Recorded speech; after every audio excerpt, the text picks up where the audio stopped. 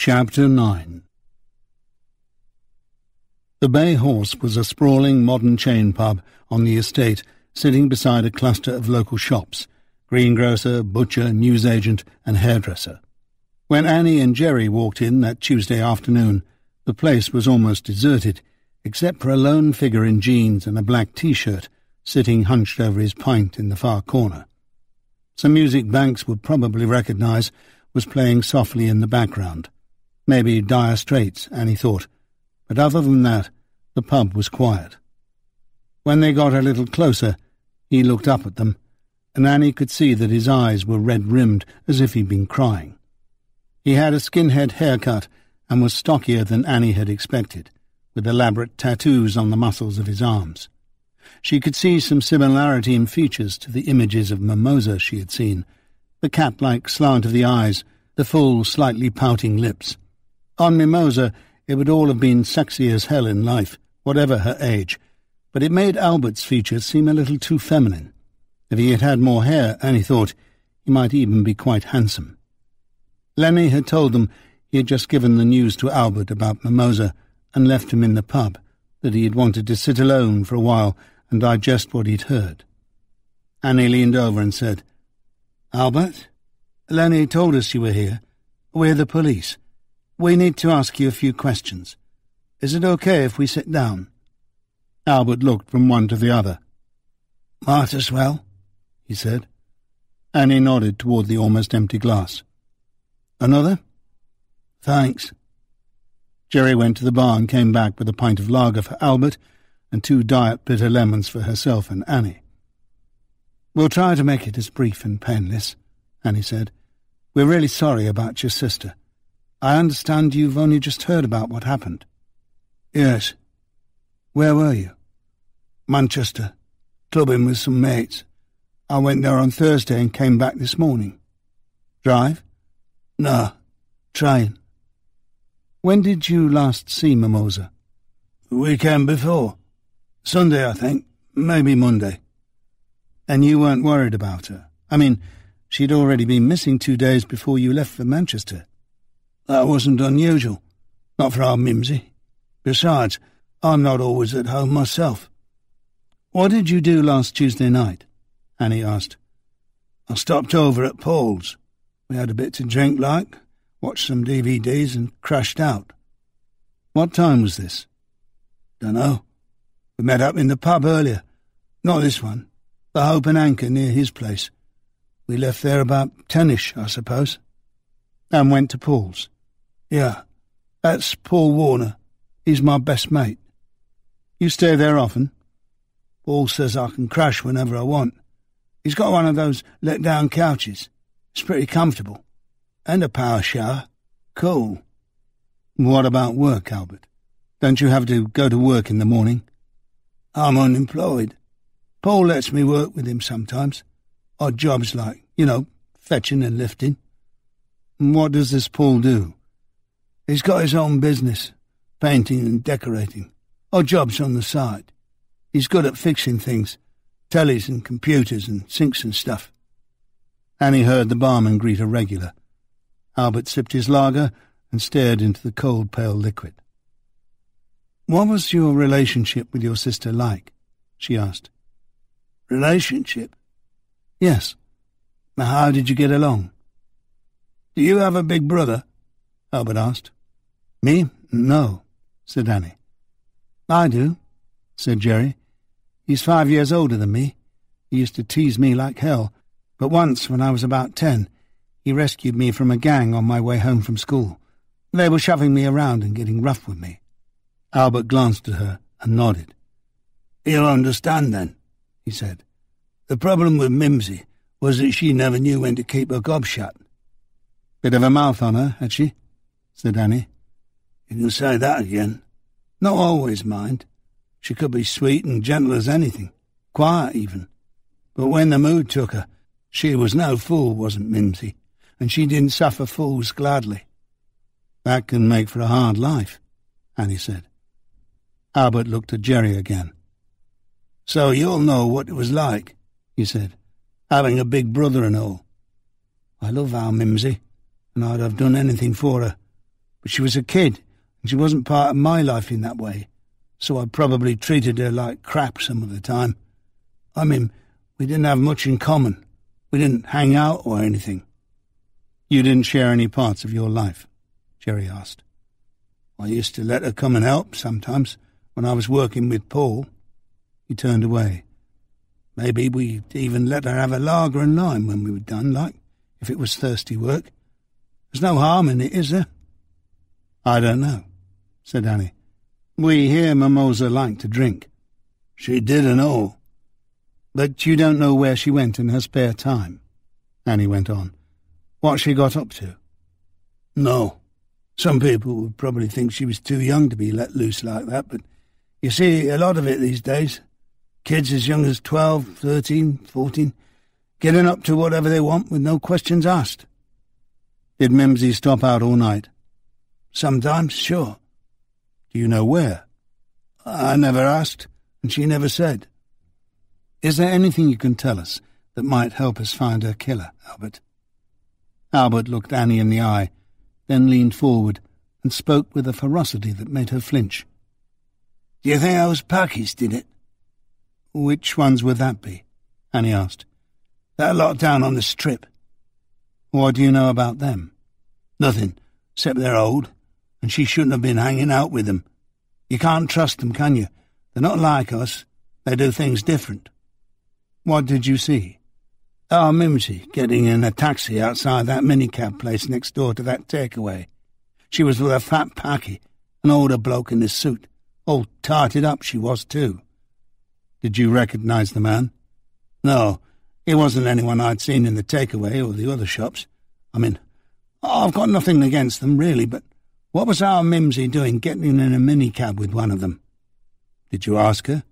"Last time I saw her, when we were walking down the street." "What did she say?" "Told me it was none of my fucking business what she did, and they were a lot more fun to hang out with than the other sad bastards at school." "Did you tell your parents, your mother?" "I didn't tell anyone, did I? Why should I get her in trouble? I'm no snitch. But I told her she should stay away from them, that they were up to no good." "What did she say to that?" "She just laughed and said, what did I know?" He paused. "I'm not a racist, really, but it's not right, is it? Blokes like that hanging about with young girls like Mimsy. It surprised me, really, when I saw her, because, I thought we agreed on certain things." "On Pakistanis?" "Yeah, immigration, them coming and taking over, that sort of thing." "Have you seen other Pakistanis with other young girls?" "No, I mean, not really. You know, you'll see one or two of them down the strip, in the takeaway or waiting for a minicab, but I never took much notice. I mean, anything you need around the strip, you have to get from them. They've got it all sewn up, except the chippy, and that's run by the Chinks, but they don't live around here." Not a racist but, Annie thought. The number of times she'd heard that. "I understand you got probation for throwing a brick through a halal butcher's window," she said. "I was pissed, wasn't I?" "But why that particular window?" "Dunno. It was just there." "When did this incident with Mimosa and the taxi occur?" "Week before last, Wednesday or Thursday." "About a week before she disappeared," Annie calculated. "And the next time you saw Mimsy was on a Sunday or Monday after that?" "That's right." "How did she seem? Was she upset, worried or anything? Was there anything different about her?" "No, same as usual." "Any marks on her? Anything like that?" "No. She just got pissed off when I mentioned I'd seen her with the Packie, that's all. And yeah, she was wearing some new trainers, fancy Nikes. I asked her where she got the money for them, and she told me she'd saved up." "Did you believe her?" "No reason not to." "Did she have a part-time job, a summer job?" "No." "Did Lenny or Sinead give her any pocket money?" "Shouldn't think so." "Where do you think she got the money for the new trainers?" Albert shrugged. "Dunno. She saved it out of the bits and pieces she earned helping out me and Paul. But it must have taken her a long time. He doesn't pay either of us much. Bit of a skinflint is Paul." Maybe some bloke gave it to her. You haven't told me. Did they do it? Do you think it was the Packies? We don't know who it was yet, Albert, so don't take it into your head to do anything stupid. Are you calling me stupid? No, I'm not. I'm just telling you not to do anything foolish. Leave it to us to find out what happened. Right, as if you lot would ever do anything if it was Packies. You'd be too scared of being called racists. Albert, no matter what you think, we're out to catch a murderer here, and we'll use whatever it takes to do that, whoever the murderer turns out to be. You have my word on that. Albert stared at her, then picked up his pint. The new customer started playing one of the machines near the door. Sirens and bells filled the air. There's something else, Albert went on. Not specifically to do with Mimsy, but a Packie mate of mine. He's okay, by the way, none of that religious mumbo-jumbo, and he's a Lower Borough fan. He says he heard that some of the older blokes had been messing with white girls. You know, like that Rotherham thing. Did he say anything more? No, just that. When was this? A few weeks before I saw Mimsy getting in the taxi. Did you make any connection between what he told you and what you saw? Connection? Never mind. What's his name? Ali. Do you know where he lives? Somewhere south of the Strip. But we have a drink in the Witherton Arms now and then. You could probably find him in there most nights. Like I said, none of that religious non-drinking mumbo-jumbo for Ali. If you happen to bump into him before we have time to find him, would you give him this and ask him to call me? Annie said, handing Albert her card. I don't want him to think I've been talking to the police. Albert, it's for Mimosa. Albert took the card reluctantly. I'll think about it. How did it end, this last talk with Mimosa? Did you stay friends? I suppose so. It's her life. I just told her if she needed anything all she had to do was ask. She gave me one of her friendly pecks on the cheek, said something about her knight in shining armour, and that was that. That was you, her knight in shining armour. Albert managed a thin smile. Yeah, that's what she called me sometimes. He looked at Jerry. I saved her from bullies too, once or twice, when she was about 10. It sort of stuck. Mimsy was bullied? Annie asked. For a while, yeah, at school. Why? Who knows? She was just different, that's all. And like I said, she was mouthy. But it stopped. Far as I know. Annie paused, as much to let Jerry catch up with her notes as anything else. Albert drank some more lager, and Annie sipped the tart, bitter lemon. A pint would have been so much better. Do you remember that incident with the psychological counsellor? She asked. Do I ever? Mum really laid into Mimsy that time. Him too. I think she knew she'd fucked up a lot in her own life, and she saw Mimsy making the same mistakes, same bad choices. It just set her off. Was Mimsy doing drugs then? Some maybe. Pills and dope and stuff. Ketamine? K? That's crazy stuff, isn't it? I don't know. I wouldn't think so. Mimsy liked a good time. She didn't want to go ape-shit barking bonkers.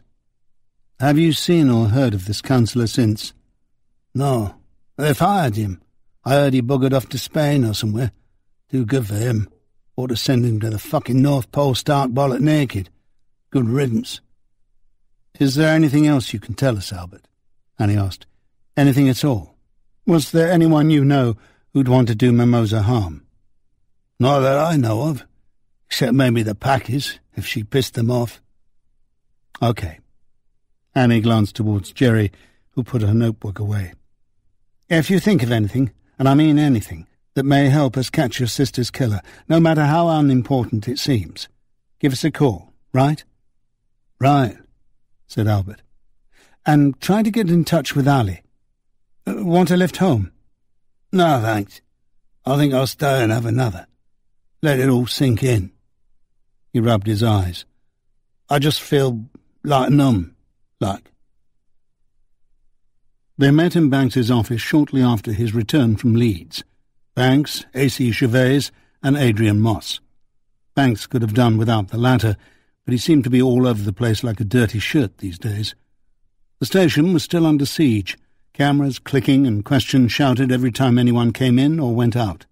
The clamour seemed to do as much with Mimosa Moffat as it did Danny Caxton. Now that Mimosa had been identified, a phalanx of media had headed up to the Witherton Heights estate to get the story from the horse's mouth, so to speak. No doubt viewers of the evening news and readers of tomorrow's newspapers will be treated to Lenny Thornton's or Albert Moffat's opinion on the local Muslim community and Sinead's feelings about her murdered daughter. Only Johnny Kerrigan would remain silent. Winsome, Banks knew, had been hard at work since he had phoned her from Leeds with the identification of Linda Palmer's mystery man. She had been on the phone and the internet to amass as much information as she could about Tony Monaghan's life and death, and had gathered it together in a small file which Banks had just finished reading. At the moment, Winsome was in the squad room trying to squeeze out more information and was due to join them shortly. For his part, Banks had stayed on in Leeds for a while after Linda had found the photographs. He had offered to arrange transport back to Minton-on-Swain for her, but she said she'd like to do a bit of shopping and visit some friends. Then she'd take the train back in the evening. Banks first visited Ken Blackstone at Elland Road, where they had trawled through various archives and records, mostly in vain, coming up with an interesting tidbit about the long-dead Chief Constable Crammond, but not much else. The problem, as Blackstone pointed out, was that it seemed the records had been systematically expunged at some point over the last 50 years. There were no surviving witness transcripts, though supposedly every homosexual with a passing acquaintance with the Hyde Park public convenience would have been questioned, along with a number of undercover police officers and officers placed on surveillance at various periods in the roof of the structure, where they'd been able to spy on whatever was going on below. Another quick visit to the Wakefield archive had produced only the stark entry in the occurrence book. No further action. What it all added up to, Banks still didn't know, and he was hoping a bit of a brainstorming session back in Eastvale would go some way towards correcting that situation. The basic facts, culled from newspapers, were that the man Linda Palmer identified as her second rapist had lived in Hampstead.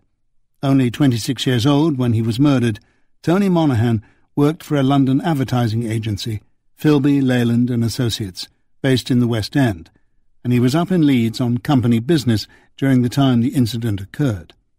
At the time of the murder, Monaghan had been wearing a suit from a bespoke Savile Row tailor and a lilac shirt. That had, no doubt, sealed his dismissal as a queer.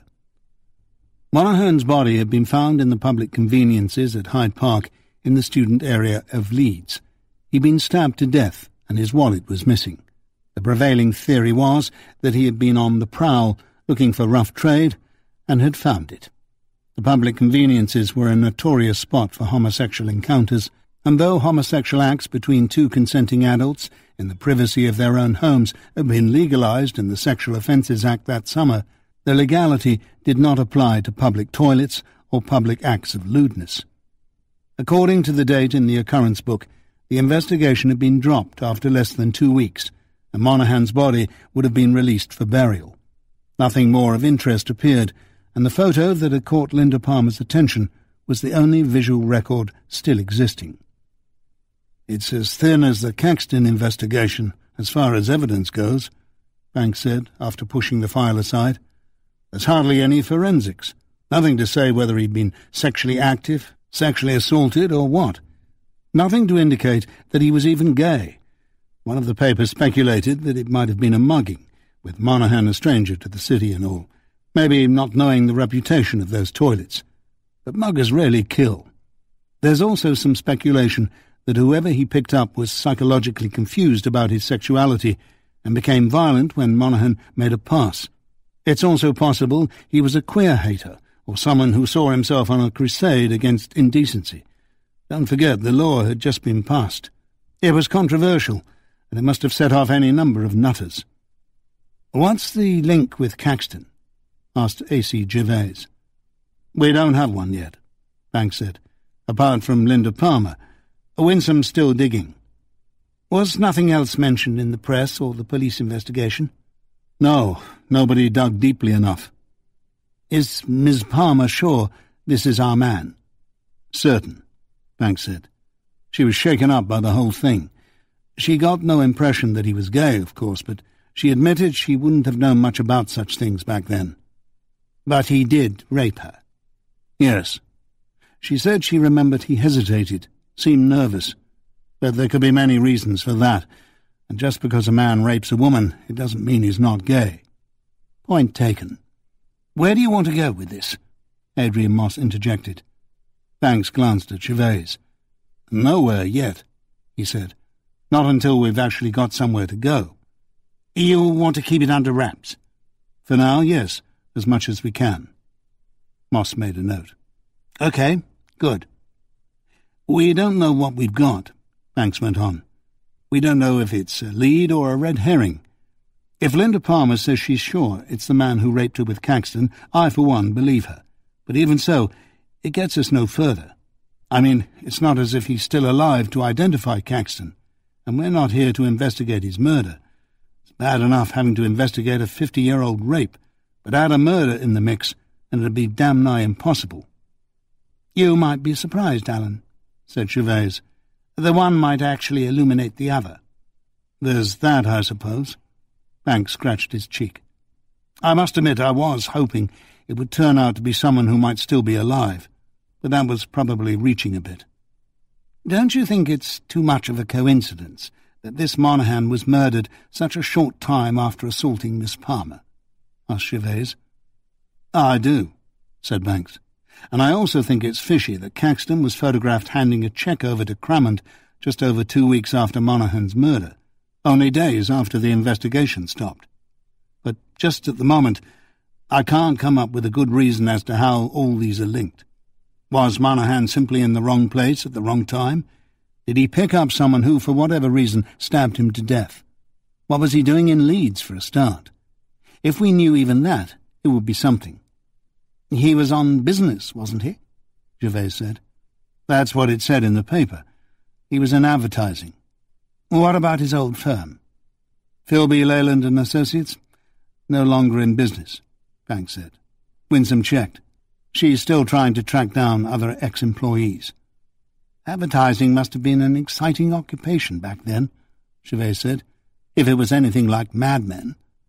I think it attracted a fair share of hip young creative types, that's for sure, Banks agreed. A lilac shirt, said Moss. Banks looked at him. He was wearing a dazzling white shirt, old-school tie and pinstripe suit. Indeed, he said. Your point, Adrian? Oh, nothing really. I mean, maybe back then in the Dark Ages, so to speak, a police detective might well have taken such an article of clothing as a sign of, well, gayness. Yes. And when you add the fact that Monaghan worked in advertising, a flamboyant and creative business, and the place his body was found, then, well, it's hardly surprising, is it? No force would put a great deal of its resources into an investigation of that sort back then, said Banks. No more than they would into the murder of a prostitute, as we discovered from the Yorkshire Ripper case. But even so, there should have been something, if only for form's sake. Was there any information as to whether he was actually murdered in the toilet itself, or whether his body was brought from elsewhere? A.C. Gervais asked. No, said Banks. So far, it seems everyone assumed he was killed where he was found, but any forensic information and exhibits, if there were any, have disappeared. No forensics. Nothing. I should imagine there was a lot of blood, though, given that he was stabbed. So, he goes in the cubicle with whoever he's picked up, Gervais said. The other bloke's standing behind him. They get ready to do whatever they're about to do, and the other bloke takes out a knife and stabs him, then slips his hand in his inside pocket for his wallet. At that moment there came a light tap on the door, and Winsome entered, carrying a folder with her. I hope you've got something for us, Banks said, because we're getting so desperate for leads here, A.C. Gervais has taken to crime fiction. Winsome sat down and poured herself the remaining splash of coffee. I think you'll like this, Gov, she said. Tony Monaghan was first employed as a PR consultant and publicist by Danny Caxton in 1966. I thought he worked for an advertising agency in London. He did, but they contracted him out. Apparently he did such a good job on his first assignment that Caxton asked for him by name. "How on earth did you discover this?" asked Gervais. "The agency's been defunct for years," Alan says. "I have my methods, ma'am," said Winsome. "Come on, dear Jackman, give." Winsome managed a brief smile. "Yes, ma'am. Well, first off, I pushed Danny Caxton's management company for that list of employees we'd been after. I asked them before, but they were dragging their feet, going on about how many there were and how long ago it all was. I don't think they were stalling particularly, just that it was another job on their table, and there was nothing in it for them, I suppose. So why hurry? The secretary I spoke with this time was quite chatty. Must be a slow day. She seemed to find no reason to keep it from us, and when I expressed a sense of urgency, she faxed it to me. Monaghan's name appeared along with Philby, Leyland and Associates. I rang her back and asked her for more details about him, and she told me she didn't know much, but it wasn't unusual to hire freelancers or subcontract publicists from specialist firms. It happened a few times in Danny Caxton's career. Monaghan was with him on and off from May 1966 until his death in October 1967. Monaghan took a break at home in London after the Blackpool summer season, and he headed back up north again to work with Caxton on the panto he was appearing in at the Bradford Alhambra that Christmas. Monaghan was married, by the way. I'll see if I can find anything about the widow. Anyway, the secretary I talked to knew nothing about Monaghan's death, and she wasn't even born then, though she did say that most of the office knew they once had an employee who'd been murdered way back in the mists of time. "I suppose you would remember something like that," Banks said. "Excellent work, Winsome. Now we have a concrete link between Monaghan and Caxton." "Yes, but it hasn't exactly taken us anywhere, has it, Gov?" said Winsome. "I don't know about that. An employee of Caxton's, someone who led Linda to the car and back to the hotel, who raped her in the hotel room along with Caxton, and 2 months or so later he's murdered in a mysterious and gruesome way. Don't tell me that's just coincidence." "And the murder was never solved," Winsome added. "The murder was never even investigated," Banks said. "Just like Linda Palmer's original complaint. Sounds like orders from on high to me. We have the photo of Caxton with then Chief Constable Edward Crammond, and old gossip has it they were close. Dinners together, golf club, even a cruise. Was Danny Caxton golden or what?" Banks could hear Adrian Moss's sudden intake of breath. Phrases such as orders from on high were anathema to him. "Never mind, Adrian," he said. "I'm sure you'll find the right direction to spin it." Moss glowered at him. "And nothing showed up in any of the documents we've seen," Banks went on, "or any of the press reports. Nothing else to link Monaghan to Caxton. It was all kept quiet, if indeed anyone knew at all." "That's some cover-up," said A.C. Gervais. "But surely your D.I. Chadwick must have known." "Possibly," Banks agreed. "At least I assume he would have been the only one to get the order to cease and desist. But seeing as he's long dead, we can hardly ask him, can we?" He paused for a moment. "But we can do the next best thing. Talk to his oppo, D.C. Bradley. He's alive. At least he was when I spoke with him 10 years ago about that pop festival murder. I was going to talk to him and Chadwick's daughter about the lack of investigation on Linda's case anyway. Now I've got a bit more to ask them about." A.C. Gervais sniffed. "Seems this D.I. Chadwick has left quite a legacy." "Yes," said Banks. "I could probably make a career out of just working over his cold cases." Ebon Reeves still lived in a bay-windowed semi on the outskirts of Durham. A light breeze ruffled the thick foliage of the trees that shaded the street and gave some shade from the sun. Ebon ushered Banks and Winsome into the living room, which had been redecorated since Banks's last visit. It seemed brighter and airier than he remembered. Ebon didn't offer tea, but sat down opposite the two visitors and folded her hands in her lap. She wore black trousers and a cotton print top, and seemed to have lost a bit of weight since his last visit. Banks remembered her being more full-figured. She wore her grey hair cut short, and its thinness, along with that of her body, made Banks wonder whether she was suffering from a serious illness. She seemed on the ball, however, and didn't appear to be lacking in energy. There were a few more lines on her face than last time, though that was only to be expected. She would have been 14 in 1967, Banks had calculated, the same age as Linda Palmer, though she looked older. They might have even known each other, as they had both grown up in West Leeds. "I seem to remember you were here about one of my dad's old cases a while ago, weren't you?" she said. "Going on for 10 years back," said Banks. "Is it that long?" "Just about." She looked at Winsome. "I don't remember you, love." "I was just a wet-behind-the-ears DC back then," Winsome said, with a sideways glance at Banks. Yvonne smiled and turned back to Banks. "So what is it this time?" "Another of your father's old cases." "I'm sure I told you last time that he didn't bring his work home, except for what we talked about then, when I was involved with those hippies and the Brimley Festival murder. But that was only because of me." "I know," said Banks. "It's an even older crime than that." "When?" "Summer of 1967. Yvonne stared out of the window as if lost in memories. "My goodness.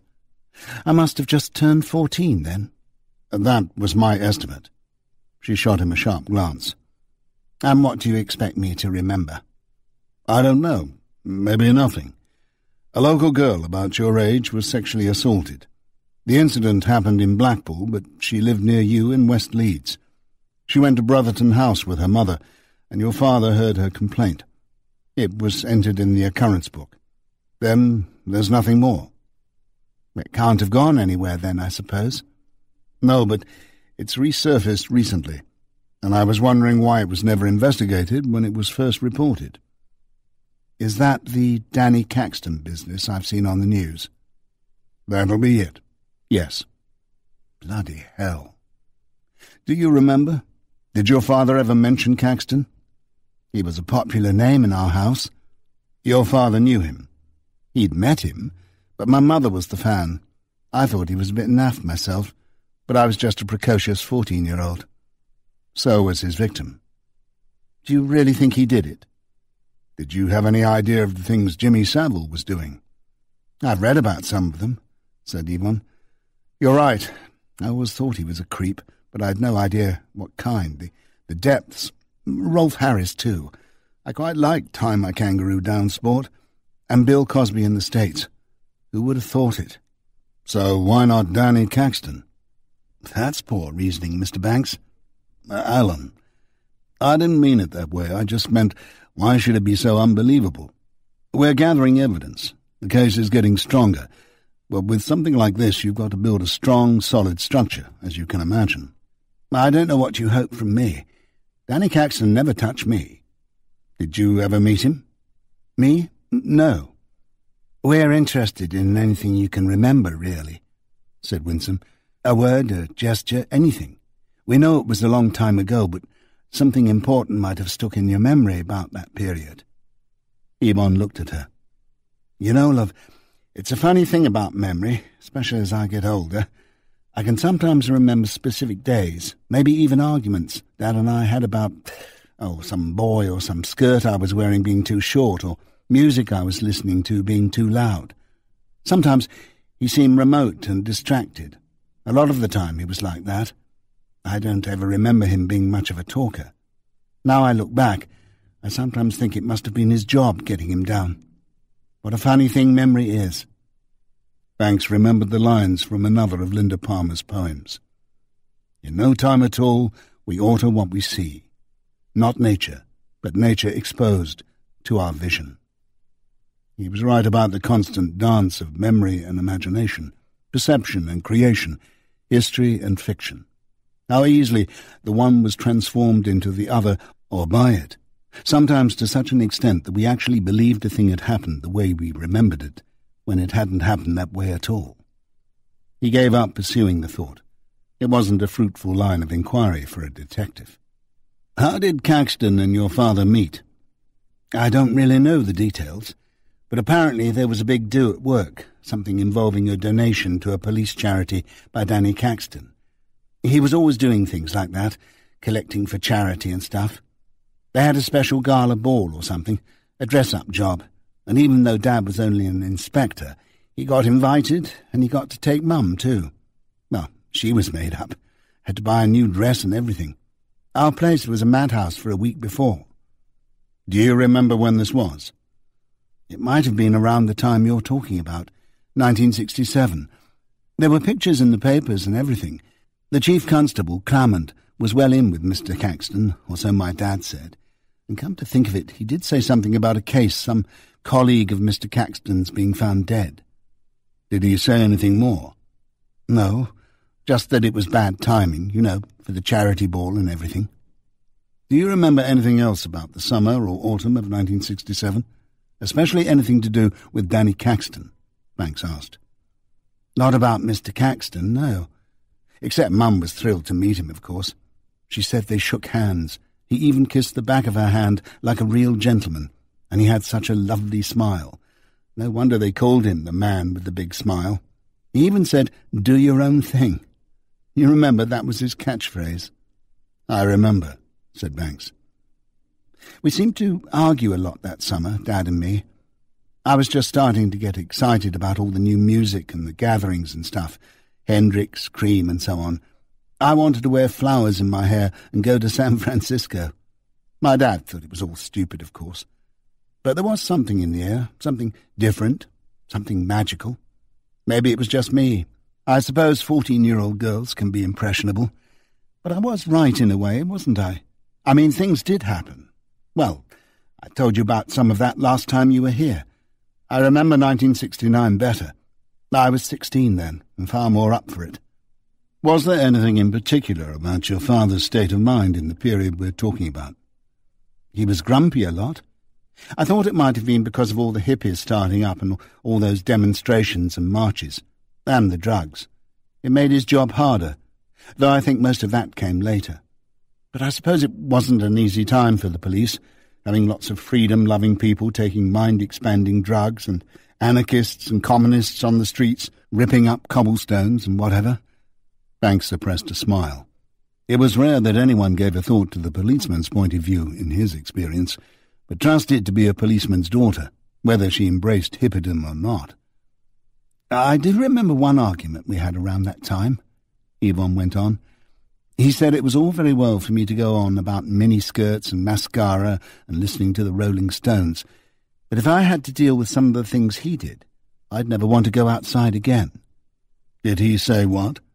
No, I can't remember, but I just assumed he meant his job. Junkies, dead bodies and stuff. He was always going on about what a dangerous world it was out there. I mean, the thing with Linda Lofthouse was later, so it wasn't anything to do with that. But he seemed frustrated, more than usual. He even fought with Mum once or twice, which was rare. He almost never lost his temper with her. Do you remember the circumstances of this particular argument? No. It was years ago. I was doing my homework, but they were quite loud and I couldn't help overhearing. I suppose the fact that they were having a row made me want to listen. Mum said something about it being a good thing because it meant he wouldn't have to go and mix with all those queers. And I just remember that he got angry and said he was hamstrung and couldn't do anything. He said something about his effing boss, too. Funny, I only remember that because he swore, which he really did at home, and I had no idea what hamstrung meant. It was the first time I had ever heard the word. I had to look it up in the dictionary. Do you remember when that was? No. I mean, not specifically. Around the time you're talking about. It was probably September or October, as I was back at school, but I don't know for sure. Before the ball. Around then. It sounded to Banks as if Chadwick had been complaining to his wife about not being allowed to investigate something to do with gays. Perhaps because his boss had intervened, and if the timing was right, it could well have been the Tony Monaghan case. But which boss? There had been so many officers above Chadwick at the time. Edward Cramond? It would be useful to find out who Chadwick's other senior officers were and see if any came up in the names of friends and acquaintances Winsome had gathered so far from Caxton's past. Did your father ever say anything about homosexuals? What do you mean? Well, that summer, the Sexual Offences Act had just made homosexuality legal for adults over 21 in the privacy of their own homes. It was a transitional time.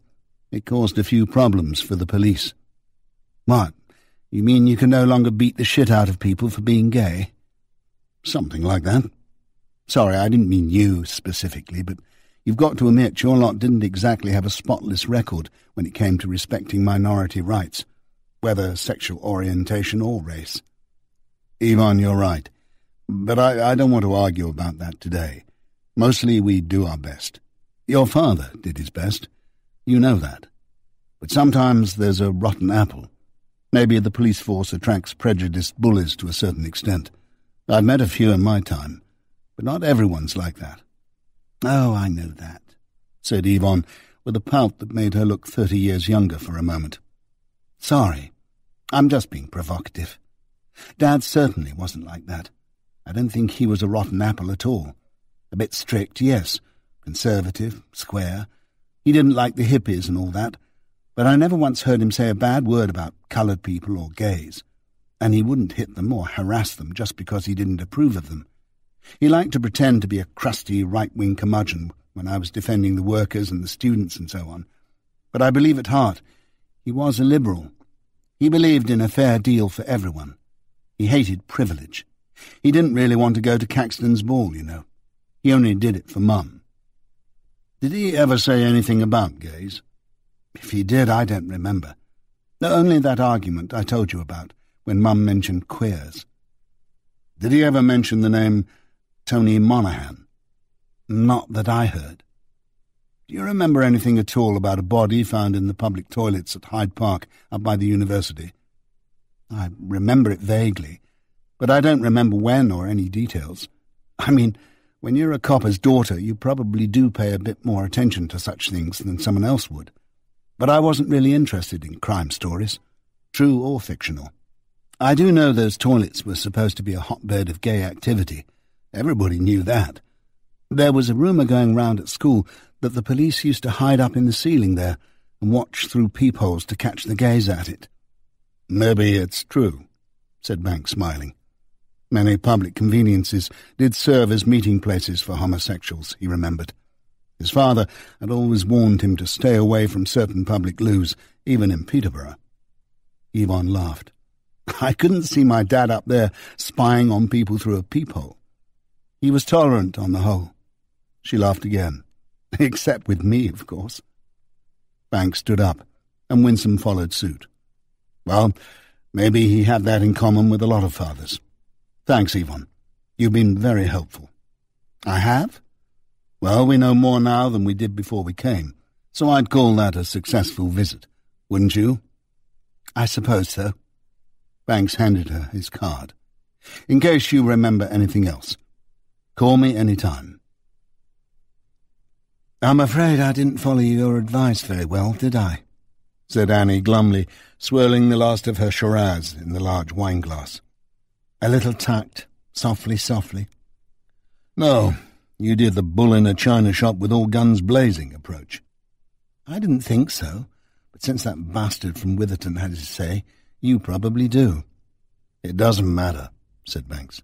You were playing silly buggers with two oafs. Fair enough. You've had your fun, now just put it behind you and get back to work. Christ, what a day, said Annie. Now Sinead Moffat hates me too. She blames me for the search. And I'm pissed into the bargain. And I'm going to have another one. My pleasure. Banks poured the wine. Ta, said Annie. What's that we're listening to? Sounds a bit like Jeff Buckley. It's Tim Buckley, said Banks. His dad, Blue Afternoon. His dad? Get away with you. It is. He died young too. Drug overdose. All your lot did, said Annie. I saw him once, Banks said. Nebworth Festival, 1974. It was one of the last gigs he did. Fantastic. They were sitting in the wicker chairs in Banks's conservatory after a dinner of M&S lasagna and Caesar salad with dressing that came in a sachet, a bottle of Shiraz almost empty on the table between them, and the lightest of breezes blowing through the open windows. The sun had gone down, and there was still a bluish glow in the sky behind Tetchley Fell.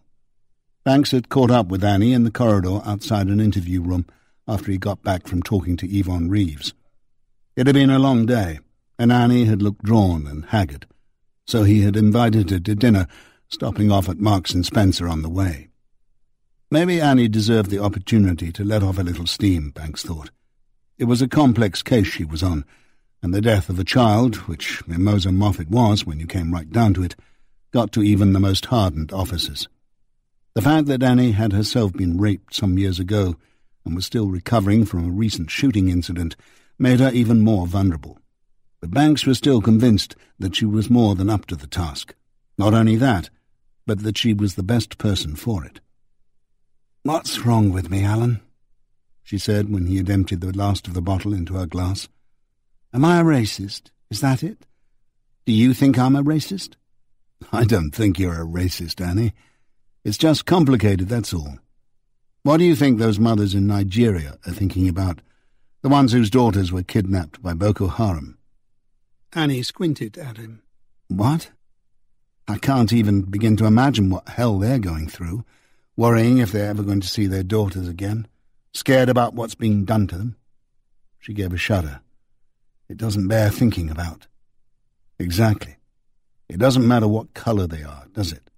Their mothers going through hell like any mother here would whose child goes missing and children suffering. I know it sounds like a cliché, but we're all just people. Good uns, bad uns, and in-between-uns, most of us. If you prick me, do I not bleed? You've got it." "But why is this race business all so complicated?" Annie went on, waving her glass at him. "It drives me round the bend. I don't know what I'm supposed to think or say. Is grooming girls for underage sex supposed to be okay in their culture, like female genital mutilation or honour killing? Are we supposed to respect it all, no matter what, just because it's their culture, like the Scots with their bagpipes and haggis? I mean, I don't even like bagpipes and haggis. It's not my bloody culture, I can tell you that. So does that make me a racist? And who do we blame, society or the kids? Whatever happened to morality, good and evil, right and wrong?" "Outdated concepts, I'm afraid," said Banks. "But I think you're getting way too many things mixed up here. What's acceptable to one group isn't necessarily acceptable to another. And there's a big difference between haggis and bagpipes and female genital mutilation." Annie tipped her glass at a dangerous angle and narrowed her eyes. I know that. I'm just trying to make a point, that's all. Am I supposed to think all these things are okay because they're sacred to some culture or ethnic group or medieval religion? Am I supposed to be inclusive? Is it all part and parcel of our diversity? Would it be diversive if I disagreed?" "Probably," said Banks. "But calm down. You're letting this get to you way too much." Annie sniffed. "I think anyone who performs female genital mutilation should be hung, drawn and quartered. Bagpipes should be exiled to one of the inner circles of hell, and as for haggis, well, the jury's still out on that one." Banks laughed. "That's because you're a vegetarian." "They have vegetarian haggis, you know. Boil in a bag." "What's it made of?" "I don't know. The inner organs of turnips and cabbages or something. But am I wrong about all this?" "We both know," said Banks, "that for every Asian who does something like this, you could find 1,000 who are decent, hard-working, law-abiding members of the community. But it's not those people we're dealing with, is it? It never is. We deal with the worst, like whoever raped Mimosa, the dregs. We take the decency of the majority for granted." "True enough," said Banks. "But what else can we do except try to protect the good guys and catch the bad guys? Look on the bright side. Danny Caxton, for example. For years he got away with abusing underage girls, but now we're coming down on him and people like him. Thanks to Operation U-Tree. But don't you think even that's gone a bit over the top? I mean, famous people are getting arrested just for touching someone's arm or giving them a hug 40 years ago, for crying out loud. Teachers are scared to touch children. I know I'm one to speak, given what happened to me and all, but I've never usually had much trouble removing an uninvited hand from my knee and telling its owner to bug off." "Maybe there's always some sort of overcompensation for letting things slide for so long," said Banks. "Like positive discrimination. Some people complain that jobs are given to women or to blacks just because they're women or black, for example. It's our nature to try to make amends, and the Jimmy Savile business encouraged a lot of women to come forward and speak out. Don't forget either that many of the victims had come forward before, at the time of the incident, and been ignored. Women like Linda Palmer. That's down to us, not you and me specifically, but the force. We've made mistakes. That's why Adrian Moss seems to be wringing his hands most of the time these days. But the point is, it's happening. Same with grooming gangs. Sure, they got away with it for far too long in Rochdale, Rotherham, Manchester, Oxford, Aylesbury. Now it's Witherton. Fair enough. Too many people are still ignoring it, including us and the social. But you're coming down on them. With my hands tied behind my back, it seems. Banks smiled at her.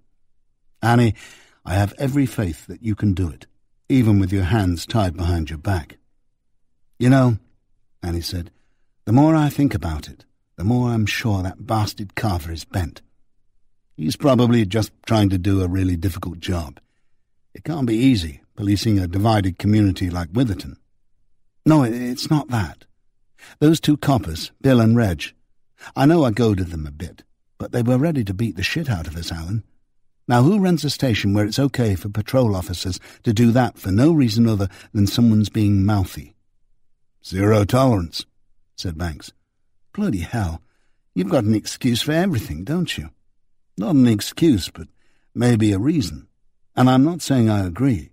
I'm just saying that's probably their philosophy. Yeah, well, you can keep your zero tolerance if it means bashing me on the head with a baton. She took a hearty swig of wine. Banks thought for a moment. I suppose they'd say they were defending their patch. It can't be an easy beat, Witherton. And we come in like some invading army. No wonder Carver defends them. Me and Jerry, an invading army. You know what I mean. That man Carver's a stuffed uniform, said Annie. But why was he so unhelpful, said Banks. That's the point. You'd think he'd have a bit more about him. Have some idea what's going on in his manner. He turned a blind eye. I don't know, said Banks, but I can't help finding myself wondering if there isn't something he's trying to keep under wraps. Like what? Those two coppers who gave you a rough time. Reg and Bill, pair of pillocks. Right. They weren't on duty the night Mimosa took her last ride, were they? They said not. What if Mimsy was a problem? Their problem. Problem? Mimsy? What are you talking about? But what if she was? Banks said. I'm just thinking out loud, but what if they were involved somehow? You mean Reg and Bill were having sex with underage girls? Exactly. It's not beyond the bounds of possibility, is it? Maybe they found out what was going on, and that was their price for turning a blind eye. Maybe Mimosa threatened to blow the whistle. I know there's still a lot of loose ends, like nobody knowing she was going to be walking up the lane and so on. But as a working theory, does it hold water? Maybe they were planning on killing her at the other end of her journey, later, away from their own patch. Reg and Bill. But they said they didn't know what was going on down the strip. Even Carver didn't. Why couldn't they be lying? I doubt that it would have been hard for them to get hold of a car we couldn't trace. One of the cars on the CCTV was stolen, wasn't it? True, said Annie. But Reg and Bill... It wouldn't be the first time police officers have lied to protect themselves. I'm merely suggesting that maybe we should have another chat with them. Find out exactly where they were last Tuesday between 1 and 3 in the morning. Carver will love that, Annie said. Fuck Carver. It's our case. Work around him. You know, you might have a point. And the more I think of it, the more I'm convinced those two blokes in the takeaway were lying. You should have seen their faces when I said we'd be able to match the food we'd bought with the victim's stomach contents. You told them that? Yeah. So? Well, we can't, can we?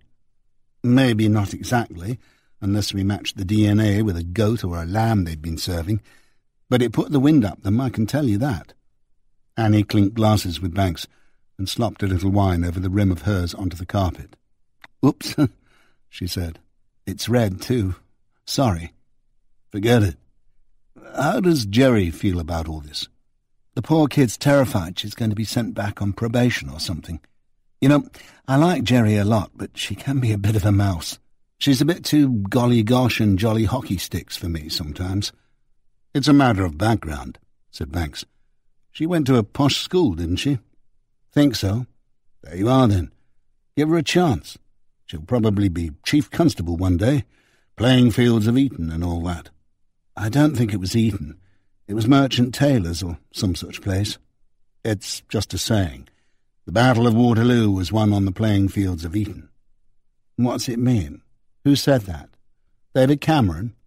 "It's supposed to have been the Duke of Wellington, but it may well be a misquote. People who go to public school are destined for great things. Leadership. That's the point." "If you say so. The Old Boys Network? And the Old Girls?" Annie drained her glass and waved it. "Can we have another?" Banks got to his feet. "I'll open another bottle if you want." "Can I stop here for the night? I'm too pissed to drive, and I can't afford a taxi all the way to Harkside. I'd probably be sick if I had to go in a car." "I've got an early start in the morning, but the spare room's made up." Annie hesitated for a moment. Then she said, "I don't need the spare room." Banks went to get another bottle of red from the rack in the kitchen. Then he went into the entertainment room to put another CD on. What had she meant by that remark, he wondered. Was it some sort of come-on? Any romance they had shared had fizzled out long ago, and he had thought neither of them was foolish enough to want to rekindle it, to mix work and sex again. Now this. But Annie had had way too much to drink. She was upset, confused, and he wasn't going to take advantage of her. Tim Buckley had put him in a late-60s mellow mood, so he flipped through the classics. The Grateful Dead's American Beauty, Joni Mitchell's Blue, CSNY's Deja Vu, and the rest. Or should it be Astral Weeks, Harvest, Songs for Beginners, David Crosby's If Only I Could Remember My Name? In the end, he went for Love's Forever Changes. When he got back to the conservatory with the wine, Annie lay sprawled in her chair, fast asleep, glass clutched to her chest, mouth open, snoring gently. Banks refilled his glass, then put his feet up, and settled down to enjoy the breeze and listen to Alone Again or.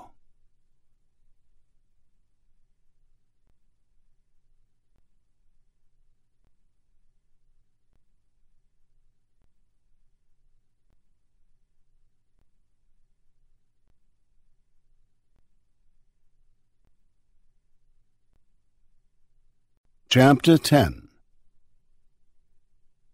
The following morning it was still warm, but the sky had become overcast when Banks went to pick up Winsome and head for Leeds. Annie had looked rough at breakfast, and they hadn't spoken much. Banks didn't suppose that sleeping on the chair in the conservatory had done her much good. Whether it was her intended meaning or not, she certainly hadn't needed the spare bedroom. The ex-detective constable, Simon Bradley, Winsome had discovered on the computer before they set off, still lived in the same stone-built detached house off Shore Lane in Headingley that Banks remembered from his previous visit. Banks rang him, and he agreed to see them whenever they could get there. After an uneventful drive down the busy A1, listening to a live Jerry Garcia band CD, Banks and Winsome pulled up in the quiet leafy street near the end of Dear Prudence. Beyond the green gate, the garden was in full bloom. Banks didn't even know what half the flowers were called, but the riot of shape and colour certainly created a joyous effect. It had been almost 10 years since he had last visited, but he remembered the garden had been Mrs. Bradley's pride and joy. It seemed it still was. Simon Bradley opened the front door on the first ring. "Detective Superintendent Banks, glad you can make it so quickly. Good to see you again. Come in, come in." He glanced at Winsome. My, things have changed since the old days."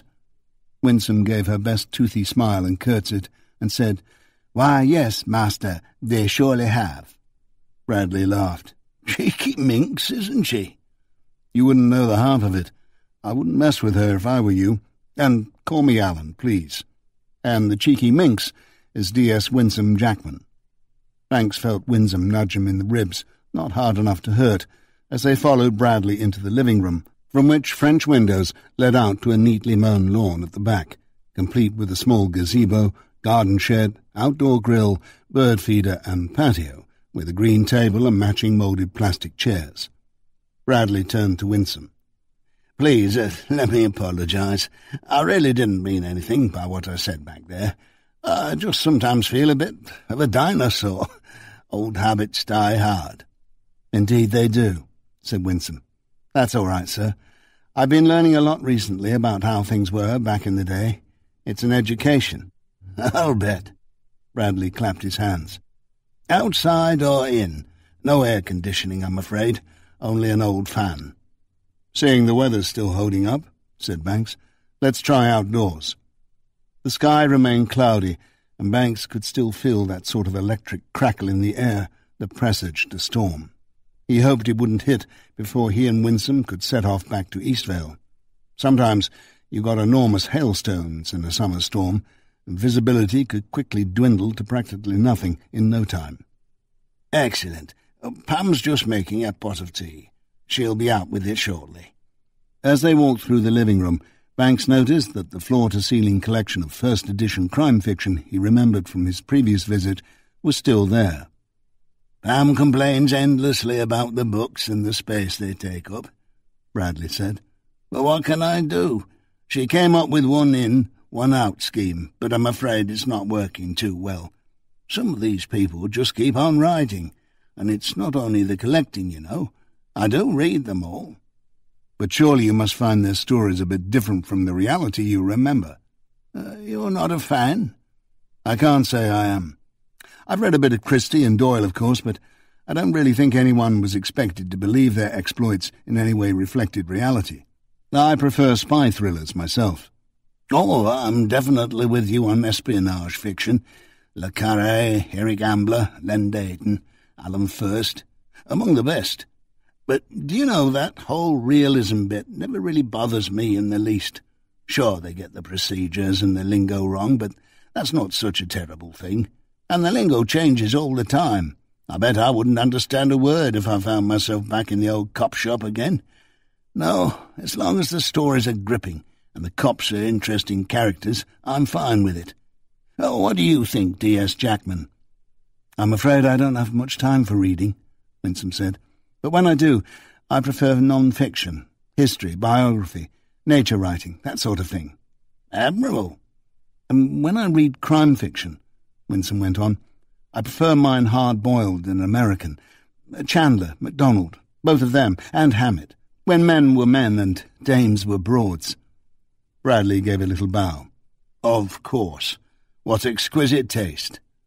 Banks gave Winsome a quizzical look, but she gave him inscrutable back.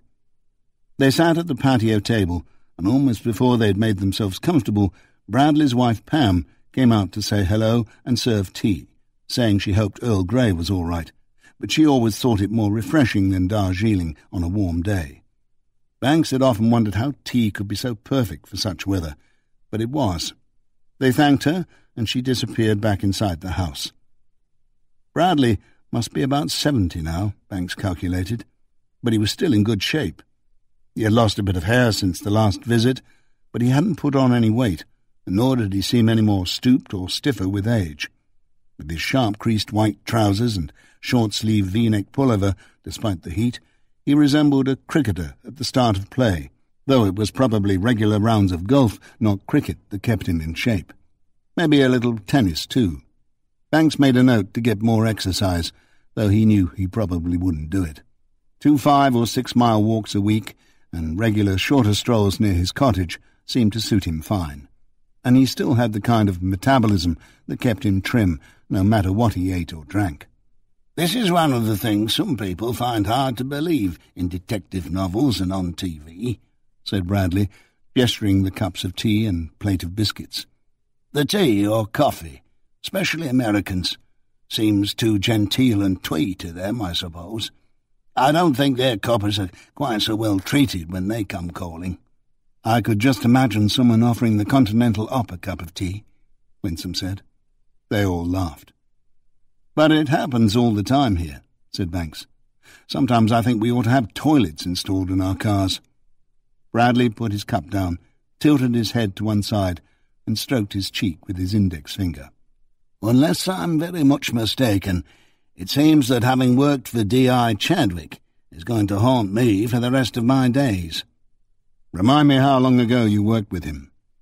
"I was a DC for Chiller from 1966 to 1971, when I transferred to Suffolk CID. "Chiller?" said Winsome. "A nickname," explained Bradley.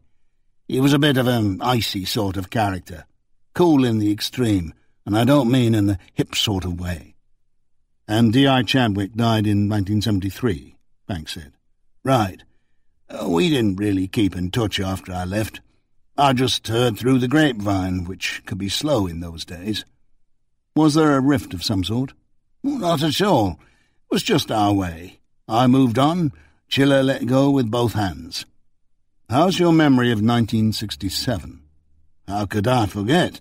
It was the year that hippies suddenly became a worldwide phenomenon. Oh, they've been around a while, probably since 65 or so, even in Leeds. But 67 was the breakout year, when the newspapers all got in on the act. San Francisco, wear some flowers in your hair and so on. Chiller hated the buggers." "The Summer of Love." "Ah, yes, the Summer of Drugs, we called it. You have to remember, I was a bit of a young fogey too." He smiled at Winsome. "Pinstripe suit, short hair, shirt and tie. D.C. Enderby was the one who drew Chiller's wrath by letting his hair grow over his collar. Have you talked to him yet this time, by the way?" "I don't think he'll be able to help us," said Banks. "He only worked with the two of you on the Linda Lofthouse murder, didn't he?" "That's right. He was from your neck of the woods, North Yorkshire." "Well, this is a West Yorkshire matter, or West Riding as they used to call it." "OK, shoot, and I'll see what I can do." Banks told him first about Linda Palmer's visit to Chadwick and the complaint he had seen in the occurrence book. While he talked, Bradley listened intently, taking an occasional sip of tea. When Banks had finished, there was a brief silence. "Danny Caxton," Bradley said. "There's a blast from the past." "Still around?" "Yes, I've been hearing about him on the news now and again. Hence the interest, I assume." "Well, I think there's a certain kind of justice in proving someone's long-ago crimes when they've been so arrogant and so bullying they think they've got away with them." "But it was a different age," Bradley argued. "The 60s, especially 67. "That's what everyone seems to say. Believe it or not, I've considered that argument and the times. I enjoyed the late 60s. The permissiveness was great for young people, but I don't think it extended as far as rape." "You believe this woman's story?" "I do. There are others, too, with similar tales to tell, but this one's my case. I just want to know if you can remember anything about that period in Chadwick's career, if he said anything to you about it. I know it's a long time ago, but some little thing might have stuck in your mind." "I remember him saying there was a complaint about Danny Caxton," Bradley said. "I remember that well. It was a hot summer's day like we've been having up to now. I never saw the girl who made the complaint, and as I said, as far as I know, it never went anywhere. She came in with her mother, I think." "So there was no investigation?" "Not as I remember. Chiller said it was something to do with Blackpool, so not really our case." "He said that?" "Yes." "The incident, alleged incident, took place in Blackpool a bit more than a week before the complaint was registered in Leeds." "I certainly never heard any more about it. I assumed he'd passed it on to Blackpool or West Lancashire CID. It would have been their call." "We've checked and double-checked, and we can't find any record with Lancashire. There's only the occurrence book entry with the Leeds police. They don't remember anything about it." "Then it can't have gone any further. I mean, it's hardly surprising Blackpool wouldn't want anything to do with it. Summer season's big business there. Lots of named stars. Lots of paying customers. Mustn't upset the apple cart." "Could it have been buried?" "That's possible," Bradley admitted, scratching his cheek. "Things did go astray on occasion, and there wasn't exactly anything to bury, was there? if as far as it went was an occurrence book entry. As I said, it was another time, different roles. Besides, Danny Caxton was a big shot around the station, rubbed shoulders with the chief constable. I think even Chiller got to go to one of his dinner dances, but not the lowly likes of yours truly. Too bad. Oh, I don't know. I wasn't a fan myself. More of a Mantivani man. It was certainly true about the different rules back then, Banks knew. The advent of the PACE rules in the 80s, along with the updating or repealing of many old acts, had changed policing a great deal. On the other hand, Banks thought, there were bent coppers taking bribes to look the other way and lose evidence today, just as they were back then. Maybe it was a bit harder to get away with it these days, so many watchdogs, but it still happened. And sometimes orders came from above to look the other way if a notable person was involved, especially if said notable person had something on notable police persons. That was human nature, and it could only be tempered by rules and law, not completely controlled. You could slide about on the moral scale as much as you wanted, or you could convince yourself that you were certain what was right and what was wrong. Whichever way Banks thought about it, however, ignoring a 14-year-old girl's claims of having been brutally raped came under wrong. But he realized there was no sense in arguing moral relativism or the tenor of the times with Bradley. The man had been a lowly DC, and it had been nearly 50 years ago. As he said, another age. Best stick to trying to prize out a bit more information. Caxton lived in Otley at the time, Banks said, and he was a local big shot. Charity events and the like. Prime high-ranks territory out there, isn't it? Lawnswood, Bramhope, Poole. You think he put the kibosh on it? I'm not saying it couldn't have happened that way, Bradley admitted, but it's more likely there was simply no substance to the complaint. No leads, nothing to investigate. If the case was buried, though, the orders would have had to come from higher up than Chiller. How did he seem about it? Bradley scratched his temple. He was a bit broody for a while. He had his moods, did Chiller. I suppose it could have been something to do with that, being told to lay off. He wouldn't have liked that. Very much his own man was Chiller. I would imagine that whether or not he thought Caxton might be guilty of such a thing, he'd have liked to have had a look into it himself, just to satisfy his curiosity. But there was nothing he could do by himself. Going up against someone like Caxton against orders, that's the stuff of fiction, and for all his courage, he valued his job. So he took it seriously. I'd say he was disturbed by it, yes, but I still think he would have found it hard to believe such a thing of a bloke like Caxton. What did you think of him? Banks asked. Caxton, I mean, when you heard his name in connection with a possible sexual assault. I didn't know him, of course, never met him, but I suppose I thought, no, never, not him. He'd even been in the station once or twice, so I was told, and he was hardly ever off telly in those days. It'd be like thinking your Uncle Ted was a perv. Many a person's Uncle Ted is a perv. You know what I mean. Familiar, friendly, cosy. It's a good disguise, don't you think? So it would appear now. Do you remember anything else from around that time? Banks asked. Anything D.I. Chadwick might have said, or anyone for that matter. The super, the chief. Bradley pursed his lips. I had little truck with any rank higher than Chiller's, so no to that last part. As I remember, it was around my first anniversary with the lead CID, the end of my first year working with D.I. Chadwick. As I said earlier, we had a fair bit of the summer of drug stuff going on, so we found ourselves liaising with the drug squad a lot. There was also the Sexual Offences Act, or the Queer Act as we called it. You might remember that the House made homosexuality legal between consenting adults in private sometime during that summer. A lot of puffs seemed to have taken that as open season. We had more work than ever. I do remember the first murder investigation I ever took part in, earlier that summer. A prostitute found floating in the canal down by the Coles. Posh now with all those fancy restaurants, boutique hotels and flats. But it was a proper warren of crime back then. She'd been stabbed 12 times and dumped there. Foreigner. Polish. I never saw the body only came in later for the legwork. Did you ever find who did it? No, we never did. We suspected the pimp, but he had a cast-iron alibi, of course. There was some speculation later that she might have been one of the Rippers first, before the stone-in-the-sock murder in 1969. Amazing what you could do with hindsight, but we'd never heard of the Ripper then, and prostitute murders were all too common.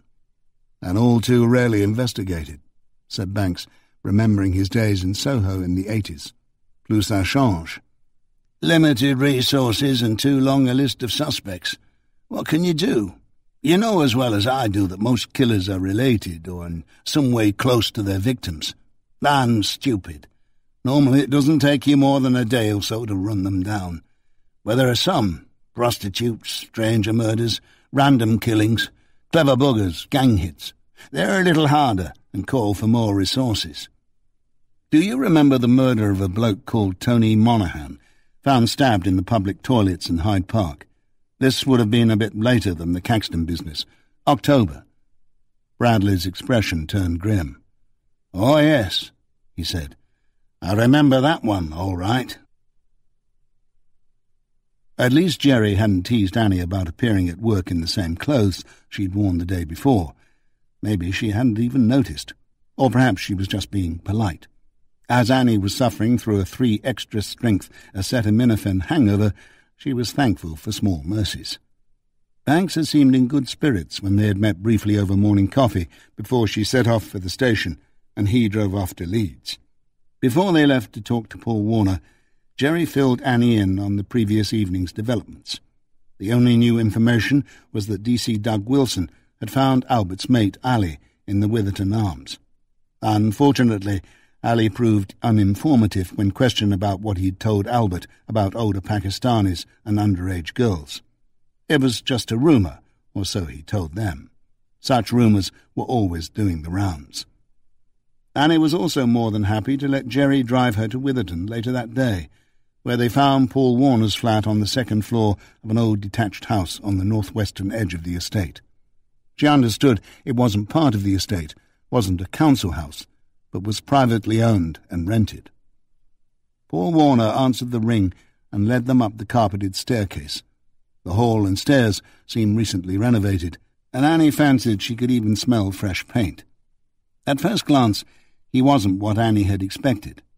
Here was no tattooed skinhead, but a tall, slim, handsome young man with spiky blonde hair, casually dressed in a red polo shirt and ice-blue jeans. The living room was a surprise too, uncluttered, light and airy. Walls painted in ivory and cool shades of blue-grey. The ubiquitous flat-screen TV dominated one wall, opposite a 3-piece suite, and the windows looked out on the main road below. On the other wall was a large bookcase. Banks would probably examine every title, DVDs and CDs too, but Annie just cast a swift eye over them, enough to see that Warner favoured books on history, war and politics, along with a bit of DIY, that he liked action and superhero films, and had a box set of Beethoven symphonies and Schubert Lieder. No metal or grunge. She walked over to the window. Above the road was a row of shops, the usual newsagent, mini-mart, chippy and betting shop, and the pub, the Hope and Anchor, which had seen better days, stood on the corner. Beyond lay the industrial sprawl of South Teesside. If you looked to the far left, Annie noticed you could see the start of the open countryside, green fields and rolling hills. The sky had turned a bit threatening, she thought. "Nice," she said, turning round. "I'm impressed." "Thank you. I like it," said Warner. "Please, sit down, both of you. Is this about Albert's sister? It's terrible what happened to her. I really feel for him." "When did you hear?" "Last night. Albert told me. He came round in a hell of a state." Jerry and Annie sat on the broad sofa. It was as comfortable as it looked. Jerry took out her notebook. "I must say this is a cut above the usual bachelor pad we see in our line of work," said Annie. "I assume it is a bachelor pad." "I'm not married, if that's what you're asking." Warner cast Jerry a sidelong glance, and Annie noticed her blush a little. Well, she was about his age, she guessed, mid-20s or thereabouts, significantly older than Albert Moffat. She wondered if Moffat looked up to Paul as some sort of older brother figure. There wasn't much for him to look up in Lenny and Johnny at home. "I'm not sure I can be of any help, but I'll try," Warner said as he leaned back in one of the armchairs. "I'm not averse to helping the boys in blue." "We're girls, Paul," said Annie, "in case you haven't noticed. And as far as I can see, neither of us is wearing blue today." Warner laughed. "Sorry, just a common saying, that's all. My apologies. I can see I'll have to be on my toes with you two." "Only if you've got something to hide." "Well, that remains to be seen, doesn't it? I'll try to be as open with you as I can, but first you have to tell me what you want to know." "We want to talk about your pal, Albert Moffat," Annie said. "Okay. How long have you known him?" "About 2 years." "Where did you meet?" "Pub." "Which pub?" The Hope and Anchor. The one on the corner there." He pointed toward the window. "I just moved into the area and we got talking." "Where did you move from?" Annie asked. "Birmingham." "May I ask why?" Warner shifted in his armchair. "Why does anybody move anywhere?" he said. "For a change, I suppose, and to get away from Birmingham." "You and Albert Moffat became friends right away?" "Yes, I suppose we did." "What do you have in common? I must say you seem strange bedfellows." "Well, it's true that Albert doesn't always make a great first impression on people, but he's not stupid, as most people think he is. He's a bit shy, lacking in confidence, maybe. He's also a laugh, especially after a few jars. And he has a good heart. He could probably have done a lot better for himself, given the chance. But you have to understand Albert didn't have the advantage, his upbringing and everything." "And you did?" "I went to a decent school, yes. Pure luck. And I found it easy to do well there, pass exams and stuff." "University?" "I tried it for a year. Warwick, politics and history. I do find the subjects interesting, but I'm afraid I'm not much of an academic." "What about Albert's racism?" "Racism? Well, he seemed anti-Asian when we talked to him." "Oh, that. Well, you get that a lot around here. People get scared when they see too many dark faces about, don't you think? Though sometimes I think Albert has a point, however crudely he makes it." "Oh? Well, don't sound so surprised. I'm not a dyed-in-the-wool fascist. I don't worship Hitler and go around beating up Pakis or anything like that. I do happen to have some strong opinions about Europe, immigration policy, migrants and the economy and so on. All Albert lacks is subtlety and intellectual depth in his opinions. I've done a bit of background reading in politics, even though I didn't continue with it. Albert's even less of an academic than I am. Yet you still spend time with him. An educated and well-read young man like yourself. How did the relationship develop?" Annie asked. "I don't know. How does anything develop, really? I lent him a few books. Albert can read, you know, and he's not too proud to ask questions about things he doesn't understand. We usually end up in the Hope and Anchor or the Coach and Horses, maybe with a few other locals, talking politics or whatever, whether we should stay in Europe or get out, how we should deal with the migrant camps in Calais, curbing immigration quotas, whatever. Then sometimes we'd come back here with a 6-pack or two and talk and watch DVDs. It's a lot cheaper to drink at home." "You were moulding his character? Sort of like Pygmalion?" Warner smiled. "Well, I'm hardly Henry Higgins, and I can't see Albert as Eliza Doolittle. But I suppose, in a way, I might have been moulding him, yes. But not in a really overt way. I mean, I never forced any of my values or opinions on him. Just tried to get him to think more deeply about the ones he had, about what he felt. I had a mentor once when I was close to his age, one of my tutors at university, and I learned the value of having someone to look up to. That's all, really. I don't think he's got a lot going for him at home." "Is that what you did last Tuesday?" Annie went on. "Go to the pub and then come back here?" "Yes." "What time?"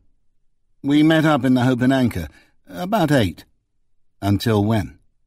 "About 10, maybe a little later." "Was anyone else with you?" "Only in the pub. There were about 5 or 6 of us." "Did you all leave around 10? "I don't know. People sort of went their own ways. Albert and I came up here for a few more bevies, A couple of the lads drifted home. Others stayed in the pub. Right, so how long did you stay here drinking? I assume you were drinking. Yes. I suppose we stopped up talking and watching DVDs until about 2 or 3 in the morning, maybe later. Then we crashed out. What did you watch? That night? A Bridge Too Far. Oldie but goodie. Albert can't watch anything he wants at home because they have the TV permanently locked on Sky Sports. Albert's not a big golf fan.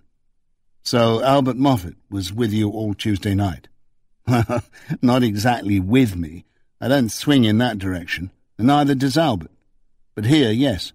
He slept on the sofa, like he usually does if he stops over. He stays here often, whenever he wants. And in the morning? Lazy sod didn't wake up until nearly 11. Would you say you and Albert were both drunk by the time you crashed out? Probably, or almost certainly. I had a hell of a headache the next morning. Annie felt like saying she knew what he felt like, but that was pushing the empathy with a witness too far. Too drunk to drive? Definitely.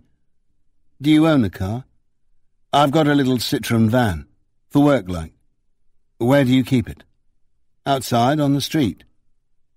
Were you with Albert in Manchester over the weekend? No. We don't live in each other's pockets, and I'm not a great fan of clubbing. The music drives me crazy, that pounding beat and monotonous repetition. Annie gestured toward the bookcase. Yes, I noticed you have more refined tastes. Warner narrowed his eyes. You don't miss much, do you? It was something I picked up from my mentor a while back. Not that I don't like pop stuff, I do. I just gained an appreciation of finer things. I'd never listened to classical music before, and when I did, I found I liked it. Did you know Mimosa, Albert's sister? Annie asked. Of course. I've been round to Albert's place a few times. Sometimes she was there, but she was Albert's kid sister. I wouldn't say I really knew her well. Were they close? I think so. He was protective towards her. I mean, it was a difficult family, so I would imagine they relied on one another a lot. They were separated by the age difference, of course, as well as gender, but she could be quite mature for her age. So you've talked to her?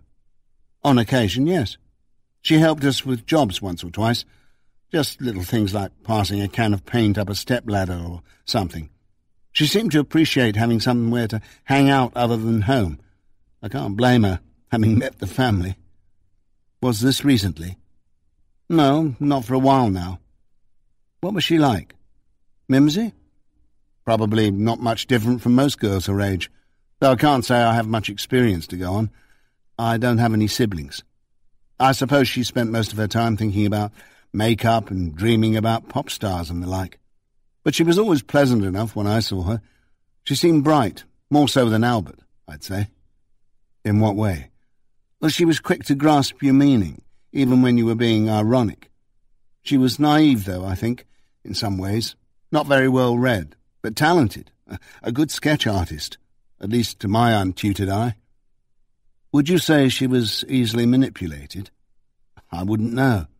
I never saw anyone trying to manipulate her. I imagined she would be keen to please. She lacked confidence, made it up by being a bit mouthy.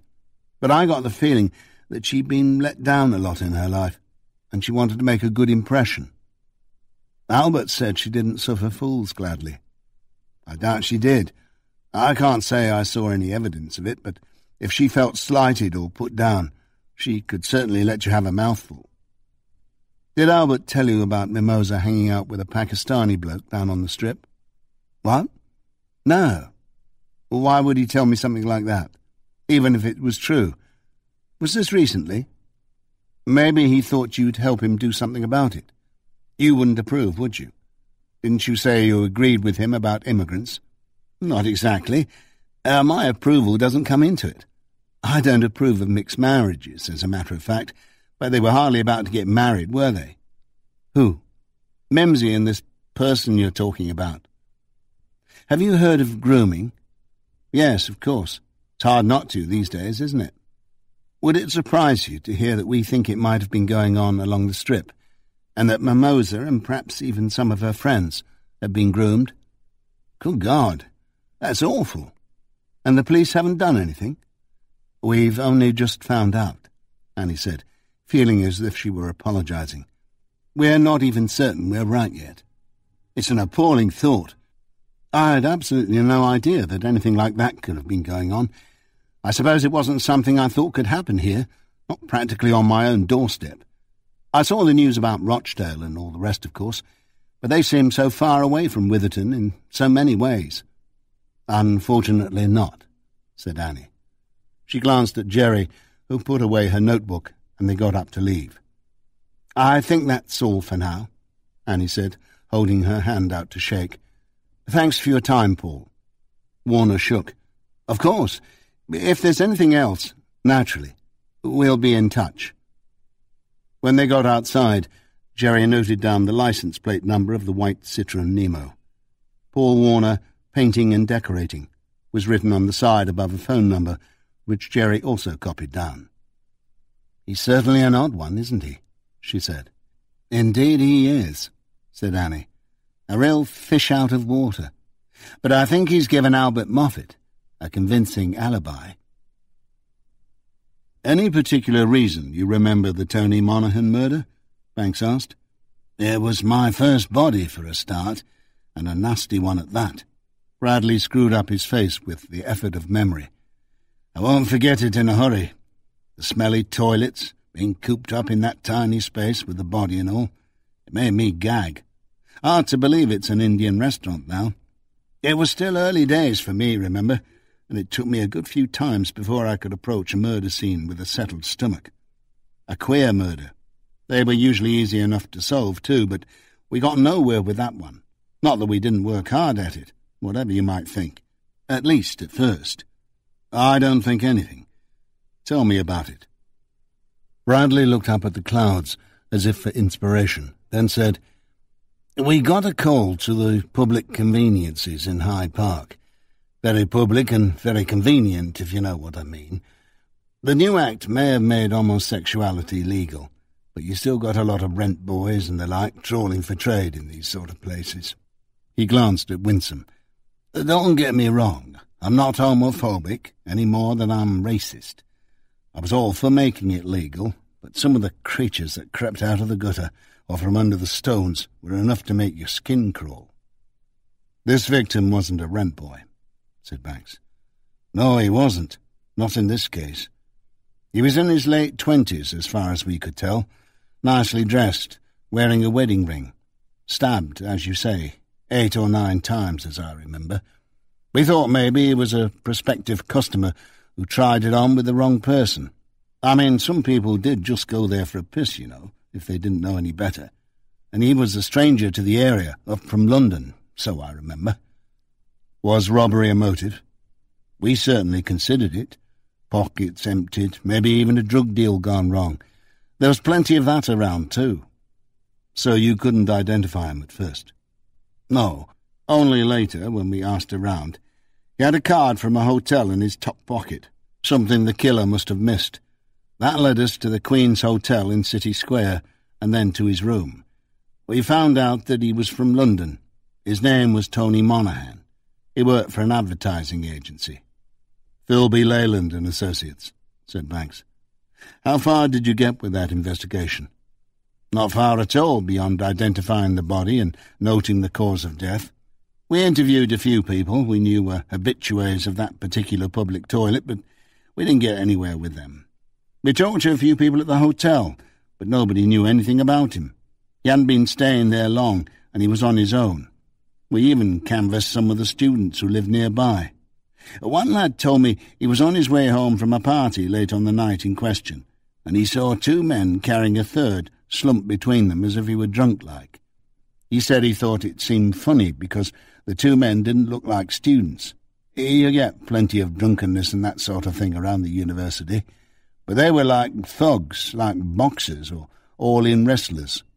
2 burly, bald blokes without necks, was how he put it, if I remember correctly. He didn't like the looks of them, so he got out of the way sharpish-like, before they saw him. The timing matched, but we couldn't get any further with it.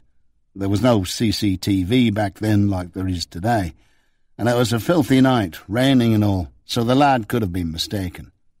We did our best to carry out a thorough search of the park for a murder weapon or any other trace evidence, but we found nothing, and if there had been any trace evidence, the rain would have washed it away.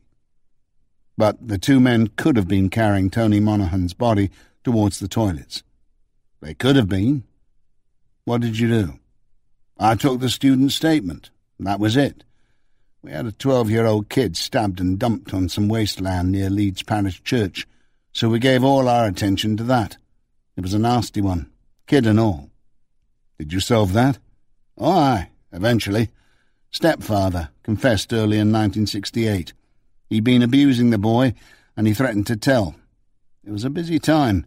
There was plenty of other stuff we worked on. Robberies, drugs, assaults, prostitution rings, and so on.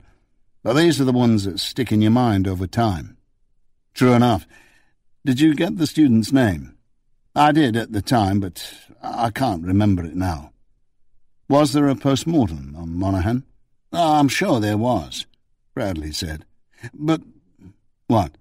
Well, it's funny, but a while later, sometime the following year, I tried to locate some of the Monaghan files, including the PM report. Why did you do that? A similar case, similar MO at any rate. There was no gay angle, though, and it turned out to be a complete red herring. Bloke stabbed near a notorious public convenience. But it was the wife. Found out his dirty little secret and followed him there. It was the similarity in method and location that sent you looking for the Monaghan files? Yes, but I couldn't find them. Couldn't find any post-mortem report. Nothing.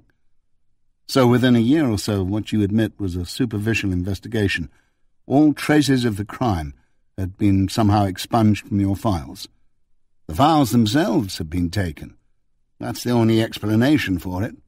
Did you challenge D.I. Chadwick on it? I asked him if he knew where they were, but he said he didn't. He was evasive. Said something about the chief constable taking an interest. Edward Crammond. Bradley gave Banks a sharp glance. You do work fast. Yes, Chief Constable Edward Crammond. A right bastard. And a reputation for hobnobbing with the rich and famous. Including Caxton. Indeed. You know what became of him, don't you? Yes, said Banks. Both he and Chief Superintendent McCullum were dismissed for accepting bribes from a prominent Leeds drug-dealing gang in 1974. We found it in some old files. Banks thought he heard a distant rumble of thunder. He looked toward Winsome and indicated that she should pick up the questioning, as they had determined on the drive down. After all, she had done most of the background work on the Monaghan case so far. Did you find any link between the young girl's complaint and the Tony Monaghan murder? Winsome asked. Bradley seemed surprised by the question. Nay, lass.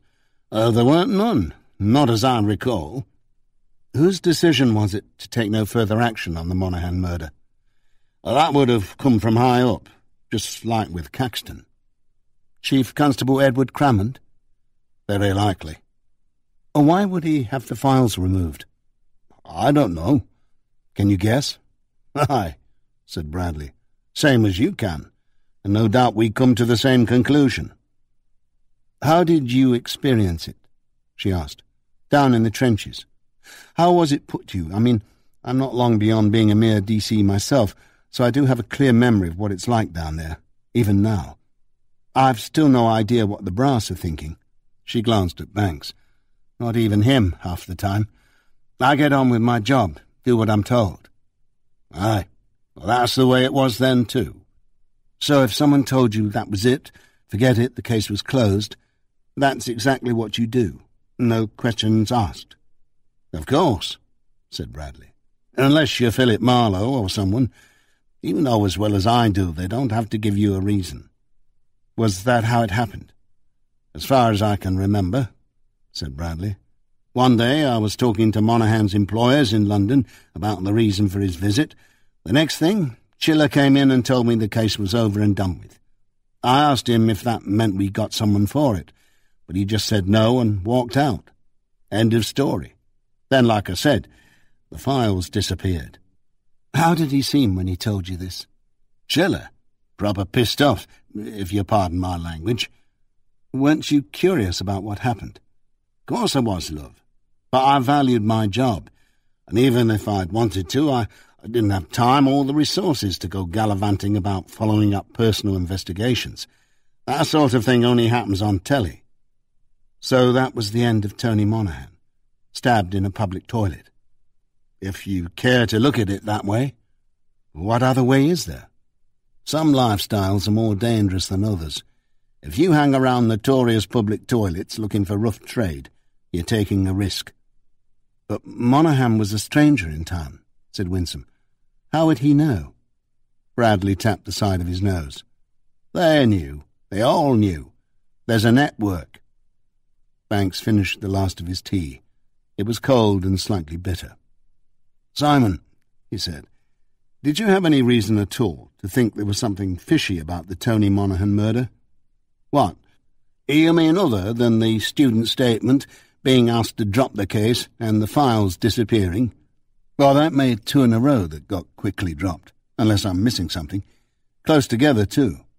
But they were different. I mean, I never really thought about the Caxton thing like that. Like what?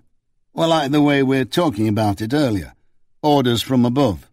You know, I never connected the two at all. I just assumed the girl must have been making it up. And Monaghan? Bradley glanced out over the back garden. It wasn't as colourful as the front, but it was clearly well tended and cared for. It just didn't feel right, he said eventually. In what way? I don't know. Bradley gave a little shiver and tapped his stomach. Haven't you ever had that feeling, a sort of gut instinct? You just know there's something wrong. What the Americans call hinky, and you can't quite grasp it. Did you ever have any reason to think Tony Monaghan might not have been a homosexual? Winsome asked, despite where his body was found. That his death might have been staged in some way. Well, I did for a while, when I took the student statement. But the more I thought about it, the more I thought he might have been mistaken. Did you ever come across any evidence to prove that Monaghan was a homosexual? Winsome asked. Bradley thought for a moment. Well, no, not really. You knew he was married? He was wearing a wedding ring, and we found out just a day or two later that he had a wife, yes, but none of that really counted for anything. There were plenty of homos who were married, especially then. They felt it gave them some sort of immunity, or maybe they were in denial. We just made the assumption that he used his business trips around the country to satisfy his perverse cravings. Did you talk to Monaghan's wife? I didn't know. Did D.I. Chadwick? I don't know. If he did, he didn't say anything to me about it. But it is possible that Monaghan might not have been gay, isn't it? Winsome persisted. I suppose so, but what was he doing there? Maybe it was as you said earlier. Maybe he just needed to use the toilet. Did you find out where he'd been that evening? Had he been drinking? Dinner with friends, business colleagues? I mean, if he had had a few pints, it would make sense that he needed to relieve himself. Where was he coming from? Which direction was he heading? Back to the hotel? Why was he walking alone? We didn't get to ask all those questions. Who would we have asked them of? We didn't get time to trace his movements. So maybe the student was right after all. But did it bother you? You said you talked to his employer in London. Did you find out what he was working on up north? No. They said they respected their client's confidentiality. I argued with them, but it was no good. They said I'd have to get a court order, and the whole investigation came to a halt before I could do anything like that. Did you ever wonder why? Of course I did. Come up with any ideas? Not really. Would it surprise you to find out that Tony Monaghan was in Leeds because he worked for Danny Caxton, who was appearing in pantomime in Bradford that Christmas? Bradley flinched as if he'd been kicked. I'd bloody well say it would, yes. Where'd you find that out? It came up in our inquiries, Winsome said. So you've got 2 cases now, only weeks apart, both nipped in the bud and both starring Danny Caxton. What do you think of that? I don't know what to think. If I'd known at the time— Oh, come on, Simon, Banks cut in. Surely you've got a bit of imagination. Well, I suppose, if Monaghan was queer and he was connected with someone high up, like Caxton, or a senior police officer, maybe the chief constable, or a local politician, bigwig, whatever. Well, if there was such a connection, maybe a little influence had been brought to bear. They'd want to keep something like that quiet, wouldn't they, legal or not? Do you think D.I. Chadwick knew about this connection? No, I very much doubt it, said Bradley. I think they kept him as much in the dark as they did me. Like I said, he seemed pissed off at being told to give it up. See, there was always one thing that rankled. Oh, said Banks. And what was that? It was the body. I mean, it was gruesome enough and all, no doubt about that. So what was wrong? The position, partly. It just didn't seem right, Chiller thought. Didn't seem natural he would have fallen the way he had. But you don't know for certain that's what happened. It's what the pathologist said at the scene. Of course, we never got a proper post-mortem report. Not that I ever saw. He shook his head slowly. Look, I'm bloody gobsmacked by all this. Are you sure you're right? We only have a few facts, Mr. Bradley, said Winsome. That's all. What we've told you is true as far as it goes. Obviously, we need to know a lot more. Can you think of anything else? Just something Chiller said. I wouldn't have known because it was my first, like. What was it? There wasn't enough blood.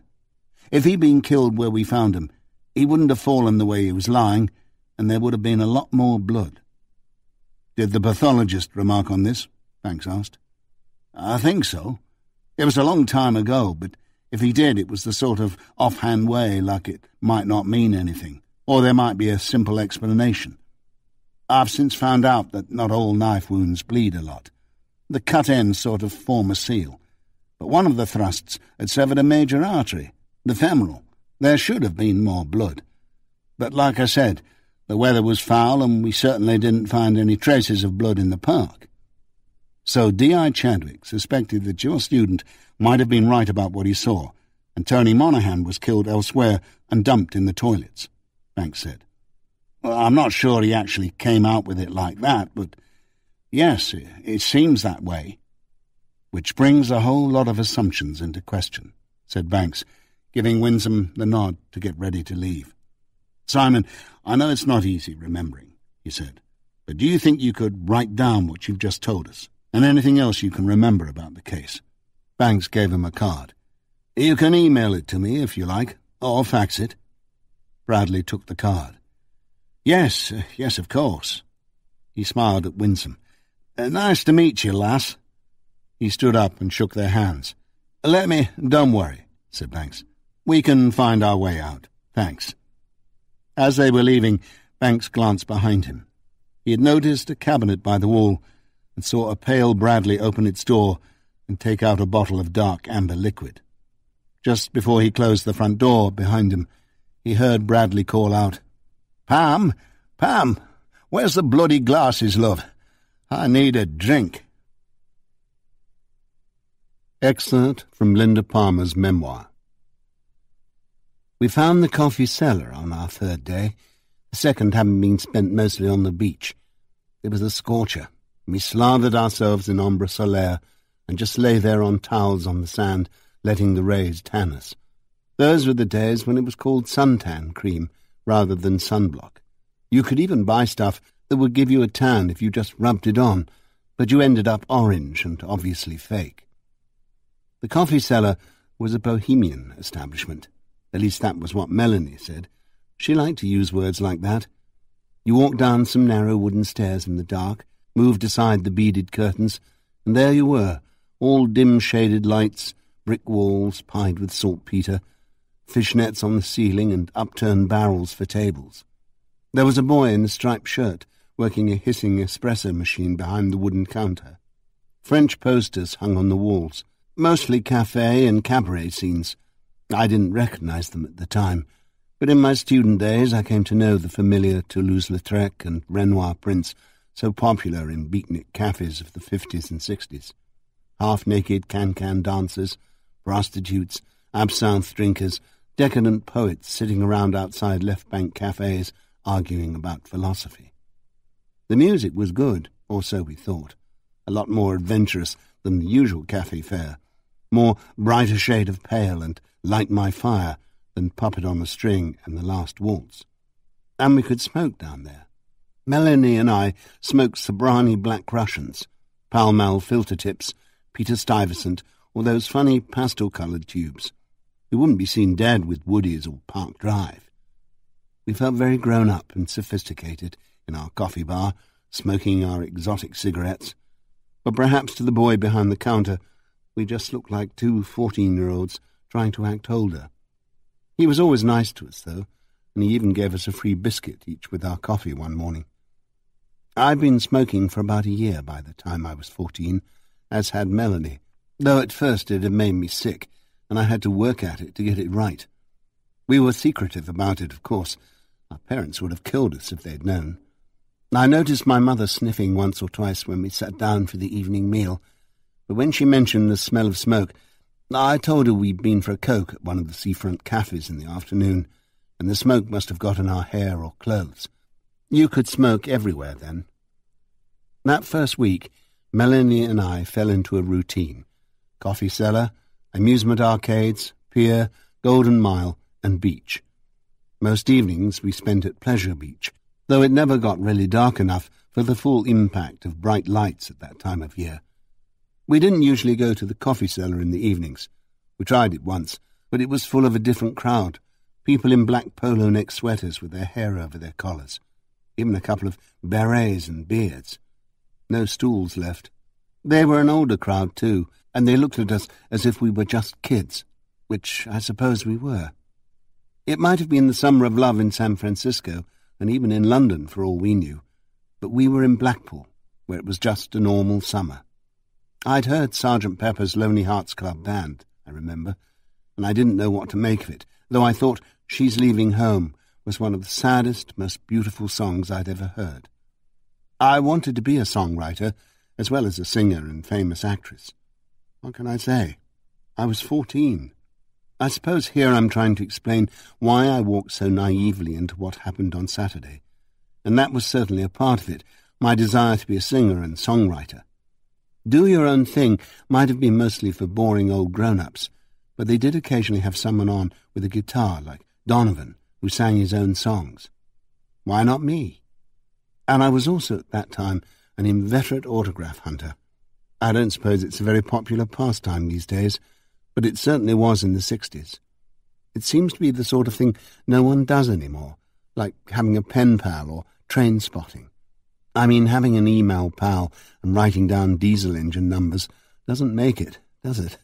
And the stars are either too inaccessible or too busy pretending to be just like you and me that you wouldn't even think of asking them for their signatures in a little book. Then you get people like Russell Brand signing his autograph on young girls' bare breasts. Back then, you could buy all kinds of fancy autograph books with different coloured pages and golden edging between fake burgundy leather covers, or William Morris designs with autographs engraved on the front in gold leaf script. They had their own shape, what you'd call landscape in these days of computer printers. Even my dad had an autograph book. He showed me it. He had Nat Ganella and Harry James and lots of people I'd never heard of who were famous in his time. Mine wasn't as full, and I do confess to writing away on occasion with a stamped self-addressed envelope and receiving a signed photograph in return, or sticking in a scrap of paper I happened to have with me at the time. Blackpool was always good for autographs because of all the summer season shows there. Since I first started collecting when I was 12, I got Frank Ifield, Helen Shapiro, Jimmy Tarbuck, Les Dawson, Adam Faith, Sandy Shaw, Marty Wilde, Hines from the Tornadoes, Des O'Connor, Cilla Black, Scott Walker, Tommy Cooper, Jerry Marsden, Paul Jones, Gene Vincent, and Carl Denver. I could have got the Bachelors once too, if I'd waited longer, but I was too near the back of the crowd.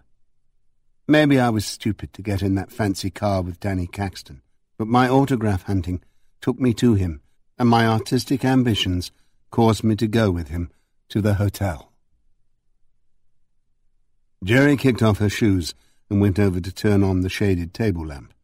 It wasn't quite dark yet, but it was getting there.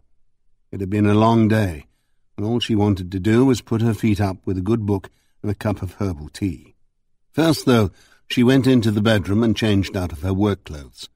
She felt a bit sticky from the day's humidity and thought a shower might help.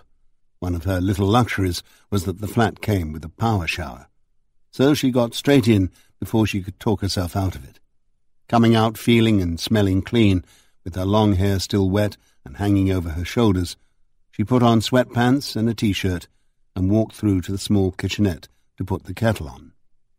The flat she rented on the fringes of Eastvale College campus was a sort of attic that took up the top floor of an old house. Not exactly a penthouse, but she had a nice view beyond the streets of student housing and the college itself to the woods and hills in the west. She could even see the meandering silver line of the River Swain as it made its progress into Eastvale from its source high in the hills. The living room was spacious and comfortable, with a dormer window, a sofa and 2 armchairs, the bedroom adequate, the ensuite a delight, and the kitchenette all right if all you wanted was tea and toast. There was no stove, but there was a hot plate for fry-ups, not that she ever ate those. Mostly she ate out, and lightly at that. It was a student area, so there were plenty of cheap cafes and takeaways of every variety, even kebab and pizza combined. Jerry opened the window and felt the merest hint of a breeze. She could hear the sound of a student party from across the street, the occasional whoop over pounding dance beats. They wouldn't go on too late, they never did, except at the end of term. Now it was mostly just summer students. The threatening sky that had dogged most of the day and presaged a storm seemed to have broken up without coming to fruition, and she could see a half-moon through a rent in the cloud cover, and here and there a bright star shining through a thin veil of cloud. She made her tea and sat in the comfortable armchair she liked best for reading. With some Chopin nocturnes playing quietly in the background, she picked up her Kindle and started reading 50 Shades of Grey.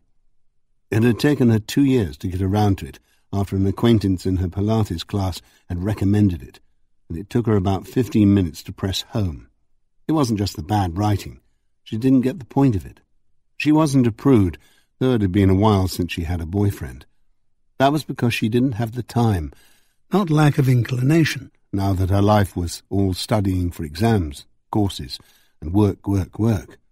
There was simply no room for a boyfriend, and she was not the kind of girl to favour one-night stands or the casual fuck-buddy arrangement.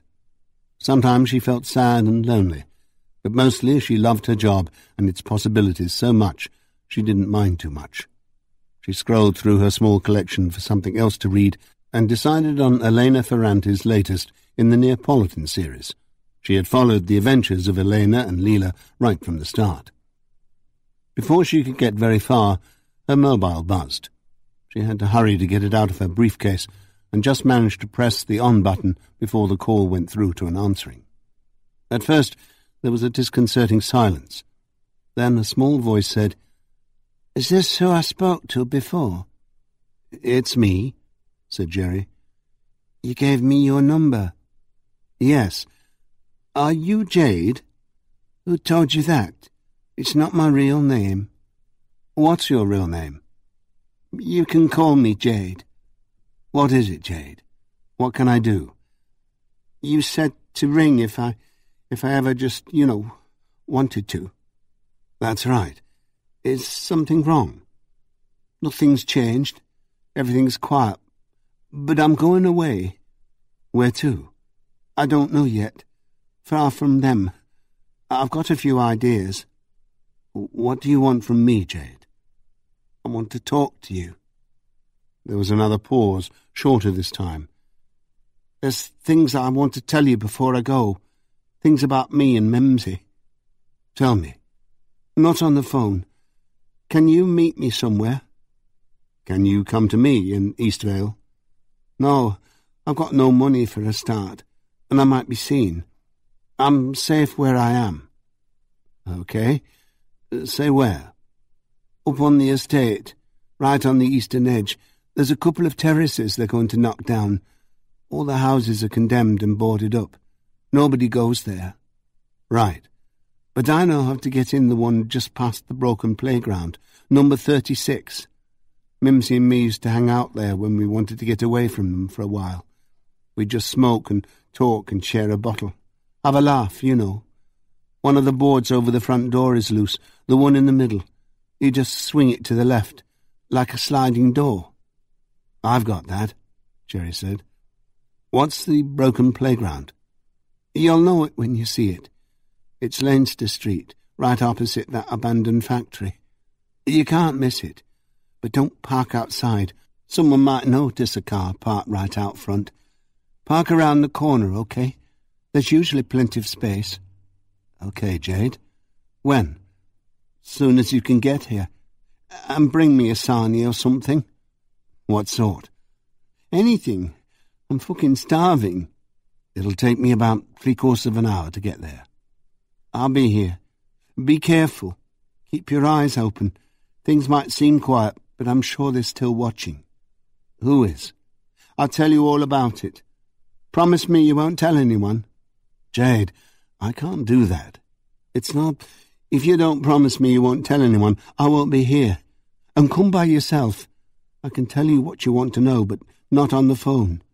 Jade, will you promise me? Now it was Jerry's turn to pause as the thoughts whizzed through her mind. Without fully considering any of the options, she said, "Yes, I promise." And the line went dead. After, as she stood there holding the mobile in her hand, she felt a chill run up her spine, despite the warm night air.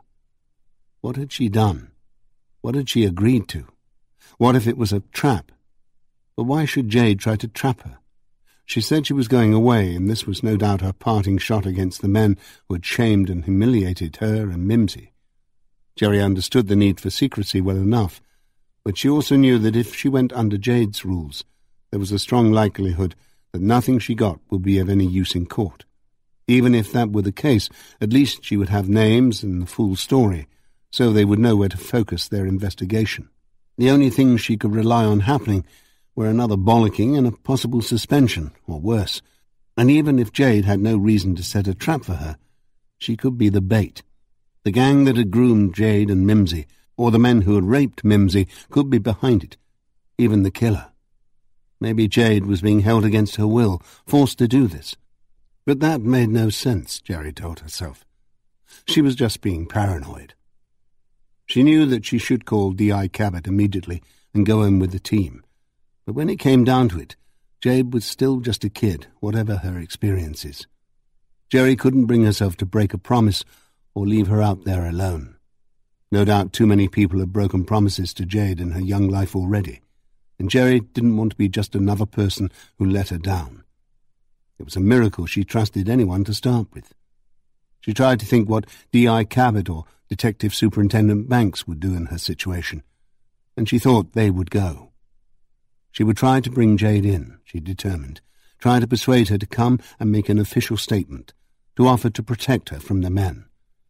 But she had to go, and she had to go on Jade's terms. Before she left, she had a look in her fridge to see what she got for a sandwich. Burgess had chosen the Indian restaurant on Market Street, not far from where Banks and Sandra used to live in Eastvale, partly because it stayed open late. Banks had only eaten takeaway from there before, and it had always been good. The meal that evening, with accompanying canned sitar music, dim lighting, and cold lager, was also good. Burgess licked his fingers after shoving a vindaloo-loaded piece of naan in his mouth and reached for his glass. "Bloody hot," he said, when he could speak. Banks was sticking to the chicken tikka masala, which was spicy enough, but not so hot it burned his taste buds to a crisp. He found that the older he got, the lower his tolerance for curries. "By the way, how's your Annie's case going? I heard there's been a few shenanigans there." "Nothing much," said Banks. "The superintendent's nose out of joint." "Grooming, isn't it?" "We think so." Burgess shoveled in another mouthful of vindaloo. "Thought so. Nasty business. What is it with that lot?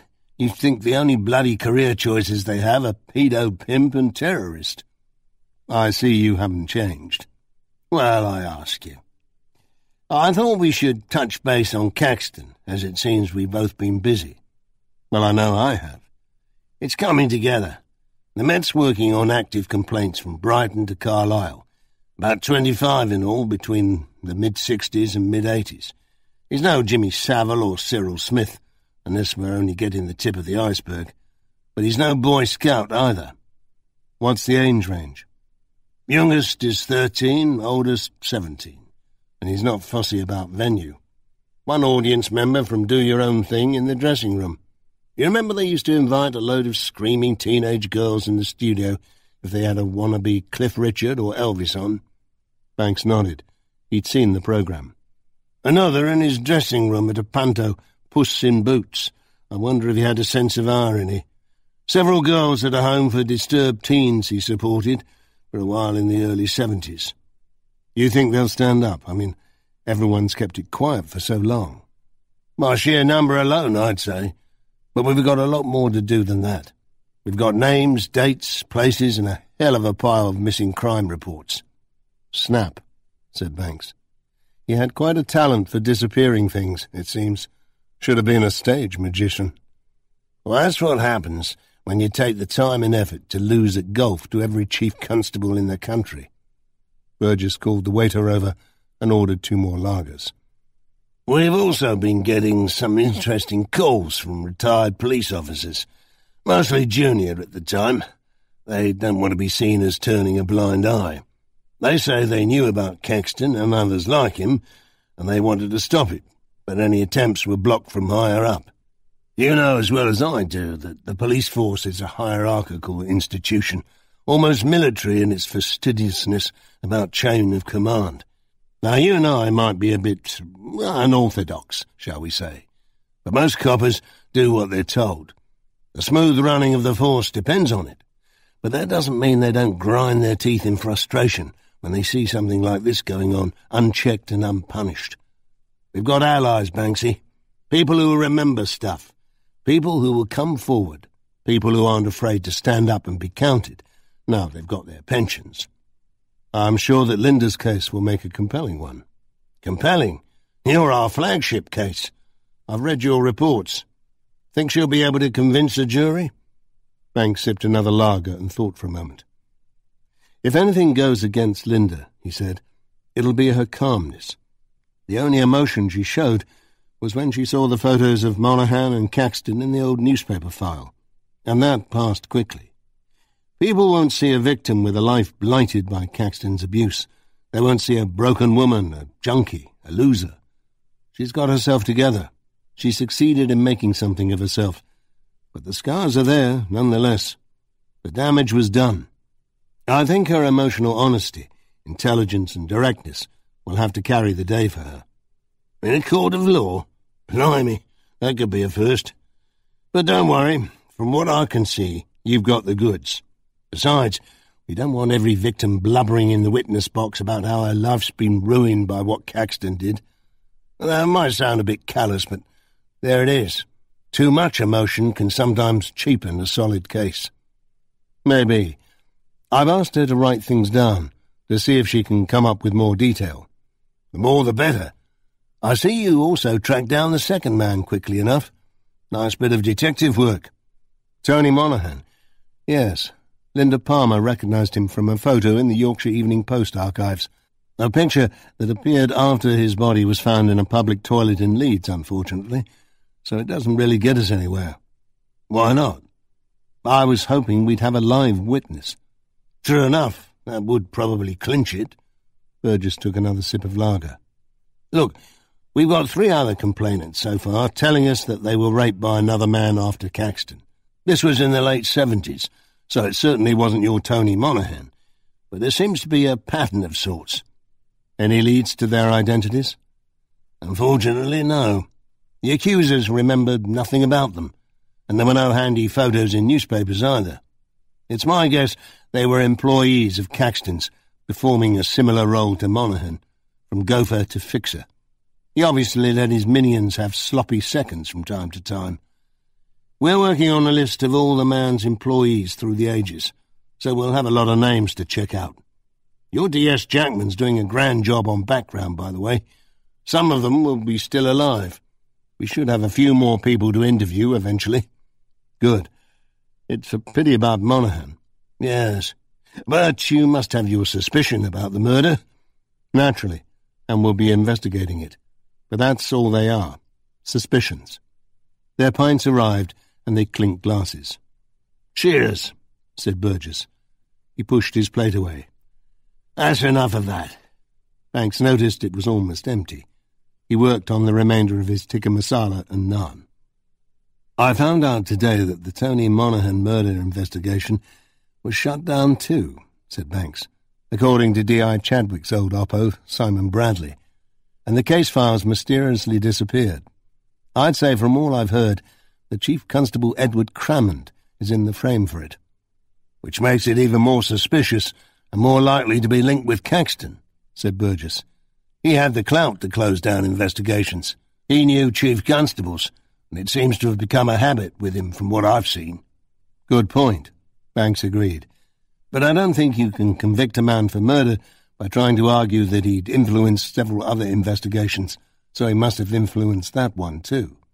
"No, but you can argue that he could have influenced that one, and once you get that pattern in a jury's mind, it's as good as done. But what are we speculating about this for? Caxton's going down for the girls. Monaghan's murder is icing on the cake if we can make it stick." "A separate charge?" "It'll have to be. They all will. All we've got is similar fact evidence, and you know what judges think about that. And you'll have to get a bit more than you've got already." "A confession would be nice," Banks said. "Otherwise it'll never be more than speculation."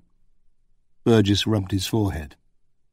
"I went to see Caxton yesterday, and that slimy lawyer of his. Confronted them with one or two things. I don't think we'll ever get a confession out of him. Bastard doesn't think he's done anything wrong." "That was the impression I got, too." "Thing is, I'd like you to have another word with him. I don't have much new to question him about. You've got Tony Monaghan, the murder. Throw that in his face. See how he reacts. Suggest you know he had something to do with it. Play the gay card. He seems to be faltering a bit yesterday. He's old and he tires easily. Hit him while he's on the ropes. That's what I say." Banks felt a bit queasy about tacking a tired and weak old man, but he thought back on Linda Palmer's ordeal, not to mention all the other victims, and reminded himself who he was dealing with. "Right you are," he said. "I'll talk to him tomorrow, while he's still recovering from your visit." Burgess punched Banks's arm. "I was nice as pie, like a conversation between two old mates." "I'll bet. What do you think? Do we pester him at home or bring him in?" Burgess frowned for a moment, then said, "Go see him at home once more. Give him a feeling of intrusion, contamination. Next time, we'll have him down the nick." "That'll be fun." Banks sipped some lager. "Come on, Banksy. Why don't we finish our drinks and pay up? Then we can go and see how that buxom blonde Australian barmaid's doing at the Queen's Arms."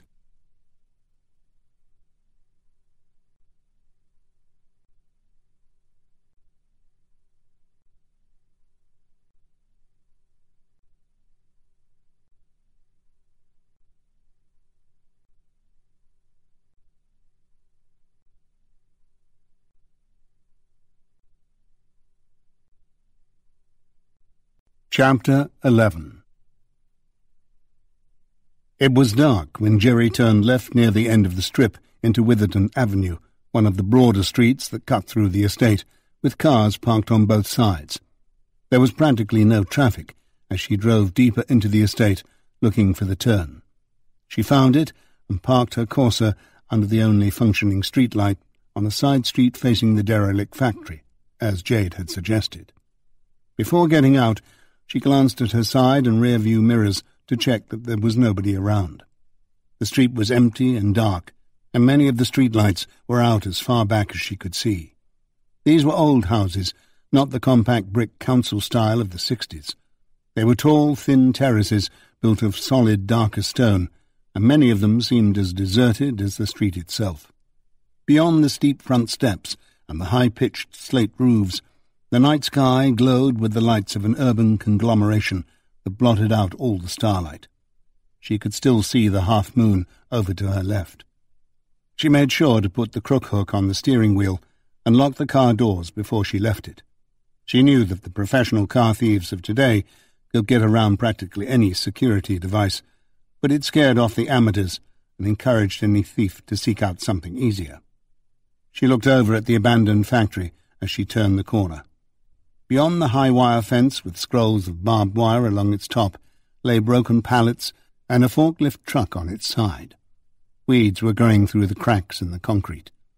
The factory buildings themselves were dark and forbidding, lit only by pale moonlight, the smashed windows leaving shapes in the remaining glass like mountain peaks or silhouettes resembling rabbit ears, running horses and birds in flight.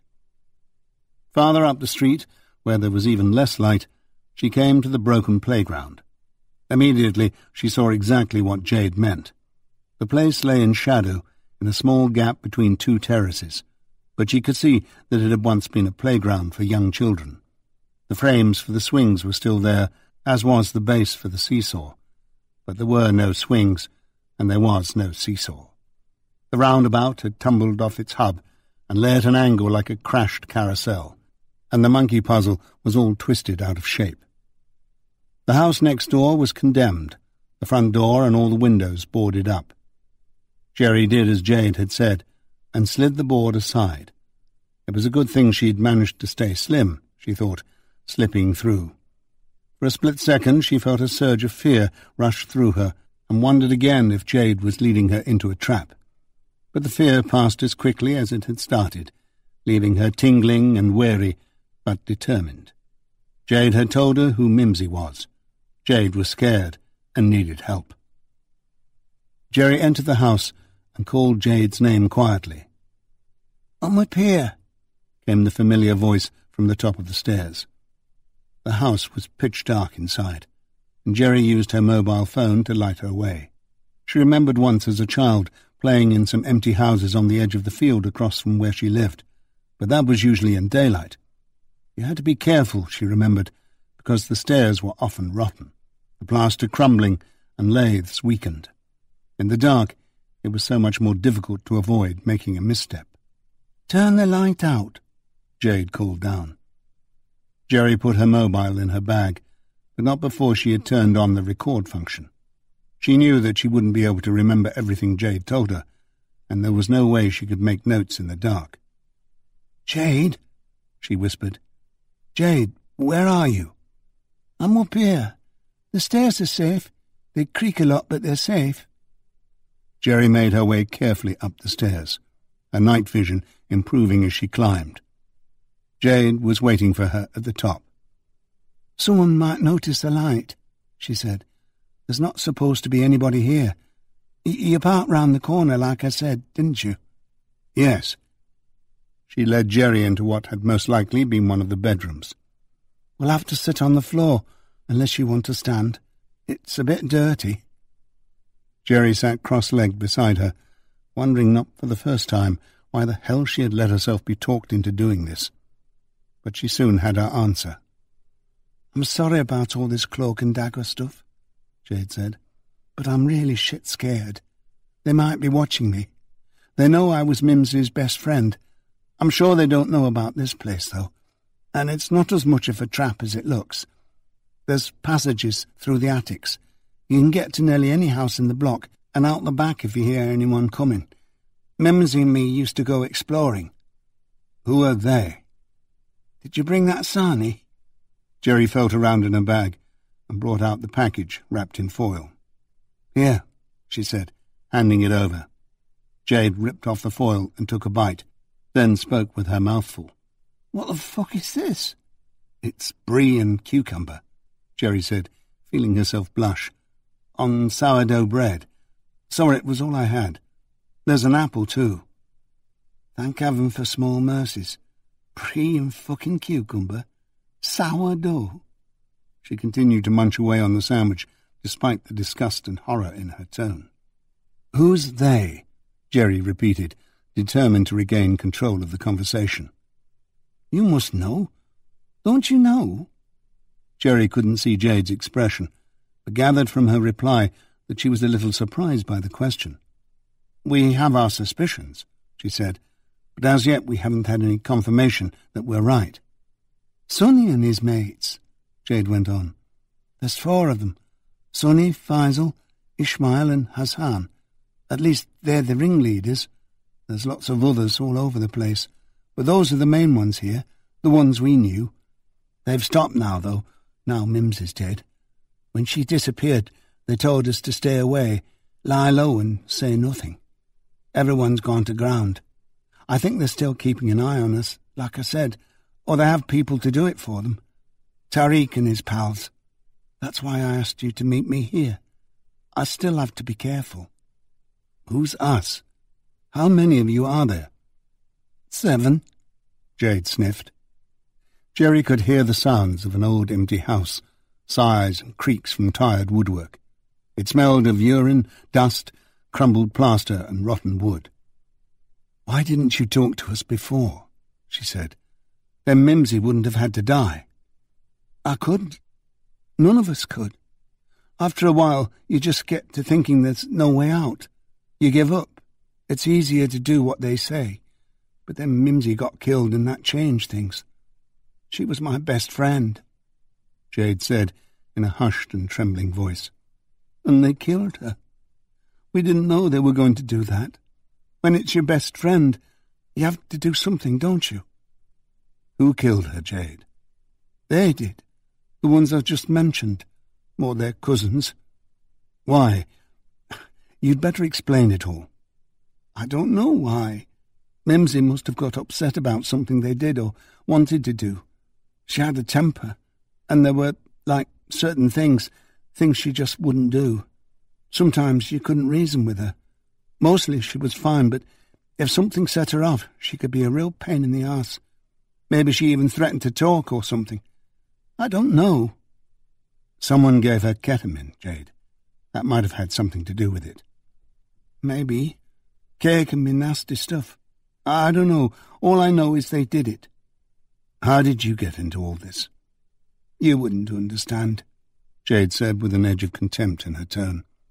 "You probably had a normal life, nice parents in a nice house who sent you to a nice school and gave you nice meals and nice clothes. It's not like that for everyone, you know. They were kind. They gave us things. They made us feel like we belonged, told us we were pretty. We chilled with them. It was only later, when we'd gone too far, that things changed. Then there was no way out." "How did it all start?" "Me and Mimsy met Sonny and Faisal down at the takeaway on a school lunchtime. Sonny's the oldest, the ringleader, I suppose. He was friendly. He gave us a free pop and a slice of pizza each, and we just, chatted. He seemed to understand. He fancied Mimsy, you could tell. No pressure. Not then. Just nice." "What did he seem to understand?" "Us. How we felt about things. What a fuck-up our lives were. How nobody cared about us. How bored and alone we felt. All that stuff." "How old were you then?" 14. "And Sonny?" "He's old. More than 30. "This happened when?" "Last summer. I can't remember exactly when." So it had been going on for a year, Jerry thought. What happened next? Nothing happened. Not for a few weeks. We just hung out and talked. Faisal, he's Sonny's best friend, the cook. He was there most of the time, and sometimes Ishmael from the minicabs or Hassan from the Balti would drop by. We thought they were all our friends, like we'd found somewhere we belonged. We'd have a laugh and chill and get wasted and party. Didn't you think it was a bit strange, these older men spending their time with you? I didn't think about it that way at all. Not at first. It was just somewhere to go, someone we could talk to. Better than those fucking plonkers at school. I think Mimsy was the same. She was a bit nervous at first, but that changed as time went on. Look, I'm not stupid. Really, I'm not. I thought Faisal really liked me. He was nice. Sometimes we go up to Sonny's flat and watch TV. They didn't like to be seen too much with us out in the open. Sonny said it was because people wouldn't understand, with them being older and packaged like, even though they talk just like us. Sonny's got one of those big flat-screen TVs with surround sound. That was fantastic. I never got to watch anything like that at home. I love Strictly, and he'd let me come down and watch it. X Factor and Britain's Got Talent. I love those programmes. Movies too, with popcorn. We'd have real drinks too, vodka and cider or something. That was when it happened. When you were drunk? I suppose so. I'd had a bit too much, and the next thing I knew, Sonny and Mimsy disappeared into one of the bedrooms, and Faisal was... Well, it was okay because it was Faisal, and he seemed sweet. I know he was older and all that, but I suppose I thought of him as my boyfriend then, and he was a change from those spotty school kids who were always trying to grope me in the corridors. I mean, he really seemed to listen to me, and he made me laugh. Were you attending school at this time? Mostly, yeah. I mean, I think Mimsy was excluded at the time, but even when she wasn't, we wagged it as often as not. But that's where we found them. Who? The other girls. Me and Mimsy would just tell them what a fantastic time we were having, and about all the treats and stuff. She could pick out the ones who'd be interested, the ones like me, the ones who were looking for something different. I don't know how, but it was just like she had a nose for it. She wasn't ever wrong. The men called her the honey monster because she lured other girls in for them. I think they paid her, and maybe it meant she didn't have to, do it so much. But it didn't mean she was working for them, and happy with it. She didn't have no choice by then. None of us did. It's okay, Jade. I understand. It's just that it sounds bad. I don't want you blaming her or anything, even though she is dead. Don't worry about that. So she brought new girls in. I'd help sometimes. It's not as if there was anything else to do around here, except hang out at the shopping mall and get chatted up by schoolboys or by older married blokes who ought to know better. One night Sonny said they were going to chill at his, and we could bring some of our friends if we wanted. Well, they weren't close friends or anything like that, just girls we knew at school or from the mall. Girls like us. Girls who didn't really feel they fitted in, that didn't belong to any gang or clique. Mostly they were bullied and friendless and grateful to us just for talking to them. Lonely, vulnerable, Jerry thought. I'll need their names, she said. There was Kirsty, Becca, Mel, Sue and Kath. Their real names? Yes, only Becca's short for Rebecca and so on. Surnames? No idea. You can find out from school, though, or the social. They're all in care or in foster homes. Will you take care of them? Will you make sure they're all right? They're all scared, too. We'll do our best, Jade. Jerry was grateful for the recorder app on her mobile. Even thinking about what she was doing made her realize what an idiot she was. She could be jeopardizing her career. They should be in an interview room at Eastvale with D.I. Cabbot and Detective Superintendent Banks present. But would Jade say what she was saying now, here in the dark, in a brightly lit room with two intimidating adults throwing questions at her?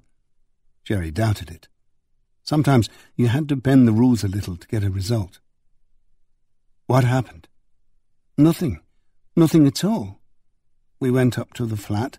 They played music, our kind of music, not that Middle Eastern shit. And we had lots to eat.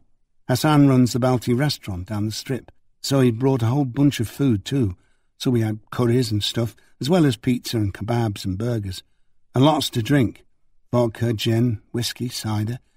We danced, we talked, we laughed. We got kale-eyed. We got silly. Mel puked. Well, that's all. And nobody told us to shut up or fuck off or hit us or told us we were too fat or stupid. Faisal and me had already got together, like Mimsy and Sonny. Ishmael hooked up with Becca that night. The girls enjoyed themselves so much they started hanging out with us, mostly at Sonny's. He's got the nicest flat, the biggest TV and the best music. The guys weren't creepy or anything, not like the lads at school. I mean, have you seen the lads around here? Most you could hope for from them was a lager from a can down by the canal before they put their hand up your skirt. Sonny and his friends were older, dead mature. And generous? Yes, I suppose so. At first. But now you're scared of them. Things change. Didn't you think they were a bit old for you? Did you go out with kids your own age when you were young? It was the first time anyone had indicated that they felt that Jerry wasn't young, and it was a strange feeling. Of course she would seem old to Jade. No, she said.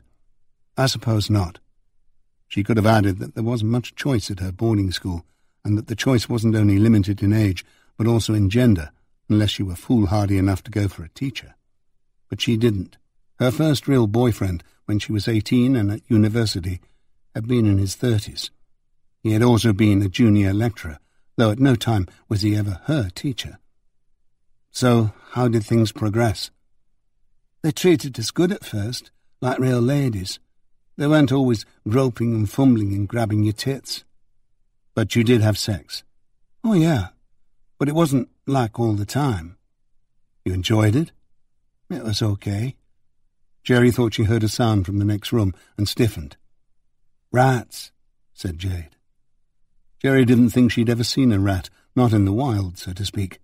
She certainly didn't want to start now.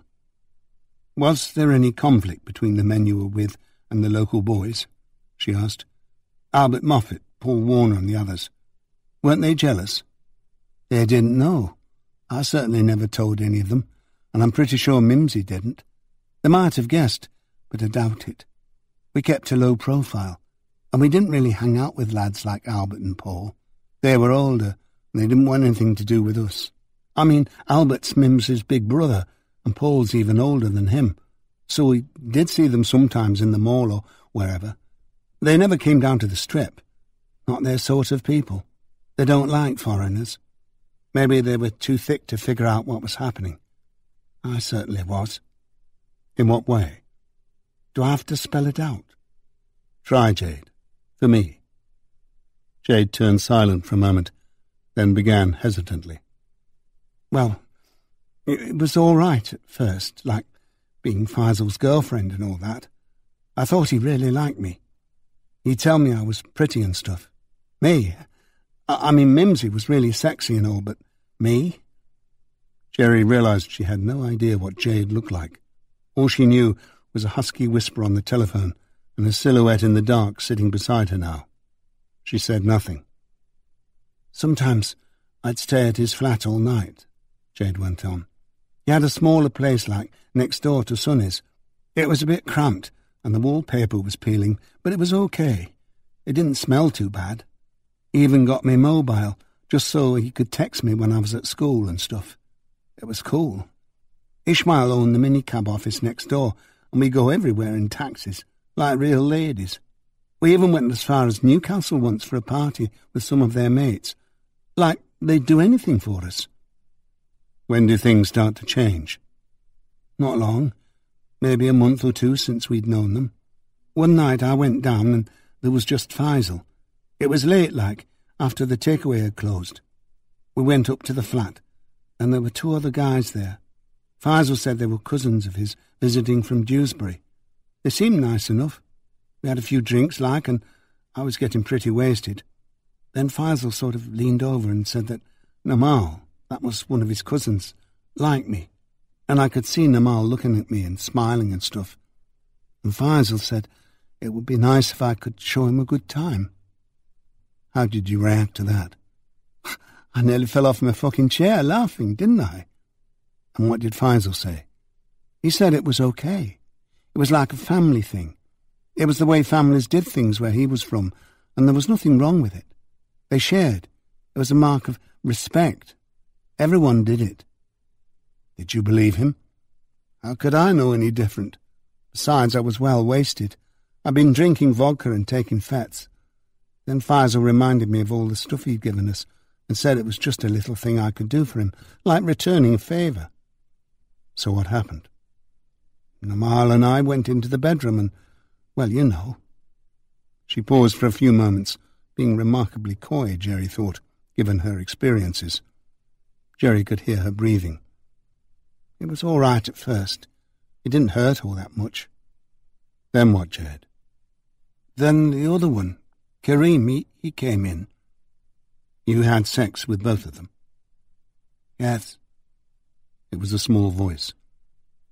How did you feel about that? Feel? I don't know what you mean. I didn't feel anything. It's life, isn't it? You don't get anything for nothing.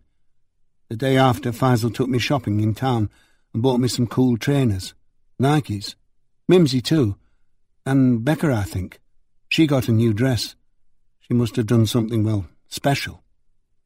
Does that mean they perform the same service as you? Maybe. Yeah, I don't know. Maybe he just wanted to include them. Did you tell the other girls what you'd done with Faisal's cousins? Mimsy and I talked about it. That's when she said it had been the same with her. Different blokes, of course. They seemed to have a lot of cousins. With her, it was some garage owner who'd serviced Ishmael's taxis, she said. A service for a service. We just thought it was the way they were, you know. A different sort of culture. Sonny said it wasn't unusual or weird to share where they came from. But they came from Witherton. You know what I mean. Besides, not all of them did. Faisal wasn't born here. He came over later. Both his parents got killed by suicide bombers. And there were others. Others?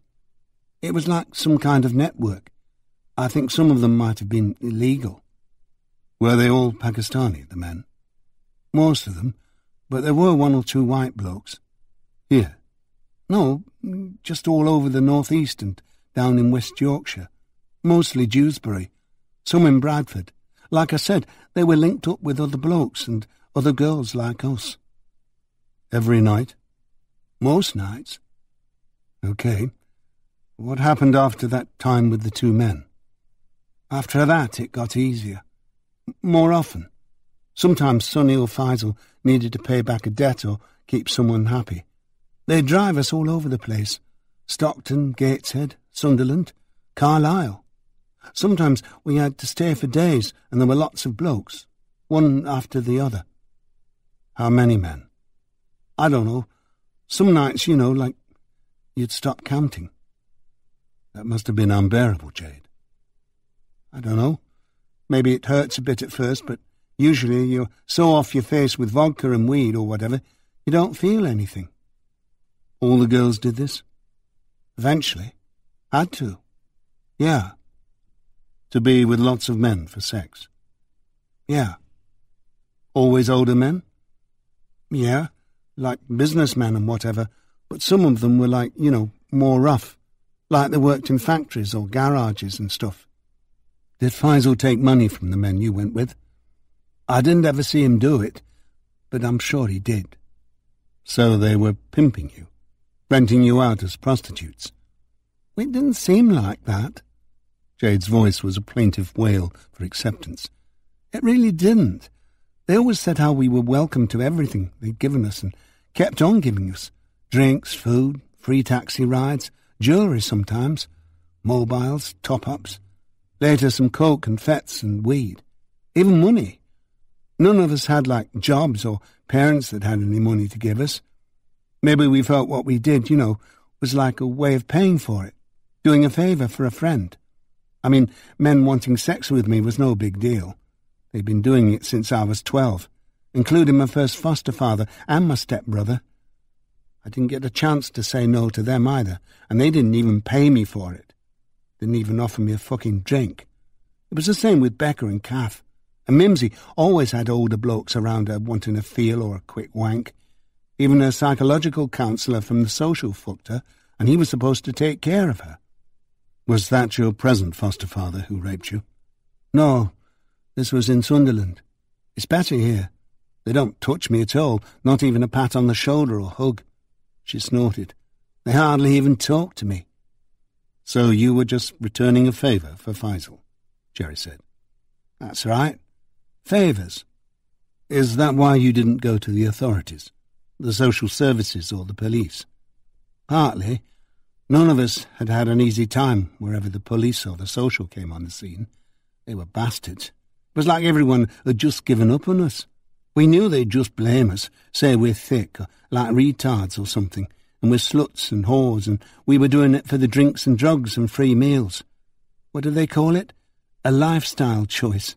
Some fucking lifestyle. Weren't you doing it for the drugs and drink? You don't know what it was like. At first they just told us not to tell anyone we were hanging out with them because people wouldn't understand. People didn't like them because they were packies. But later, they could be nasty if you didn't do what they wanted. They'd push you about a bit. Besides, we couldn't tell anyone by then. We'd done stuff. You couldn't get away because they knew everything you'd done, like the drugs and drinking. And they told us we were just slags, and that's all anyone would think if we tried to tell them about what was happening. Jade sniffed. The silence fell heavy in the dark, musty house. They'd taken pictures of us too. You know, videos on their mobiles, with other men and stuff.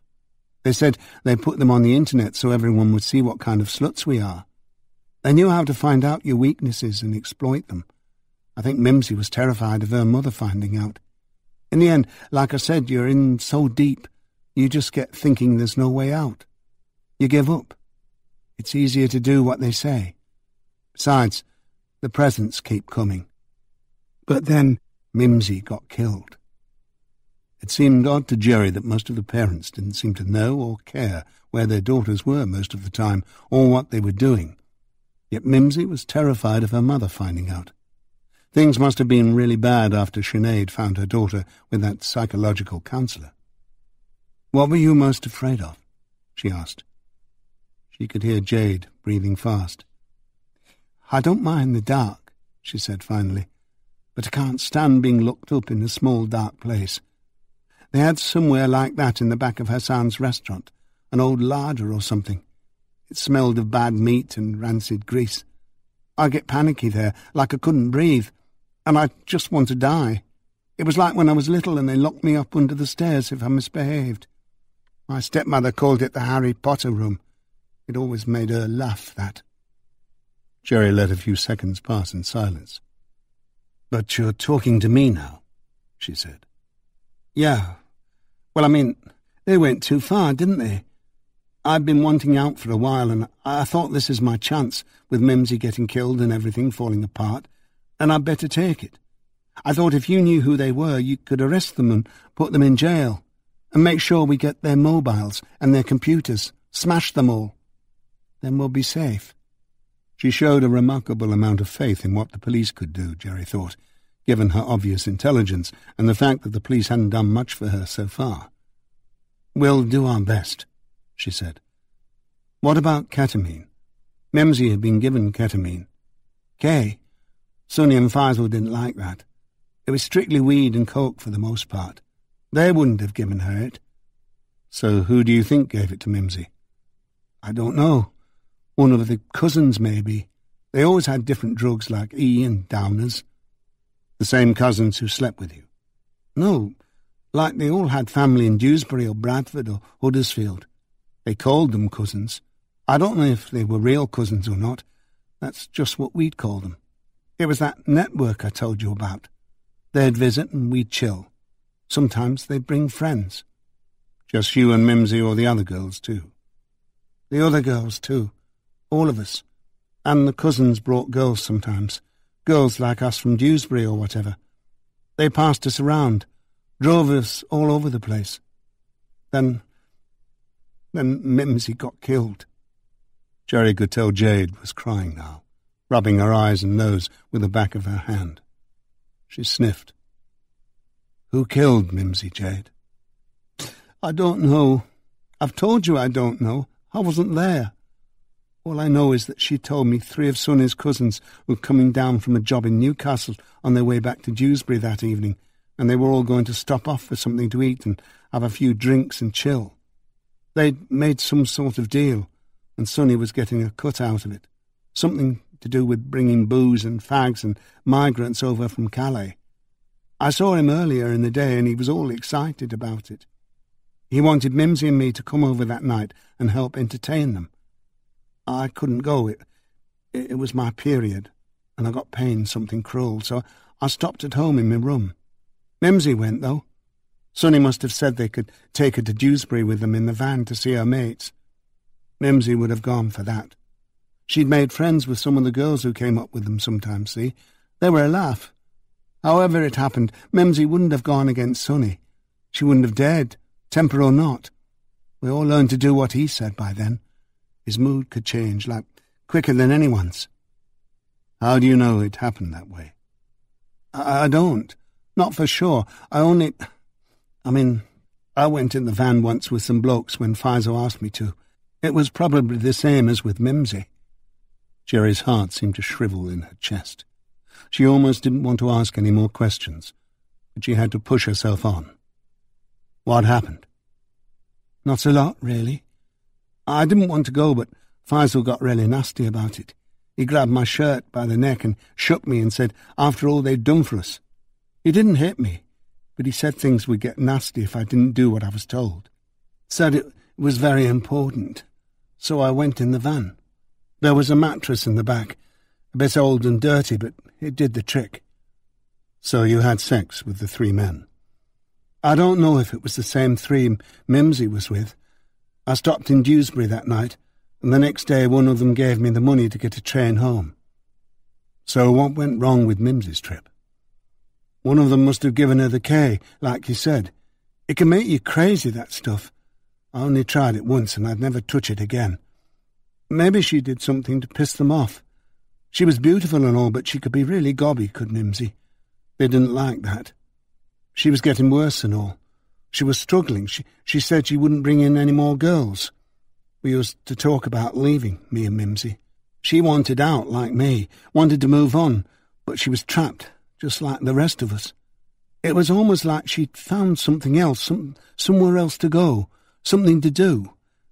I don't know, but she was different. Did she say anything about this to Sonny? Maybe.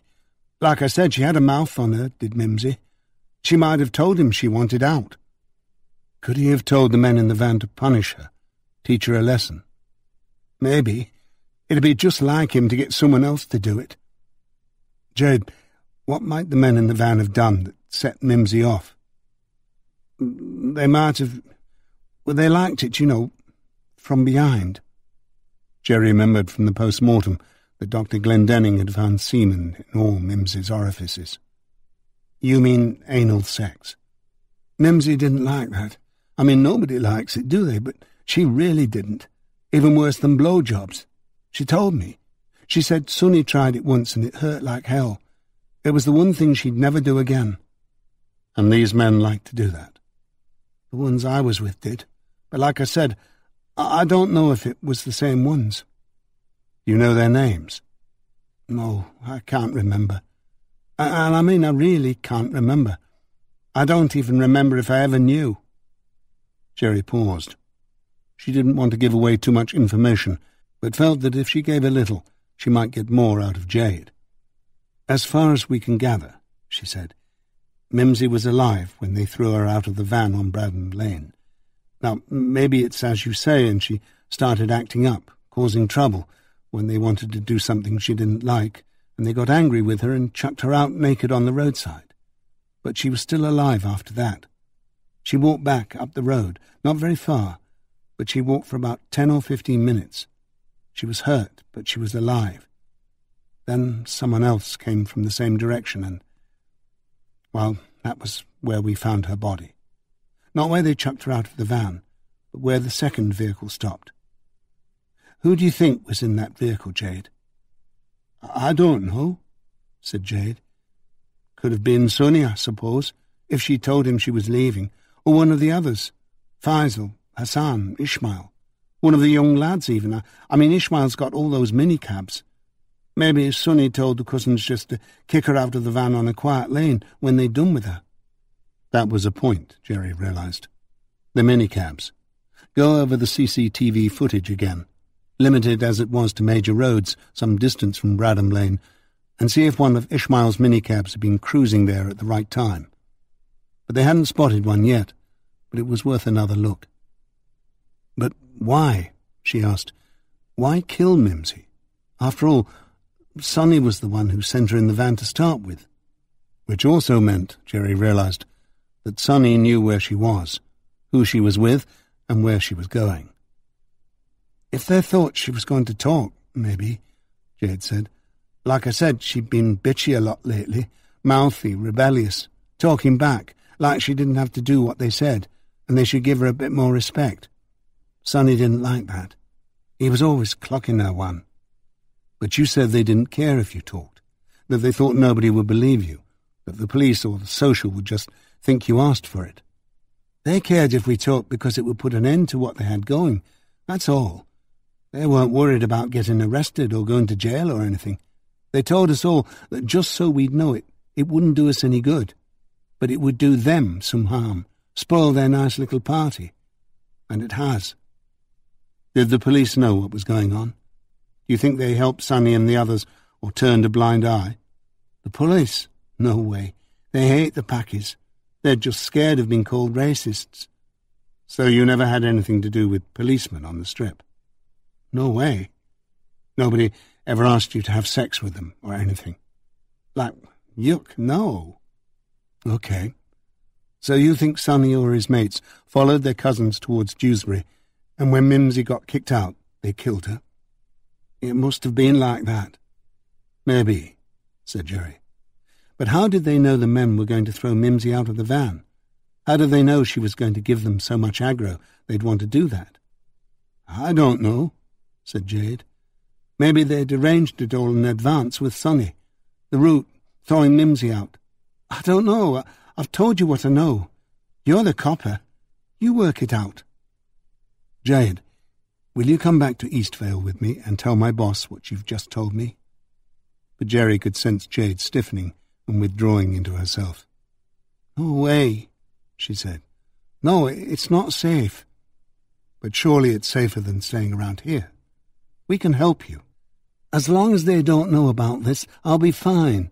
Like I said, they've shut down shop for now, and I know how to keep my head down. I told you, I'm leaving Witherton for good. Don't worry, might not seem like it, but I can take care of myself. Where will you go? I've been thinking. I've got a brother fostered down in Leicester. I don't hardly know him, but it's flesh and blood, isn't it? Yes, Jerry said. You're right about that. It's flesh and blood. Look, said Jade, I'm sorry to ask and all, but I'm in a jam and I don't have any money. Do you think you could let us have a few quid, like for food and the train and stuff? Jerry didn't have much, but she examined the contents of her purse with the light from her phone and pulled out 3 £20 notes. Will that do? Is that okay? She turned off the light again. Thanks, said Jade, and shoved the notes in her jeans pocket. You've got to go now. Aren't you coming up with me? I can't risk being seen with you. I'll wait here till you've gone and leave through one of the other houses. I'll be fine. Now go. You've got my number. Jerry's eyes had adjusted enough to see Jade nod in the dark, her eyes big and shining in the pale child's face. She hated to leave her like this, but what Jade had said made sense. Jade was too scared to go public with what she knew, but with what she had told Jerry tonight, what Jerry had recorded on her mobile, they could start to take Sonny and his grooming network down first thing in the morning, or perhaps as soon as she got to her car and phoned D.I. Cabbot. She knew she had broken protocol, and the recording might be useless in court, if it ever came to that. But it was enough to get them started, to show them where to look and who to question. Someone would break. It had to be better than nothing. They could have a go at Sonny and Faisal and the others first, find the other victims, Becca and the rest. Then they could bring the Dewsbury police in on the action. She gave Jade a friendly pat on the shoulder, then got to her feet and made her way down the creaking stairs. Jerry felt uneasy about leaving Jade alone in the condemned house, even though the girl had far more street smarts than she did. She moved the board aside and slipped through into the deserted road. Somewhere in the distance, a dog barked, and she could hear the sound of a television set a bit closer to hand, no doubt blaring through an open window. Not far away, glass smashed, and Jerry realized it was most likely kids playing around in the derelict factory. Fences and barbed wire wouldn't stop them finding a way in for very long. Her car was about 100 yards away, around the corner, past the broken playground. She found herself walking fast, head down, holding on to the strap of her shoulder bag tightly, even though there seemed to be nobody around. It was that kind of street. If she'd been wearing high heels, her footsteps would have clicked on the pavement and echoed. But she was wearing trainers, so she moved silently. When she turned into the street where her car was parked, she didn't see them at first, but as she approached her little Corsa, 4 figures, or so she thought, seemed to detach themselves from the shadows into the light and move toward her. Her first thought was to stand and face them down. Surely her warrant card would be protection enough. Then she remembered what had happened to Mimosa and the things Jade had just told her. Jerry wasn't much of a fighter, but she was a hell of a runner. So she turned and ran. She became immediately aware that they were coming after and heard one of them yell out, "Hey, Ginger, stop, bitch! Tariq, you get the car!" Then she felt a sudden sharp blow high on her shoulder. It almost felled her, and she stumbled and cried out in agony as the pain spread throughout her upper body. She had not thought they were close enough to get her, but one of them had hit her with an iron bar or a baseball bat or some such thing.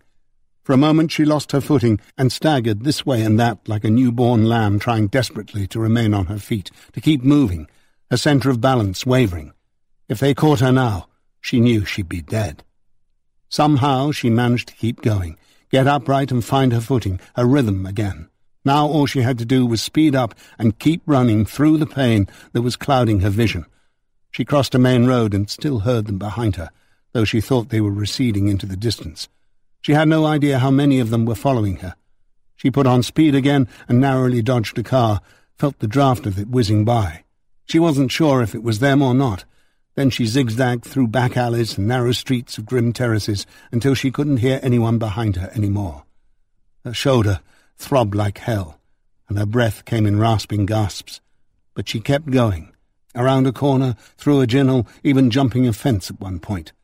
Her old hurdles coach would have been proud of her, she thought. She was almost certain there was no one behind her now, that she'd lost them, but she wouldn't slow down just yet. She had an idea of where she was, could see another main road ahead at the end of the narrow street she was running on. Some shops, cars rushing by. She knew where she wanted to be. Finally, Jerry crashed through the front doors of Witherton Police Station and immediately saw 3 or 4 officers come to the counter to see what the hell was going on. There was no way she could go any further without the inner door code. But the chase was over. Her pursuers had long since given up. She rested her palms on the counter and took a deep breath. She was aware of the door opening beside her, and just before she fell to the floor, of strong hands grasping her, voices shouting out, and a pain sharp as a knife cutting through her shoulder. Superintendent Carver arrived about an hour after Jerry, who was wrapped in a blanket drinking her second cup of tea by then. The painkillers from the station's first aid kit had already kicked in. The police doctor had examined her and said her shoulder blade was most likely cracked, but he didn't think it was seriously fractured. He improvised a brace and a sling, as Jerry insisted she needed to stay and talk to her boss, then made her promise to go to the A&E and get x-rayed as soon as she had done so. She knew he was bending the rules by allowing her a little time, and she was grateful. The police bureaucracy could be touchy about insurance and work injury issues. She had also convinced the duty sergeant to send a patrol car to the old house to try and find Jade, though Jerry felt certain she would be long gone by now. Superintendent Carver was followed after another half hour or so by Banks and D.I. Cabbot. Jerry had never been so glad to see anyone before. Friendly faces at last. Well, almost. Carver looked as if he'd just swallowed a dog turd, and even Annie's face seemed hard and unsmiling. But the first thing Banks did was to bend over and ask if she was all right. Jerry could have kissed him. Not that she fancied him or anything, but she was just so relieved that someone cared. Whatever kind of idiot he thought she behaved like, and she was fast coming to believe that she had been foolish, he was first of all concerned about her welfare. Carver ushered them into his office, which was a lot messier than Banks's, piled high with reports and bulging file folders, coffee cup rings all over, an array of framed family photographs on the shelf above the filing cabinets. Jerry was amazed to see that the 2 children pictured, about 6 or 7, were almost identical to their father. "So what the bloody hell have you lot been up to on my patch now?" Carver began. He spoke with the pent-up wrath of a man who'd been reining himself in for too long already, not to mention being dragged out of his bed, and he was clearly upset that Jerry had refused to talk to him until her SIO arrived. Jerry first played them the recording, then told her story, avoiding Carver's eyes and aiming most of her answers towards Banks, who had assumed an impassive expression. Annie appeared to be softening too, asking for a little clarification here and there, as if Jerry were confirming what she had already suspected. When Jerry finished her account of the meeting with Jade and subsequent attack by Tarek's crew, everyone remained silent for what seemed like a long time, but was probably only about 15 seconds. Both Carver and Annie had been taking notes. Jerry had already written out the salient features with her good hand while she'd been waiting, while it stayed fresh in her memory. Banks had just listened and absorbed. He hadn't really worked on the case the way Jerry and Annie had. He had his own one to worry about, but he was technically the SIO and the boss, so she knew that Annie had kept him up to date with developments. She wondered if A.C. Gervais knew. If she didn't by now, she would soon. And A.C.C. McCaughlan. Maybe even the Chief Constable and Police Commissioner. Christ, she was in trouble. The only things that could ameliorate her errors at all were a lot of luck and her actions bringing about a quick solution to the case. "Why did you leave her?" Carver asked. "For Christ's sake, why didn't you bring her in?" Just as these words were out of his mouth, the door opened, and A.C. Gervais and A.C.C. McCaughlan entered. Carver stood to attention, and both Banks and Annie got up to greet them. Jerry scanned their expression for any clue as to her fate, but could find nothing. Well, Jerry thought, I hadn't expected a medal. "I take it you know who the personnel involved in tonight's fracas are?" Annie asked Carver. "Some of the players. Sonny, Faisal, Ishmael and Hassan are part of the Town Street Business Association, so we've met once or twice over local issues. Not that I'd say I know them or anything." "Of course not," said Annie softly. "Or anything about their other activities." Carver glared at her. "No." "What about the girl Jade?" Banks asked. He noticed A.C. Gervais put her hand on Annie's shoulder and give her a look he assumed to say, "Cool it." Protocol had to be followed, Banks realized. Annie couldn't be allowed to blow off her feelings at a senior officer in the presence of the assistant chief constable, however forgiving he might be. "Could be anyone." Carver gave Jerry a glance of rebuke. "It's not as if we have her in custody to check her story." "What was I supposed to do?" Jerry said. "She was scared. She told me all she knew. She hadn't done anything. She was the victim here, or don't you remember that?" "That will do, D.C. Masterson," said Gervais. "Sorry, ma'am," said Jerry, wrapping herself deeper in the blanket despite the heat. It was more a matter of comfort than anything else, like the old nightshirt she liked to cling to when she was a child. "She told me on the phone earlier that Jade's not her real name." "Some of them have nicknames or soap opera names," said Carver. "Sadly, not all their parents named them Shula, Apple or Crystal. You say she was involved with Sonny and Faisal and that lot?" "She said," Banks corrected him. "You heard the recording. She was Faisal's girlfriend and Mimsy was Sonny's. At first. They groomed them and the others and pimped them. They were all underage." "That's what she says," Carver snorted. "Why?" said Banks. "You think she was lying?" "All I'm saying is that sometimes these girls know exactly what they're getting into, though they might not want it to appear that way to others." "She was 14 years old when it started, for crying out loud." "That doesn't mean a lot around here." "It means she's underage and needs to be protected from people like Sonny and his mates." "They're troublemakers, all of them. If they were going around having sex with older men for money, it was probably because they wanted to. Nobody forced them." "That's a lie," said Jerry. "And your men have been protecting the very people who groomed and abused them. Maybe they've been getting a nice bonus out of it all. What were Reg and Bill doing last Tuesday night?" "That's enough, D.C. Masterson," said A.C.C. McCaughlan. "One more remark like that, and I'll have you off the case. Is that clear?" "Yes, sir," said Jerry. "Anyway," McCaughlan said, "how do you know the girl didn't set you up, lead you into a trap?" "I've thought about that, sir. It just doesn't make sense. If Jade was setting me up, why make them wait until after she spilled the beans before beating me up or whatever they had in mind? She chose the meeting place. Why not tip them off I'd be arriving there so they could intercept me?" McCaughlan inclined his head. "Good point," he said. "And if you heard the recording, sir, I think you'd realise she's genuine. And she's scared." McCaughlan turned to Carver. "This is a fruitless line of inquiry. There's no point in further questioning the moral character of the girl. Leave that for the courts. Detective Superintendent Banks was right. No matter what her motive, she's underage." "And she's been abused," Annie added. "Well, what do you expect me to do about it?" Carver asked. "I wouldn't have expected anything from you," Annie said, "but it surprises me you have the gall to ask the question."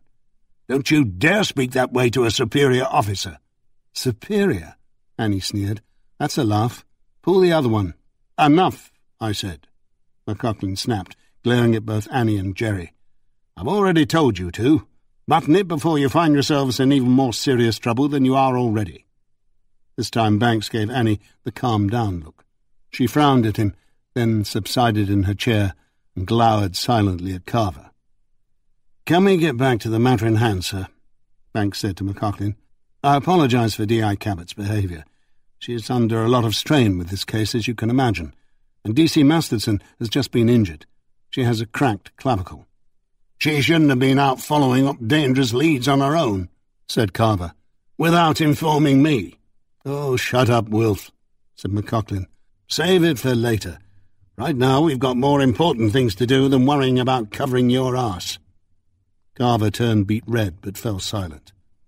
"Clearly I need to listen to the complete recording myself," McCaughlan went on.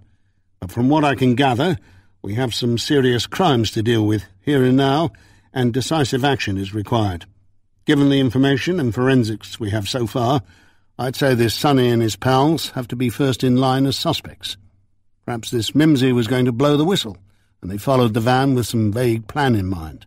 Perhaps it was prearranged that the men in the van would throw her out. We'll need DNA samples to check against the ones Miss Singh took from the victim. As I see it, from what I've heard, there are 4 actions we should be pursuing immediately. We should be trying to find this girl Jade. We should be bringing Sonny and the rest of his friends in for a serious chat. We should contact the West Yorkshire Police to locate and bring in the cousins from Dewsbury, and we should be trying to find out who Tariq and the lads who hurt and chased D.C. Masterson are. In addition, we should also be trying to identify the girls Jade mentioned to D.C. Masterson and bring them in too. Bring the school head teacher back from holidays if need be, or try the social again. But that can wait until tomorrow, and it should be done carefully. They are victims. They are to be treated with respect and gentleness." He shot Carver a glance.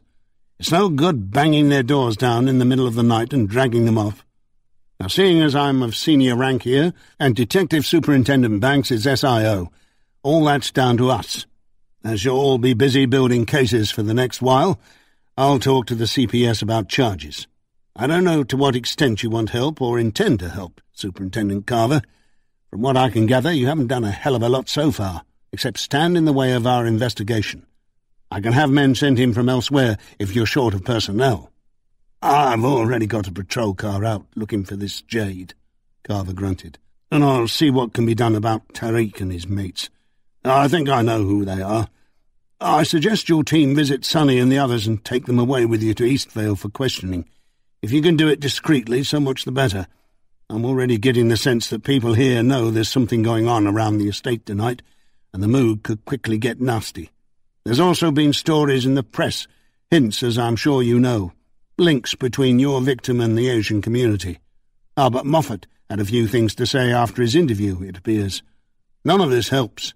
I wouldn't want you to be here when the riots start."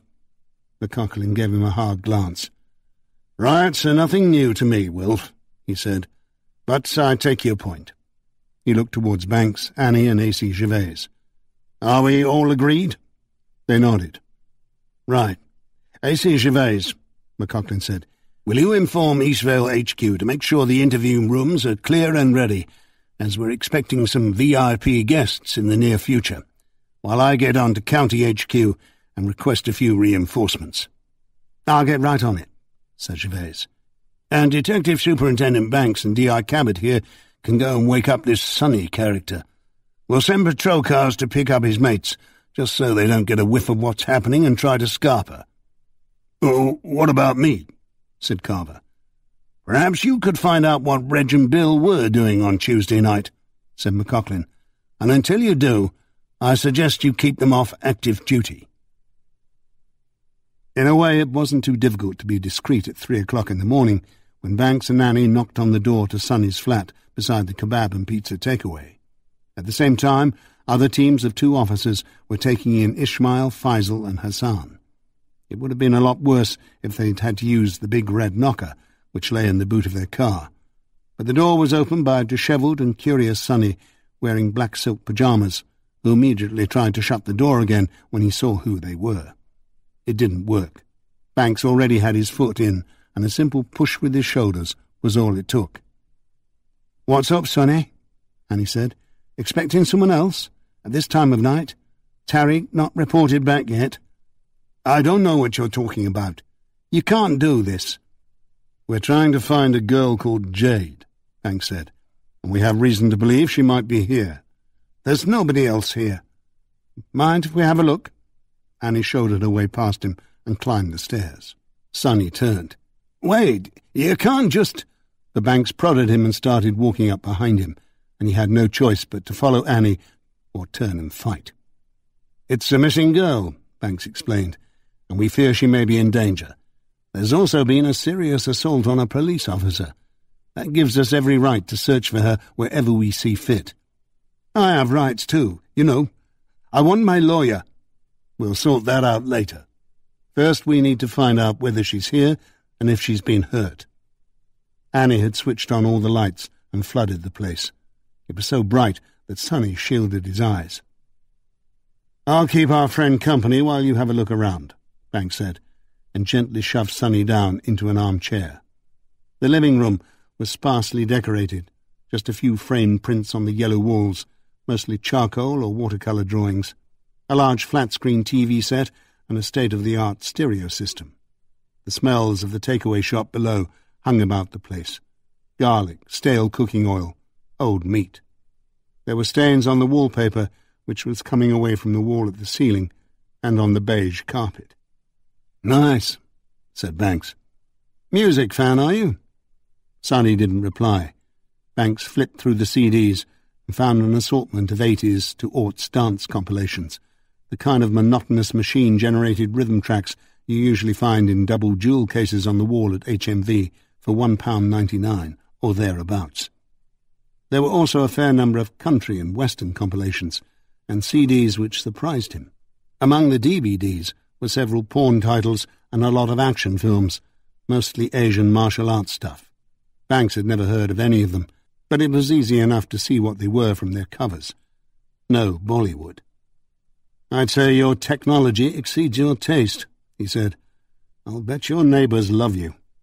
Sonny just snorted. Banks picked up one of the dance party CDs. "This is the sort of music young girls like," he said. "Girls who take a bit of E and dance for hours. Girls who don't like Justin Bieber and One Direction." Annie came out of the final room, the bathroom. "Nothing."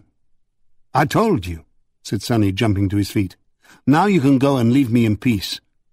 "Where is she?" Annie asked. "Where's Jade? What have you done with her?" "I don't know anything about any Jade." "And Mimosa?" Annie said, pushing her face closer to his. "I don't suppose you know anything about her either, do you?" "Stop it," said Sonny, backing away. "You can't do this to me. This is intimidation. It's—" "Get dressed, Sonny," said Banks. "What?" "I said get dressed. You're coming with us." Sonny sat down and folded his arms. "You can't make me." Banks took Sonny by the arm and cautioned him. "You do not have to say anything, but it may harm your defence if you do not mention, when questioned, something you later rely on in court. Anything you do say may be given in evidence. You understand, Sonny?" Sonny grunted. "I take it that's a yes." "Yes." "Excellent. Now we know where we stand." Banks led Sonny slowly into the bedroom, which was dominated by a queen-sized bed covered with black silk sheets and a black sateen duvet. Even the pillowcases were black. Sonny didn't resist, but he complained all the way, mostly about everything being due to the colour of his skin. "Just get dressed and stop belly-aching, Sonny." Sonny changed into a pair of jeans and a T-shirt. As he did so, Banks poked around the drawers in a desultory way, but found nothing of interest, just a box of condoms and some lubricating jelly in the bedside table. In the wardrobe, however, he found a rack of women's clothing, dresses, tops, skirts. Mims's, he guessed, the stuff she wouldn't dare take home. Some of them bore expensive designer labels. On a shoe rack at the bottom were Nike trainers and high heels, beside a box of expensive tights and sleek, sexy underwear. Agent provocateur stuff. The search team could do a more thorough job later, when they had a warrant and when Sonny was in custody. "What's all this, Sonny?" Banks asked. "Either you get off on wearing women's clothing, or this belongs to someone else." Sonny said nothing. "Expecting Mimsy back, are you? Or are they for the next one?" Sonny fastened the belt on his jeans, still silent. "They look expensive. I suppose that's why you couldn't bear to part with them, is it? If it had been me, I'd have got rid of them right after I killed the girl." "I didn't kill anyone," said Sonny. "I want a solicitor. I'm entitled to a solicitor." They went back into the living room. "A solicitor will be assigned you when we get to the station. Don't worry, Sonny. We'll be doing everything by the book. We don't want you slipping out of our grasp on a technicality over all this, do we? In the meantime, I've already told you that you don't have to say anything. Your solicitor will probably advise you to cooperate with us." "How long is this going to take? I have a business to run." "We can't guarantee you'll be back in time to open up, especially if you want the lunchtime trade. I'd put a note on the door if I were you, and make sure you lock up behind you and take your keys and wallet." He held his hand out. "We'll be taking the mobile for forensic examination. We'll take care of all your stuff for you while you're in the cell." "Cell?" said Sonny, handing over his mobile. "That's what usually happens when we take people into custody. Annie?" Banks had noticed that Annie was standing by the wall studying the drawings. He knew her father was an artist and that she had grown up in an artist colony in Cornwall. She even painted herself, but this was hardly the time. "Come on, we have to go." "Just a minute," she said, pointing to a drawing of two elderly Asian men standing on a street corner talking. "What do you think of this?"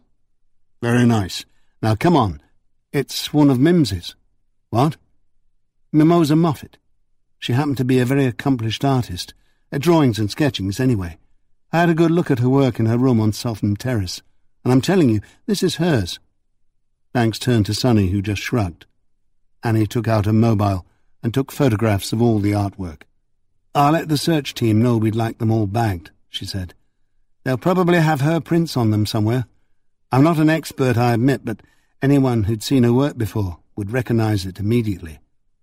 "I'll take your word for it," said Banks. "Now come on, Sonny. Hurry up, your car's waiting." Sonny hurriedly wrote out a notice to stick on the door of the takeaway, then picked up his jacket and checked the pockets for his essentials. Annie put the handcuffs on him, and she and Banks sandwiched him on the way down the stairs. Out in the street, the neons and sodium lights looked fuzzy in the heat haze. Next door, Banks saw two uniformed officers putting Ishmael and Faisal in a patrol car to deliver them to Eastvale. A small crowd had gathered across the street, even at such a late hour. The police had been as discreet as they could, but there was no doubt word was getting around. The feeling of tension in the air was as palpable as the heat, and Banks was glad to get in the back of the car with Sonny and let Annie drive to Eastvale.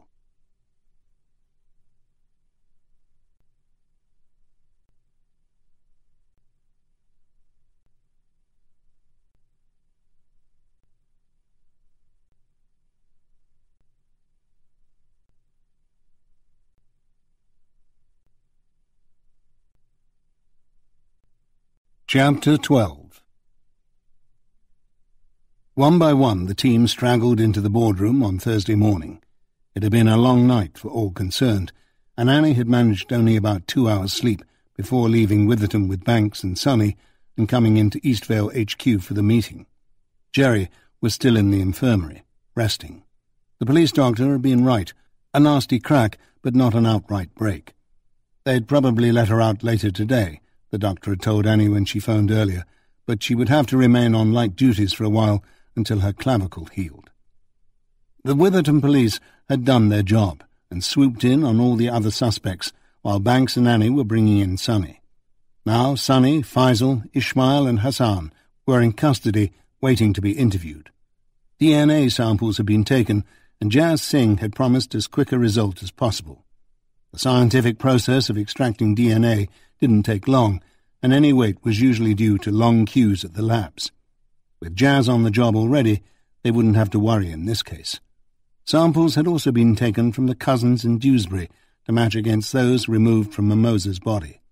Annie was raring to have a go at Sonny, who was already in an interview room under guard, stewing until the team meeting was over. Things had been moving very fast that morning. 2 of the other girls, groomed by Sonny and his gang, Kirsty McVie and Rebecca Bramley, had already been identified by the school secretary, whom the locals had roused from her bed and briefly questioned. They were scared, but they knew what had happened to Mimsy, and when they were told that Jade had told her story to the police and disappeared, it didn't take them long to talk. They all named the same crew and said Sonny had told them to lie low until things calmed down. Today, search teams would go through all the flats and houses concerned, and plainclothes officers from both Witherton and Eastvale would try to find the other girls and persuade them to talk. They were dealing with victims, Banks had reminded the assembled officers, and the girls may have been convinced to see themselves as society's rejects, but they were to be treated with the utmost respect and sensitivity. If at all possible, he had added, each should be assigned a personal female liaison officer.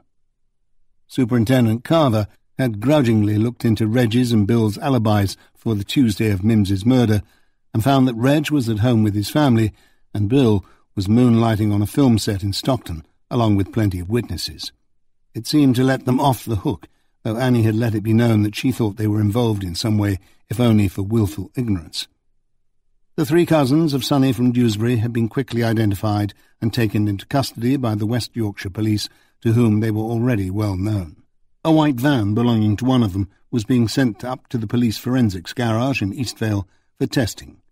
According to the local police, there was a dirty, stained mattress in the back, and several of Mimosa's personal items, including her mobile and her shoulder bag, were soon found hidden in the house of one of the suspects. The search was still going on for Jade, who, according to the school secretary, was really called Carol Fisher, but nothing had been seen of her so far. At least, they had now managed to get a photograph from her foster parents. Jerry had tipped them off about the brother in Leicester, and the police down there said they'd keep an eye on his place. Already, according to a phone call from Superintendent Carver in Witherton, mobs were gathering on the estate, at the shopping centre and along the strip. Bricks had been thrown, shop windows smashed, a few scuffles had taken place. One young white youth had already been taken off to hospital with blood streaming down his face after he and several cronies had mounted an assault on the mosque. The riot police were trying to keep a lid on it rather than exacerbate things, but it was getting more and more out of control as more people joined the various mobs, and he wanted reinforcements. The tabloid headlines showed a grieving Moffat family on the doorstep of their Southern Terrace house under the bold headline, "They murdered our little angel Mimosa." Beside the story were 3 small head and shoulders photographs of Middle Eastern men looking like police mugshots, but connected with a different story entirely. It was just a clever juxtaposition, a journalistic ploy. Adrian Moss would be over the moon, Annie thought. Winsome and Doug Wilson were about the only ones who appeared well rested, and even Wilson had probably been up half the night going through CCTV footage with the rest of his team, though they shouldn't call it footage, Annie thought, as it was mostly digital. Bite age, perhaps? Jazz Singh and Stephen Nowick were fresh too, though they had been working unusually long hours and had started early that morning. A.C. Gervais had managed to go home for a quick shower and change, but Annie could see the dark shadows under her eyes and her lipstick was smeared a little unevenly over her Cupid's bow lips. A.C.C. McCaughlan, having authorised the whole business and set things in motion, had gone home to bed. Banks had also gone home to get some sleep, but he had promised to partner Annie on the interview with Sonny later that morning. Everyone took their seats. Before they could even get started, Annie's mobile buzzed. She apologised and went outside and answered the call. It was D.C. Masterson in the hospital. "What is it, Jerry?" she said. "You should be resting." "I am," Jerry said. "They gave me some pills for the pain along with a sedative to help me sleep. It's really quite pleasant. Now I know why junkies do what they do." "What's so important?" "It might not be important, but I've remembered something. From last night." "Hurry up. We're just about to get started with the meeting. Can you put me on speakerphone so I can participate?" "Jerry, you're trying my patience." "Yes, Gov. Well, as I said, it may not be important, but just before they hit me and started chasing me, one of the gang, the one who shouted out to Tariq, called me Ginger, among other things." "Without meaning anything negative, Jerry, that's a perfectly natural thing to call you under the circumstances." "I'm not denying the colour of my hair, Gov, but I am wondering how he knew. It was dark out there on the street where we were, and as far as I know, he'd never seen me before. It was like a derelict edge of the estate, opposite an abandoned factory, and most of the streetlights were broken. You'd have to have superhuman vision to see the colour of a person's hair." "We didn't imagine it was a random attack on a lone female," Annie said. "But if he couldn't see your hair in the dark, how did he know to call you Ginger?" "I think Sonny must have told him about us. Our visit to the takeaway, maybe told them to keep an eye out for us. Jade mentioned that Sonny and the others had some young lads on the estate who do legwork for them. Maybe they do a bit of enforcing, too. That still doesn't explain how they knew it was you. I would imagine Sonny described us both, told them I was the tall, skinny one with long ginger hair." "And what does that make me?" asked Annie. "The short, dumpy one with curly brown hair?" "No, Mama, I didn't." "Sorry, Jerry. It's okay. Go on. How did they know where you were?" "I don't think they did, or they'd have probably come into the house after Jade. They could see my hair was long and that I was tall and thin. They were waiting by the car. It was the only one on the street. Maybe they were planning on boosting it when I came along, or maybe Sonny had seen it and described it to them. I suppose it's pretty conspicuous. I don't know, but don't you see, if Sonny had them on lookout for us, that makes it even less likely that Jade set me up. She'd never even seen me, as far as I know. We only talked on the phone. And it was pitch black in the house, even when my eyes adjusted to the dark. All I could see was outlines, silhouettes.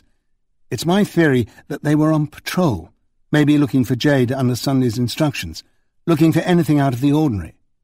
"Excellent," said Annie. "If that's true, it gives us a stronger possible connection between Sonny and Tariq and the rest. I'll bring it up in the interview. Now, get some rest, Jerry." "But, Gov, can't I be in on interview—" "No. Rest, D.C. Masterson. It's an order." Annie ended the call and turned to the assembled team. "Another link in the chain," she said. "This one possibly connecting Sonny to the attack on D.C. Masterson." Jazz and Stephen had nothing new to report yet, so Annie stood by the whiteboard making the occasional notation and went on to fill everyone in about the events of the previous night, making it as succinct as possible, but trying not to omit any of the essential points. "That means there'll be plenty of TIEs and actions flying around after this meeting, so catch what you can. It's going to be another long day. Doug, have you got anything for us on the second car on Bradham Lane that night?"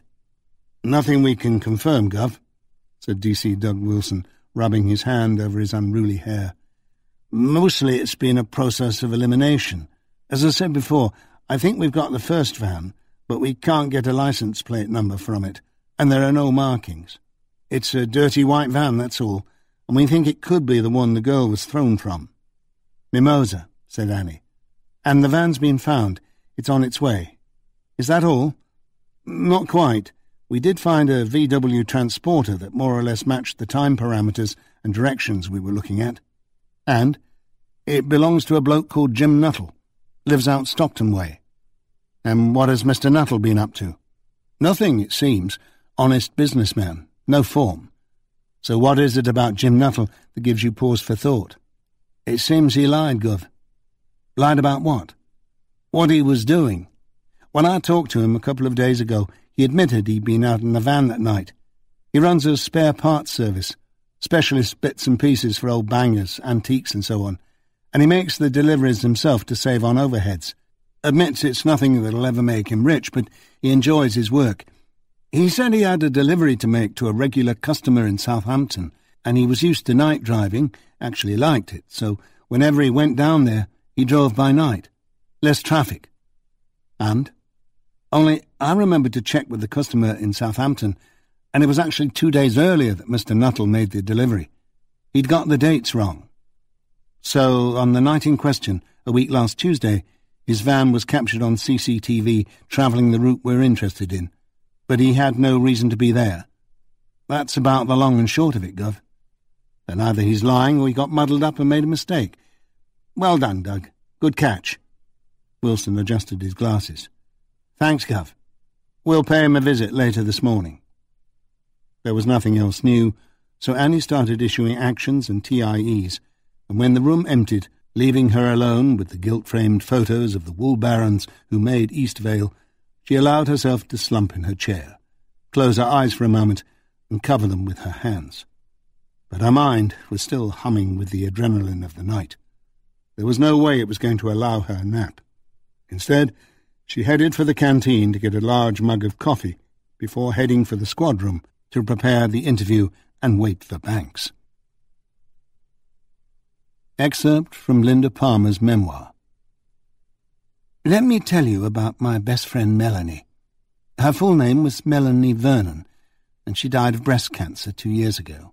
I know I'm jumping way ahead now, and maybe it's nothing to do with what you want to know, but her early death hit me hard and brought back a lot of memories from that Blackpool holiday, the only holiday we ever shared, and it tells you something of the cost to me of what happened.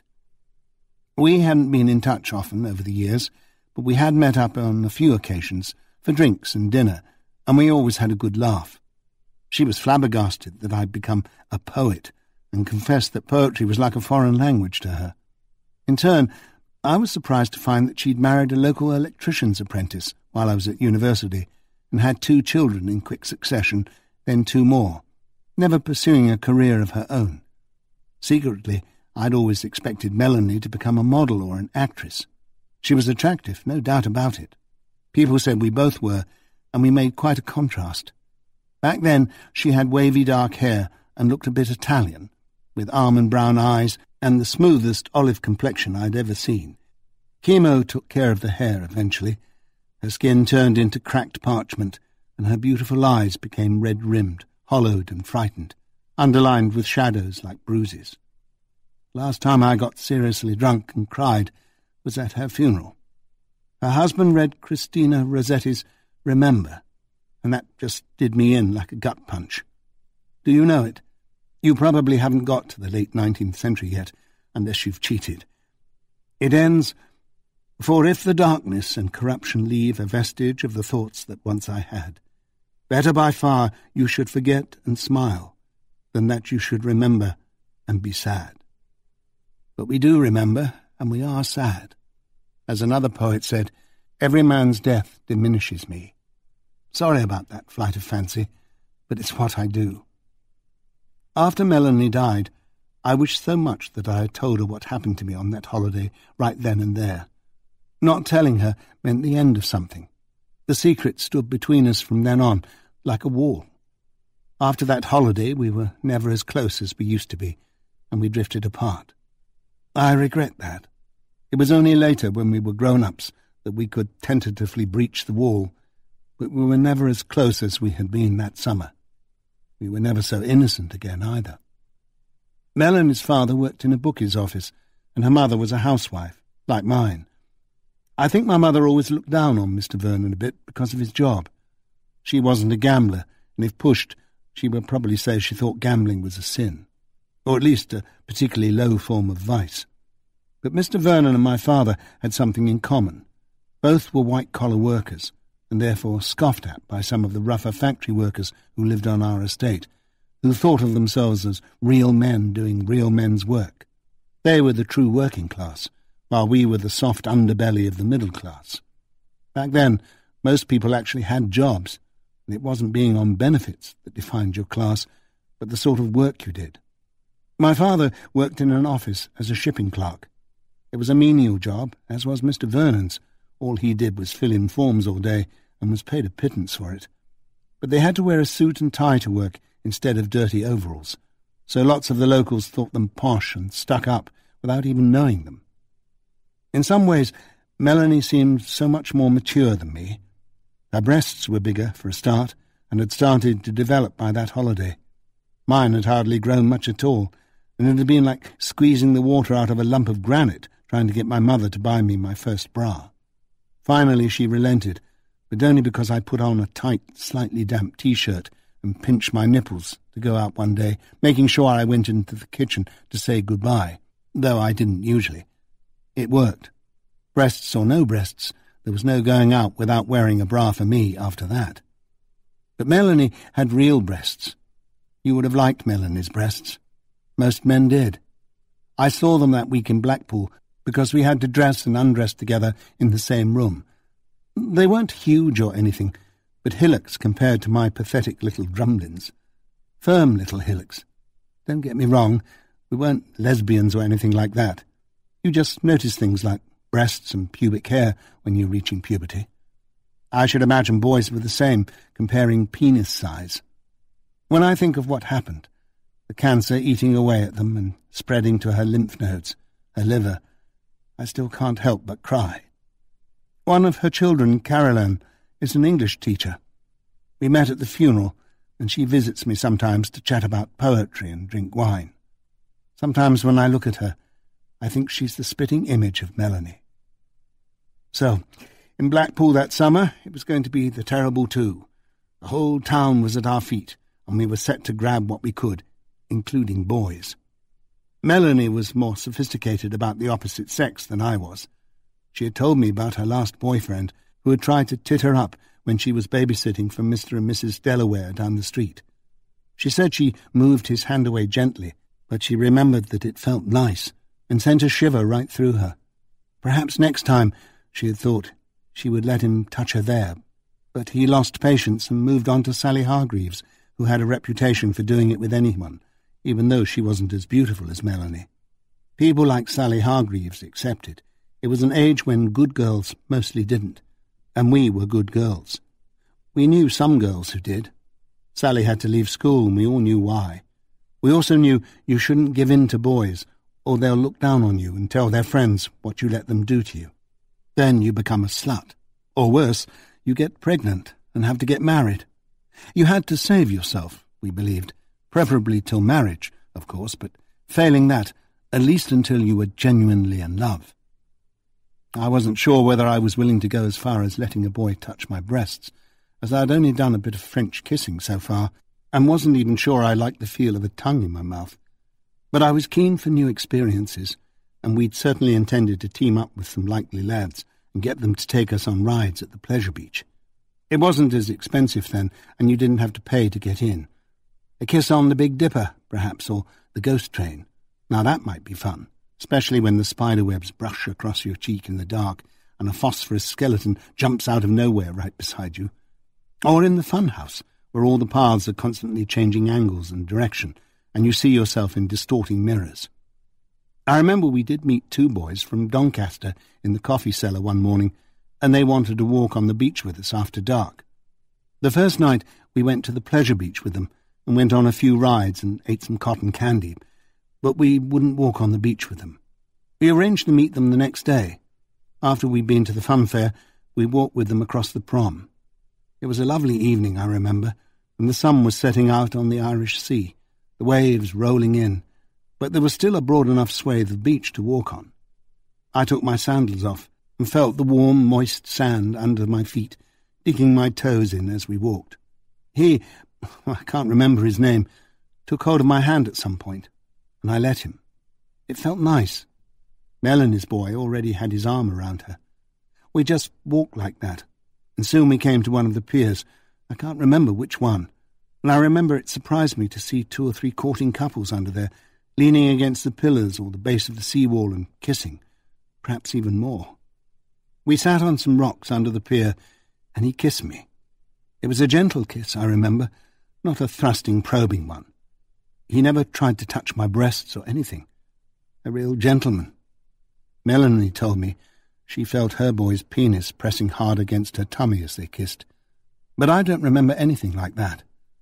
It was a sweet kiss, a soft kiss, and the last good kiss I remember having for a very long time. We arranged to meet in 2 days at the same spot, by the Laughing Policeman. But it was too late by then. Sonny was still sulking in the interview room when Banks and Annie joined him, along with his legal aid solicitor, Haroun Malik, later that morning. Sonny had been allowed to consult with the lawyer earlier, but it remained to be seen what his position would be when they started to question him. There was going to be no good cop, bad cop, Banks and Annie had decided. Just 2 cops. They arranged their papers on the table, went through the formalities of setting the recorder going, and informed Sonny that the interview would also be filmed. He didn't seem to care. He was hunched down in his chair, a slight figure, hardly the sort of man you'd expect to play such a cruel and despotic role over a number of young girls in his thrall, but appearances could be deceptive. The room was hot and stuffy, and Haroun Malik requested fresh air. There were no windows to open and no air conditioning, so Banks sent for a fan, which slowly swiveled back and forth on a shelf throughout the interview, making an irritating clicking sound every time it reached the end of its arc and started to swing back. But at least it stirred up the warm air a bit. Sonny asked if he could smoke, but Banks said no and pointed to the sign on the back of the door. He loosened his tie before starting. "Okay, Sonny," he said. "You know why you're here." Sonny folded his arms. "No, I don't. I've done nothing wrong. This is racial persecution." "Did you know a girl called Mimosa Moffat?" No comment. "Jade? Carol Fisher?" No comment. "Kirsty McVie, Rebecca Bramley, Melissa Sandbrook, Susan Williams, and Kathleen Nielsen?" No comment. "They're all girls between the ages of 13 and 15, and we have information that you use them for sex and for purposes of prostitution. Do you have anything to say to that?" No comment. "Is this going to be a no-comment interview?" Annie asked. No comment. Haroun Malik had a brief word in his client's ear.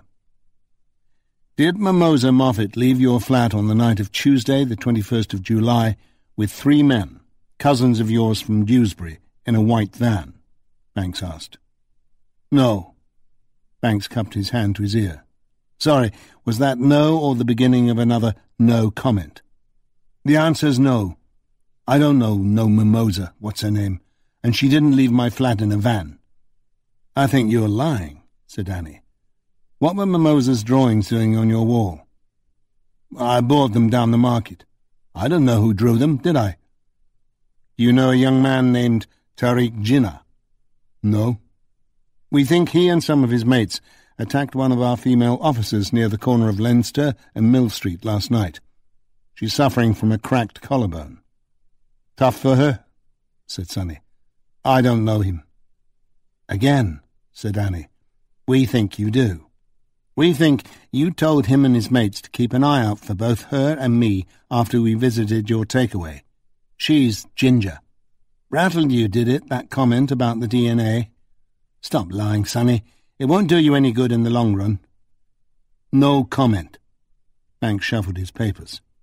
"We have statements from 3 of the girls already who claim that you seduced them first with presents, cigarettes, drink and drugs, mobile phones and top-ups, food and free taxi rides specifically. Had sex with them, then threatened them with violence and used them for the purposes of prostitution, telling them it was payback time, actually using violence against them if they dared to refuse. What do you say to that?" No comment. "There'll be evidence of their presence in your flat, you know. It's being thoroughly searched right now. It'll be a lot worse for you if it turns out you've been lying to us about knowing them." Sonny half rose from his chair and grabbed the edges of the table. "What's that you say? They're in my flat? Now? But I gave no permission. You don't have to, Sonny. We have a judge's warrant. It's perfectly legal. Your solicitor will tell you. Haroon Malik asked for a moment alone with his client, and Banks and Annie paused the recording equipment and left the room. When they came back and resumed, Sonny seemed more relaxed. Sometimes interviews went this way, Annie reflected. The suspect lied and denied everything up to a point, then decided that a slightly sanitized version of the truth might be more acceptable. Next thing, maybe Sonny will be wanting to make a deal. The girls whose statements we have are all under the age of consent, said Banks. What do you say to that? How would I know what age they are? They all look the same to me. I take it by that you've decided to admit you do know the girls, but you're claiming you didn't know how young they were. Am I right? That's right. Can I help it if girls like me, think I'm handsome? And there was no prostitution. These girls like to party. You don't have to pay them. Now we're getting somewhere. But I thought it was you who got paid. There's no call for that. And I want to make it perfectly clear that I had nothing at all to do with Mims's death. But you did know her and the details of her death. Yes, of course. I read the papers. He gave Annie a scathing glance. And that one came round the takeaway along with her friend and tried to fool us into believing they could tie our food to her stomach contents. No way. No way she had your food, or no way we could tie it to your takeaway. I googled it. It's not possible, scientifically, so you've got nothing on me. Why did you Google it? Annie asked. What? About the stomach contents. Why did you Google it? I was curious. Sure you weren't worried? I have nothing to be worried about. But you admit you were lying a few minutes ago when you denied all knowledge of these girls. Sonny looked down at his hands on the desk. Yes, all right, I thought you were going to blame me for something I didn't do, just because of the colour of my skin. And now? Sonny turned to Haroon Malik. I know I didn't do anything wrong, so I've nothing to fear. I have no reason to lie. Good decision, Sonny, said Banks. Maybe we don't have any forensic evidence yet, but we do have plenty of witnesses and victims who are willing to testify against you and your friends. Your girls are starting to talk, Sonny. What you did to Mimosa has got them really upset with you.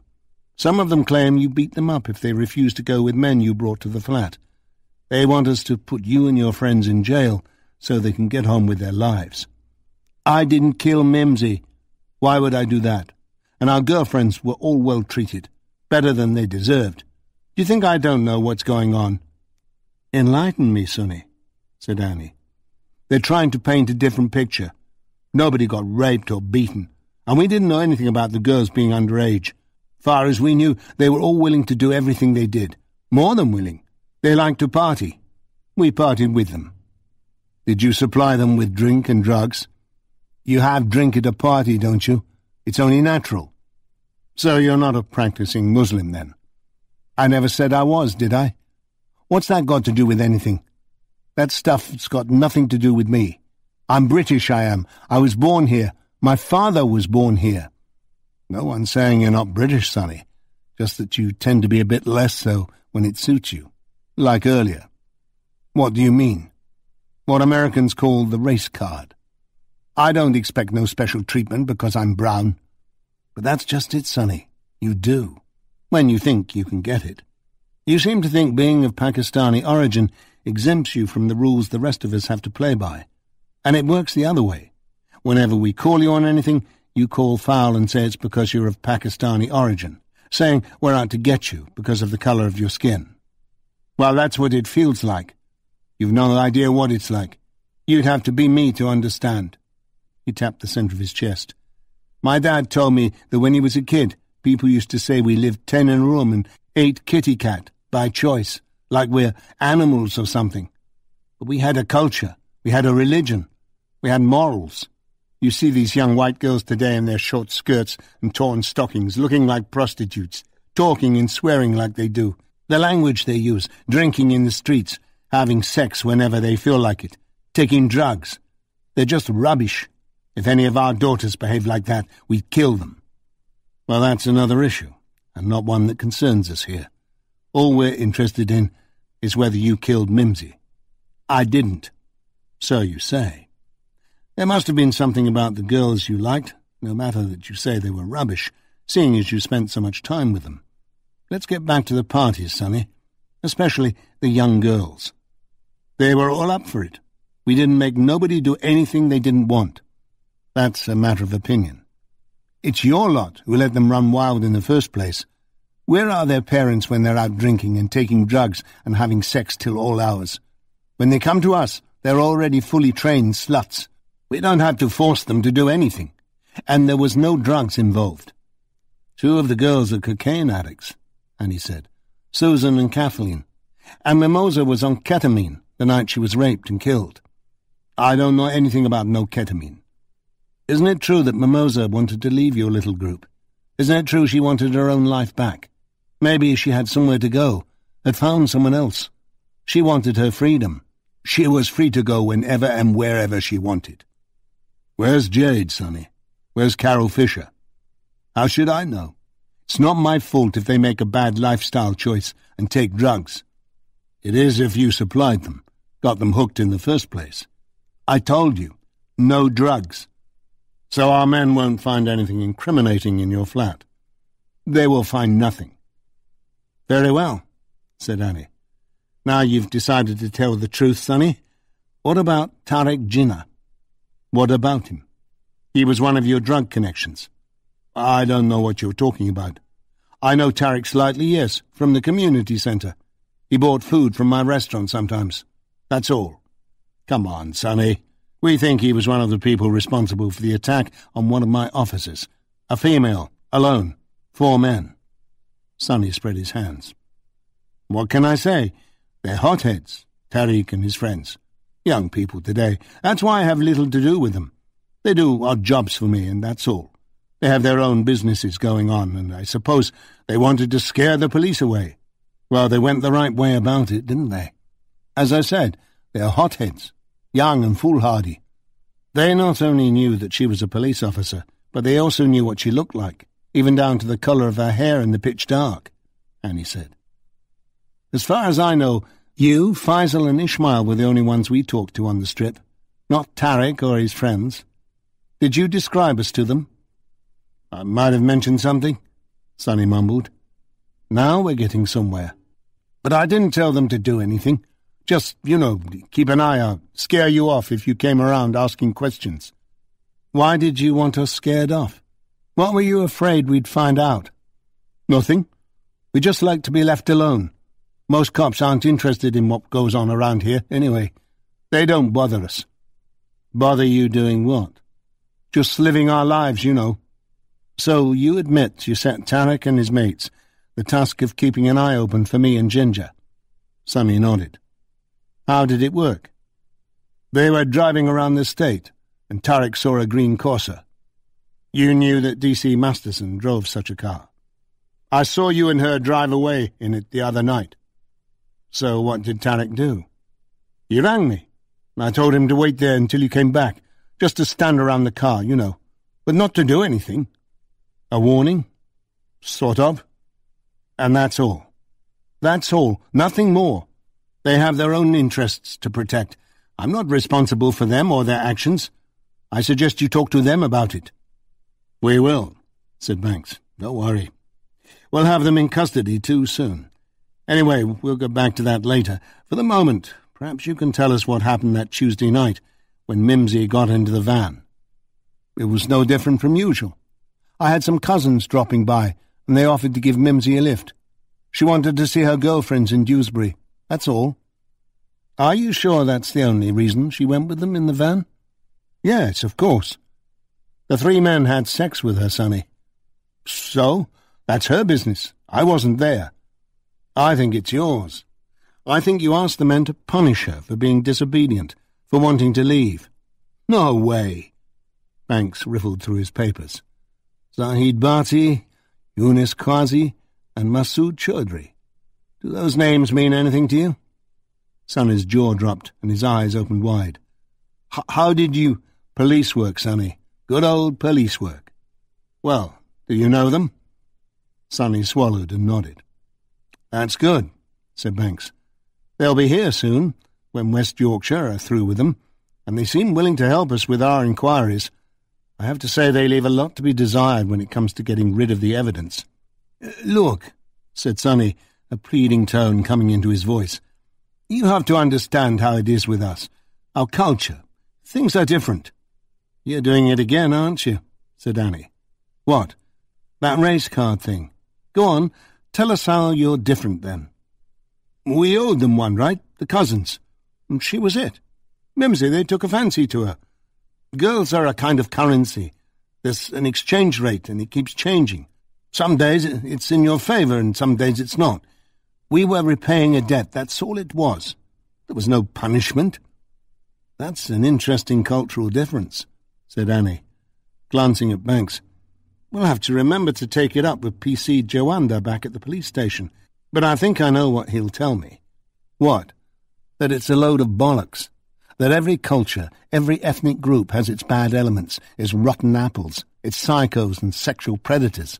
I know mine does. I suspect that yours is no different." Sonny scowled. "Nobody assaulted her. She was up for it, right enough."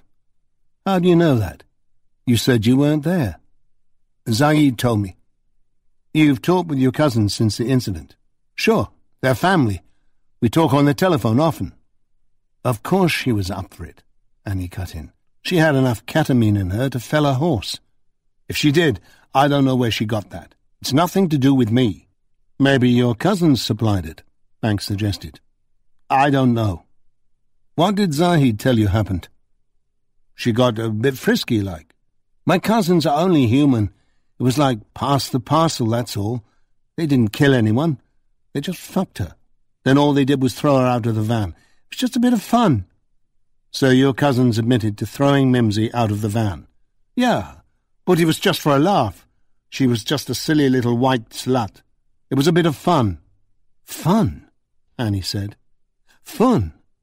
Throwing a young girl out of a moving van, naked and stoned in the middle of the night, in the middle of nowhere? That's your idea of fun?" "They slowed down. They told me they slowed down. She wasn't hurt when she left the van. And it was a warm night." "How did you feel about that?" "I don't know. I wasn't there. It was nothing to do with me."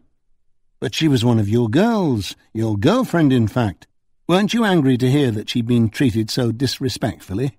Annie asked. "I'm not possessive. It's not—" "I know," Banks cut in. "It's a cultural thing. But you're sure you weren't just a little bit jealous? Are you sure you didn't head out after them, and when you saw Mimsy walking back up that lane, you got out and gave her a good thrashing?" "No, you can't say that." "Just asking, Sonny. What did you do after the van left Witherton?" "Nothing. I went to bed. I watched TV." "Which is it?" "I watched TV in bed." "Alone?" "Well, I suppose you would be, with your girlfriend gone to have sex with 3 of your cousins, wouldn't you? Unless you had Jade or Kirsty or Mel to keep you company. Did you, Sonny?" "No, I was alone." "That's not much of an alibi." "I didn't know I need one. How could I know they'd throw her out of the van and she'd be on the road?" "Why did they throw her out of the van? Did they tell you?" "She was weirding out on them. The K, I suppose. They couldn't deal with her no more. She was like a wild animal. So they chucked her out. They didn't mean to hurt her." "Was it because she wouldn't consent to commit certain sex acts?" "Come again?" "She wouldn't let them do what they wanted to her." "She'd let anyone do anything to her when she was off her face like that." "How do you know, Sonny? You said you had nothing to do with ketamine, with drugs." "You're twisting my words." "How am I twisting your words?" "What about the other girls?" Annie asked. "They're all the same." Banks glanced at Annie. Their disgust was clear to see on her face. "Well, D.I. Cabbot," he said, "I think that's all the questions for the moment. Why don't we put Sonny here in a nice comfortable cell while we gather the rest of the statements and see what the teams have stumbled across in their searches?" "Wait a minute. What do you mean, cell? I've told you what I know, haven't I? I've cooperated. We're done. You've got to let me go now." He looked despairingly at Haroun Malik. "Tell them they can't do this." The lawyer remained impassive. "But we haven't finished with you yet," said Annie. "Not by a long chalk."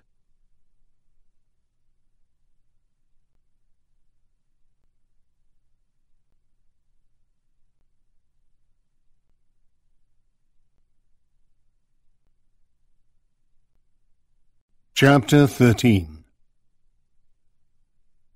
A sea fret shrouded Xanadu the second time Banks and Winsome paid a visit to Danny Caxton. This time they were ushered by the young servant into a large white room with a white grand piano at its centre. The mist nuzzled up against the French windows. 3 navy-blue leather armchairs were arranged around a huge open fireplace, though there was no fire burning. Caxton wore a white shirt and a yellow herringbone sweater fastened by its sleeves around his neck. They sat down, and there was no offer of refreshments. "It's good of you to see us, Mr. Caxton," Banks said. "Goodness has nothing to do with it. If I thought I had a choice, do you think you'd have got through the gates?" Caxton sipped an amber-coloured drink from a crystal glass.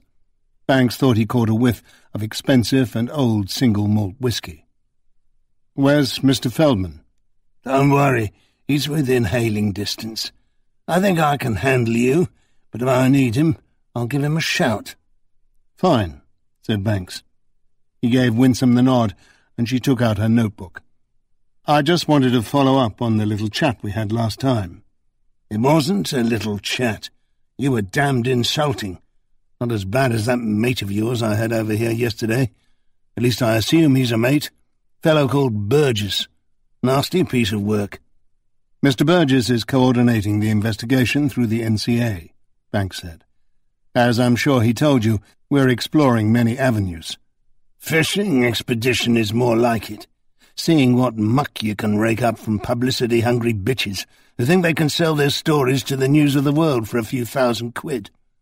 "Sorry to disappoint you, Mr. Caxton, but the news of the world no longer exists." "Well, let's be thankful for small mercies. Still, it's no matter. One goes, another springs up to take its place. Like weeds. Like coppers. What do you want now?" "Some new information's come up." Caxton cocked his head to one side. "New information? Like what?" "Tony Monaghan." "Who? Are you trying to insinuate that I assaulted men as well as women?" "Come off it, Mr. Caxton. Don't play the innocent with me. You should remember Tony Monaghan. He worked for you from 1966 and 1967, until he was found stabbed to death in a public convenience in Leeds." "Oh, that's Tony Monaghan. Well, yes, I do vaguely remember him.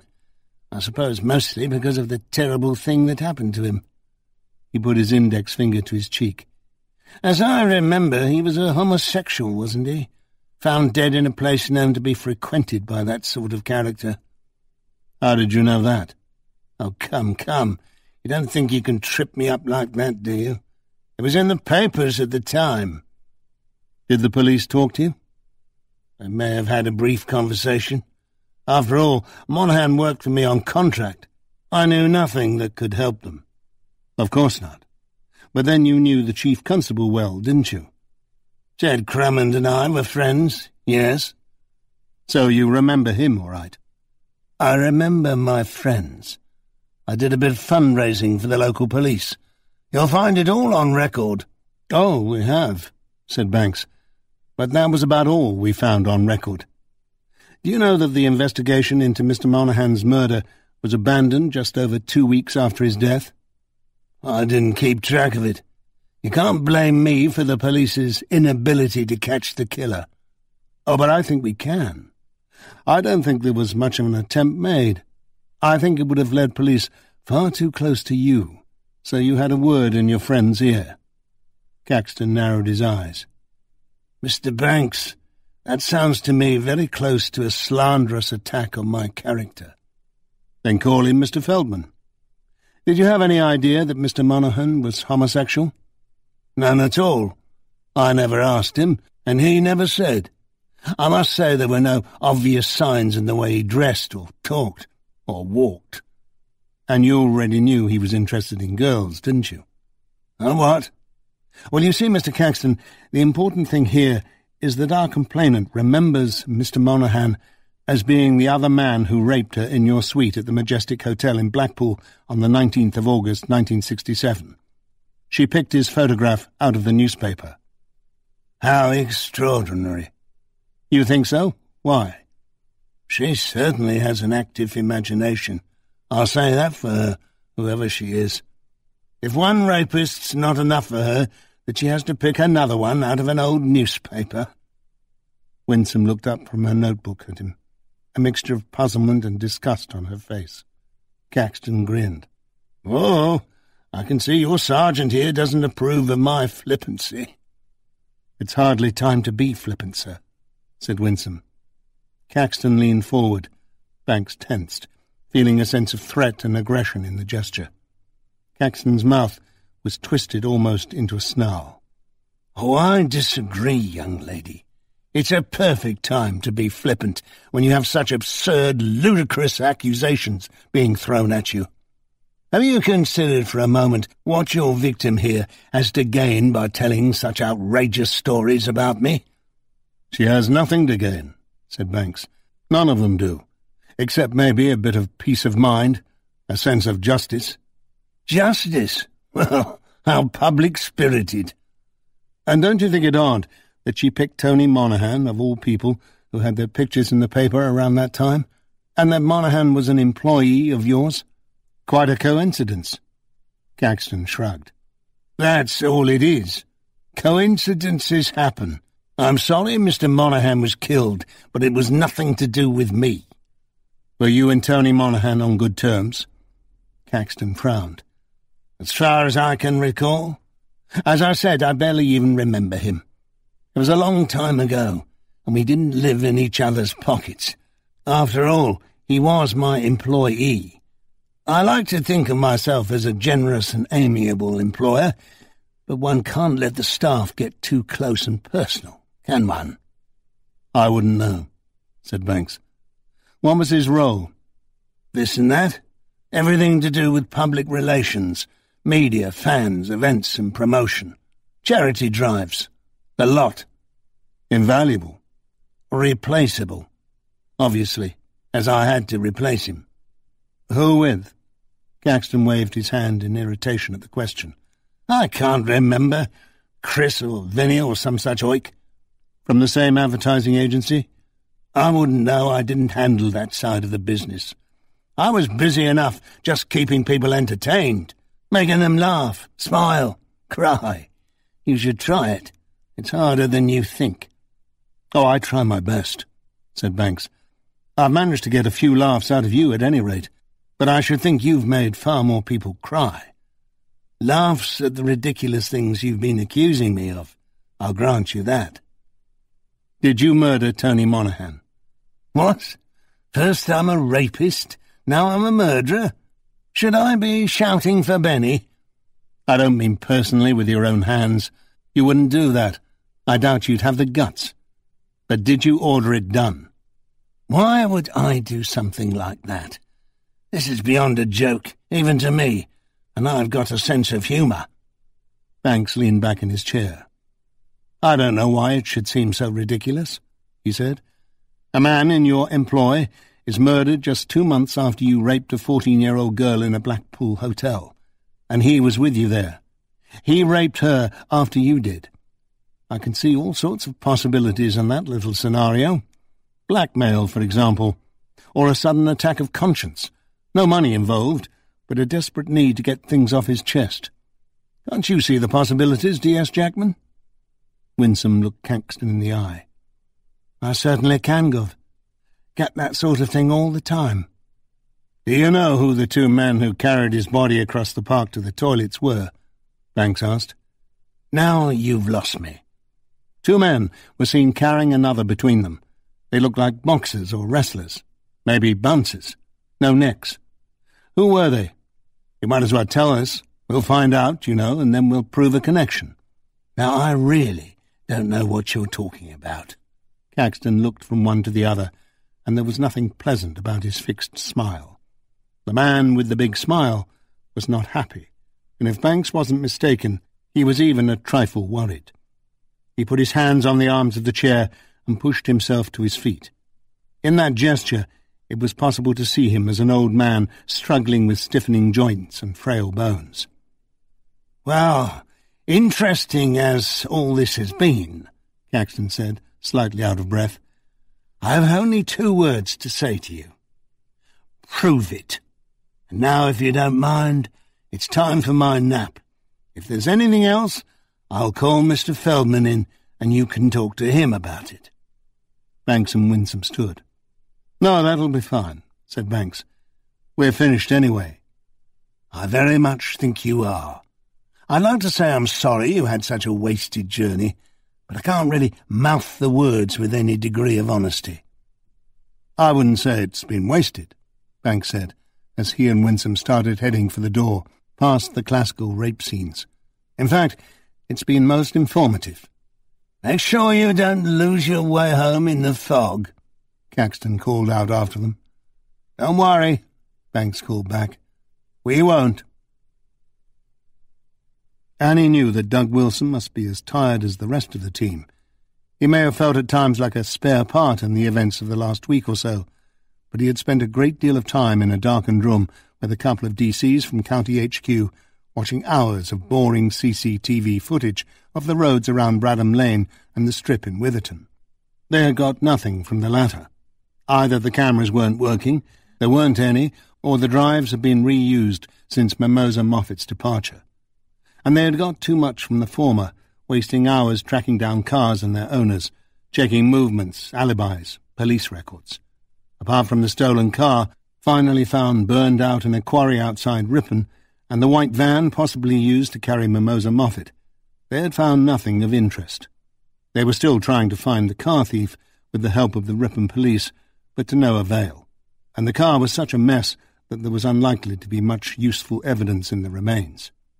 So they were left with Jim Nuttall, rare auto parts supplier of Stockton-on-Tees, who had lied about being on the road at the time of Mimosa's ordeal, delivering a shipment to a dealer in Southampton.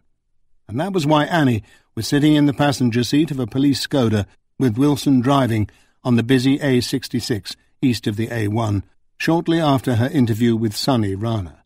She thought Doug needed to get out of the darkened room for a while, and he seemed more than willing to accompany her. There was nothing else she could be doing at the moment. Everything was in hand. The preliminary search of Sonny's flat had uncovered small quantities of heroin, cocaine, marijuana, and ecstasy, but no ketamine.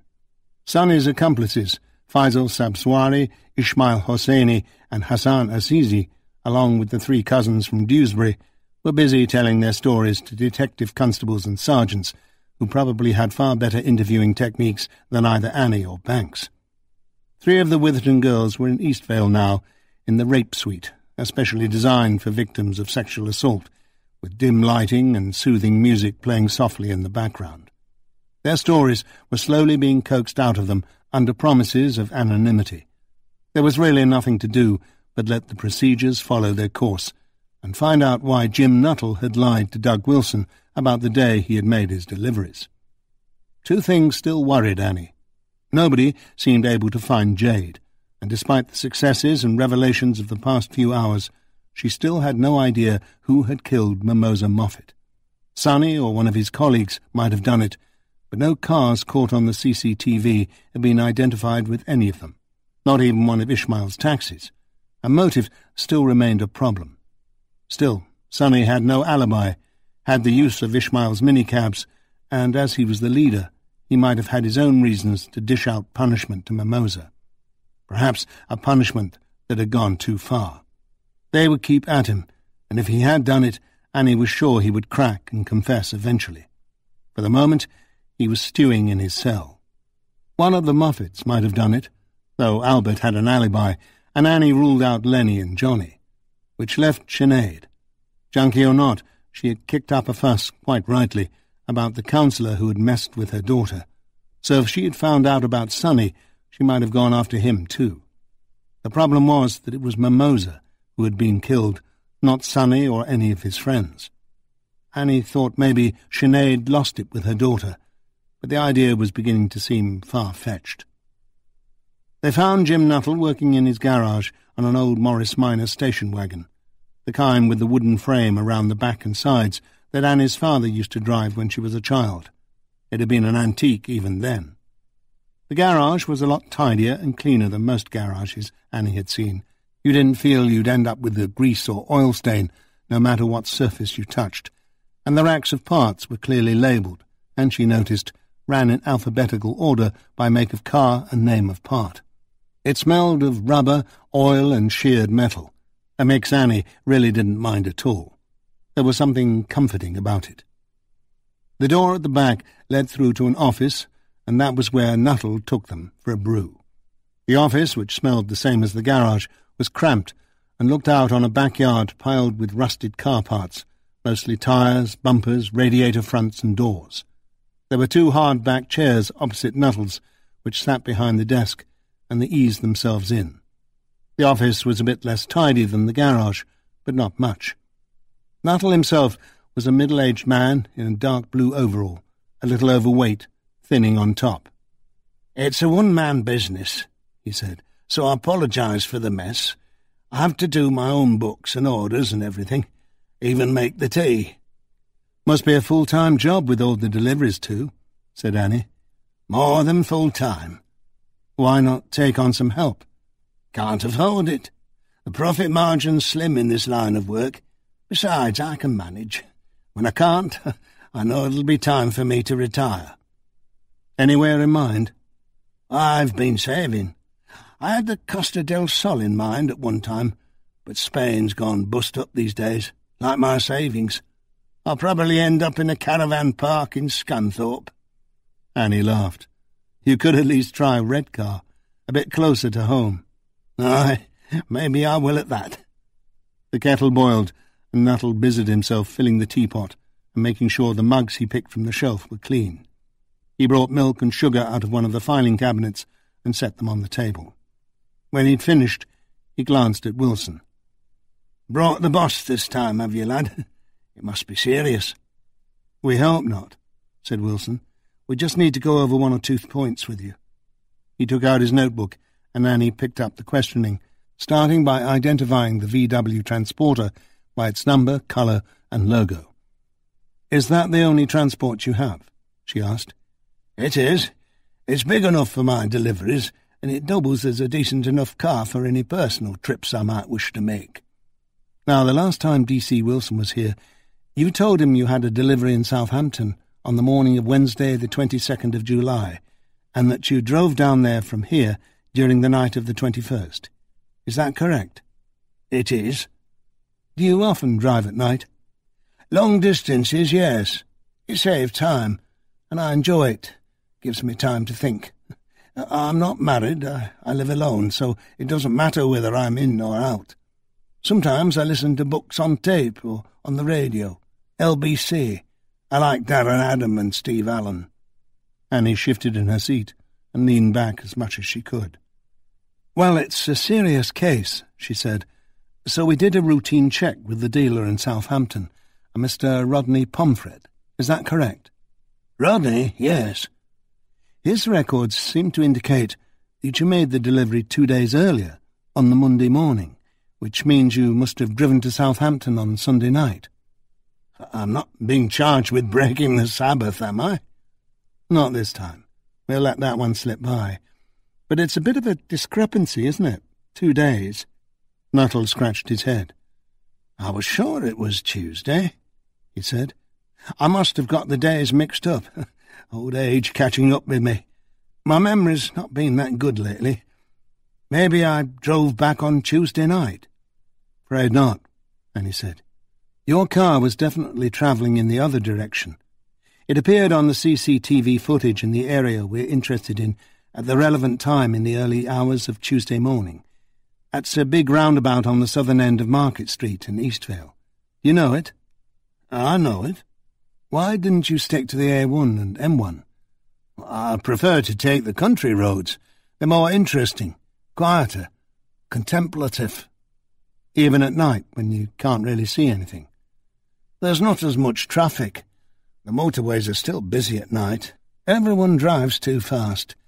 It's more peaceful than speeding along in 3 or 4 lanes with some bugger always on your tail and people overtaking without signalling, not to mention the drunks driving home late from clubbing. I know what you mean, but can you see our problem? If you weren't driving the van to Southampton when you said you were, what were you doing at East Vale roundabout that night? You must have brought the van back Monday, maybe also overnight, or even during the day, Monday or Tuesday. Don't you remember? Not for the life of me. It must have been another delivery, Tuesday night. I go all over the country. Where did you go that time? Exeter, Birmingham, Shrewsbury? When do you sleep? I can't remember. I do seem to be getting a bit muddled. Maybe it's lack of sleep. C.C. Wilson looked at Annie for the OK, then said, "We'd really like you to help us out a bit here, Mr. Nuttall. It's a muddle we need to get sorted. You must have records, surely, for tax purposes at least. Receipts from petrol stations and so on." Nuttall gave Wilson a sharp glance. "I keep my taxes in order, young lad. Don't you be fretting about that." "Where were you going in the van at 2 o'clock on Tuesday night?" Annie asked. "It's not meant to be a difficult question." Let me see. Nuttall examined a large desk diary, running his finger down the page. "Bristol. That's it. It must have been Bristol. May I?" Annie gestured for the diary. Reluctantly, Nuttall turned it around to face her. "That was the previous week, Mr. Nuttall," she said. "The 14th of July. It's the 21st I'm talking about. More accurately, the early hours of the 22nd. Nuttall said nothing, just picked at imaginary threads on his overalls. "Mr. Nuttall," Annie went on, "something's not right here, is it? We need to know what it is, what you're not telling us. If you haven't done anything wrong, then you've nothing to worry about. Were you driving your car in the vicinity of Bradham Lane on the night of Tuesday the 21st of July around 2 in the morning?" "No," said Nuttall, looking at her with frightened eyes. "I didn't go out at all that night. I didn't feel well. I remember now." "Then who was driving your van?" "I don't know. Someone must have borrowed it." "Do people often borrow it without your permission?" "No." "Well then, it must have been stolen." "But you didn't report it stolen." "They must have brought it back before I noticed. That's what happened. It was there the next morning, so I never realised it had been gone." "Don't you check the fuel gauge, the mileage, for tax purposes?" "I must have forgotten that time." "Have you been out on it since, Mr. Nuttall? Since the nights it was stolen and returned?" "No, just for a couple of local deliveries, like. No overnights." That meant there could still be forensic traces if the VW transporter had been involved in Mimosa Moffat's murder. "OK," said Annie. "I'm losing my patience just a little bit here, Mr. Nuttall. No matter what, we're going to take your van in for forensic examination immediately. Now you can cooperate with us here and now, or you can come into the station at East Vale with us, and we can talk further there while we wait for the results. Either way, I simply want you to tell the truth. I don't think you've done anything terribly wrong. I don't know what you're afraid of, but believe me, whatever it is, it won't be worse than getting charged with murder, which is what will happen if you don't come clean." Nuttall swallowed. "Murder?" "That's right." "I haven't murdered anyone." "Then tell us the truth." "But he wouldn't, not—" "Not who, Mr. Nuttall? Do you know who borrowed your car that night?" Nuttall nodded. "Tell me." There was a long pause as Nuttall seemed to consider his options. Finally, he took a packet of cigarettes from his top pocket and asked if he could smoke. Normally, Annie would have said no right off the bat, but she nodded reluctantly. Anything that might help him talk. It was his office, after all. The acrid sulphur of the match and smoke from the cigarette irritated her nostrils. She edged back a couple of inches and sipped some tea. She watched a black cat peeking its way across the pile of tyres in the yard and let the silence stretch. "I can't do it all myself," Nuttall said finally, "so I have a lad to make some runs for me." "Why didn't you tell us this before?" because it's not on the books. I don't pay him much, not as much as I'd have to if it was official like. And there's no tax, no worries, just cash in hand. He's always been a good lad. I can't believe he'd do anything like you've been talking about." "Was this lad driving your van on the night in question?" "Aye. He'd done a delivery that day in Sheffield, and he had a pick-up the following day from a scrap dealer in Sunderland, some parts from an old Humber. So I told him to just park the van where he lived, save him coming all this way in the morning. He's done it before. What are you going to do to me? Are you going to report me?" "Not if you tell me what I want to know. Who is it? What's his name?" There was another pause as Nuttall sucked long on the cigarette and drew the smoke deep into his lungs. As he exhaled, he looked down as if ashamed of what he was doing, and whispered, "Albert. Albert Moffat is his name. He lives in Witherton." "What the hell are you doing here?" Annie barked at Jerry as Jerry walked through the squad room door, her shoulder braced, arm in a sling. They were the only two in there. "I don't want to miss anything, Gov," Jerry said. "We've put a lot of hours into this. It's near the end, I can feel it. I don't want to be lying in some hospital bed, twiddling my thumbs." "Did the doctor release you?" "I'm fine. There's nothing wrong with me. My collarbone's just cracked, not broken. I didn't have any concussion or any hidden injuries, so they let me go." "You should have gone home. If you're still on painkillers, you're no use to us." "I haven't taken any more yet." Jerry grimaced as she lowered herself into her chair, using her good hand on the desk for balance. "Okay," said Annie, sitting on her desk. "That was a bloody stupid thing you did last night. You could have got yourself killed." "Sorry, Gov. I didn't see any other way. Is there any news on Jade?" "Not yet. She isn't in Leicester yet, and the foster brother says he hasn't seen or heard from her in months. We've got a bulletin out. Her real name's Carol Fisher, by the way, but that's not the point." "What do you mean you didn't see any other way? You broke just about every rule in the book. What am I supposed to do with you?" "I should imagine the ACC or Chief Superintendent Gervais will have a few ideas about that, Gov. As I remember, they were both dragged out of bed in the middle of the night because of me." Annie managed a thin smile. "That's true." "What would you have done, Gov, given the opportunity?" "I didn't have a lot of time to make my mind up. It sounded like a one-time offer with a short expiry date to me." "That doesn't excuse what you did. But I got a result. Doesn't that go some way towards exonerating me? Besides, what should I have done? Called Superintendent Carver? Have him send in the heavy squad? You know what he's like. Or Reg and Bill, maybe." "You could have called me." I'm sorry. I thought I had a rapport with Jade. She trusted me. I didn't want to do something that might throw her or cause her to back off." "You did well, Jerry," Annie said. "It's just... I've been there, you know. The wrong place at the wrong time. I still have nightmares." "Nothing happened." Annie gestured towards Jerry's shoulder. "Tell that to the officers investigating the incident. And they will, you mark my words." "I'll deal with that when it happens," said Jerry. "Let them demote me." Annie laughed. "They can't demote you. You're as low as they come to start with." Jerry blushed. "You know what I mean. Put me back on probation again." "Or traffic." Jerry bit her lip. "Would they do that?" "Who knows? You're right. Worry about it when it happens. Until then, consider yourself bollocked by your supervising officer." "Yes, Gov. What are we going to do next?" Annie explained about Jim Nuttall and his VW transporter, at present in pieces in the police garage. The CSIs already thought they had identified small quantities of blood around the brake pedal and accelerator, and Jazz Singh was checking it against mimosas. They were searching for anything to connect the car with Albert Moffat. At the moment, Annie said she was waiting for the CSIs to report. Then she would be talking to Albert again.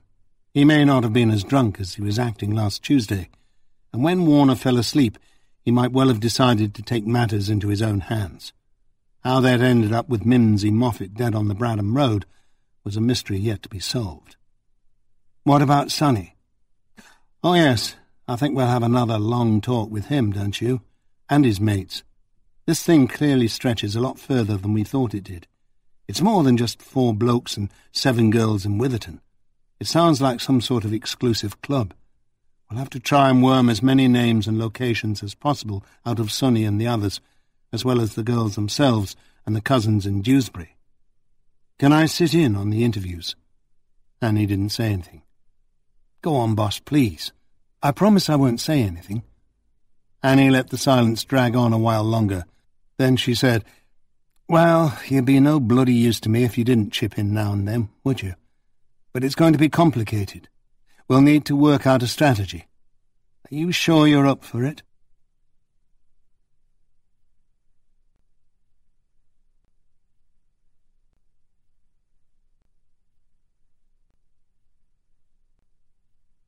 Chapter 14.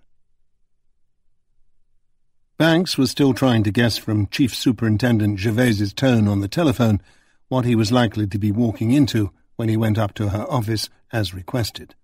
At least she was alone in there, he thought, with some relief after he'd knocked and entered. No Adrian Moss, Superintendent Carver or ACC McCaughlin. She even offered him coffee, which he accepted, and they sat down at her circular glass conference table, not the more formal desk. "Guess what, Alan?" she said. "I've had a call from the Chief Constable." "I was wondering when that would happen.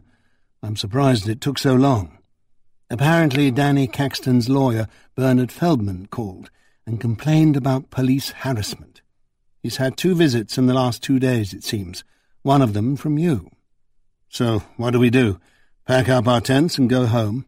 "Hold your horses, O ye of little faith. If you want the short version, our erstwhile lord and master told him to sod off."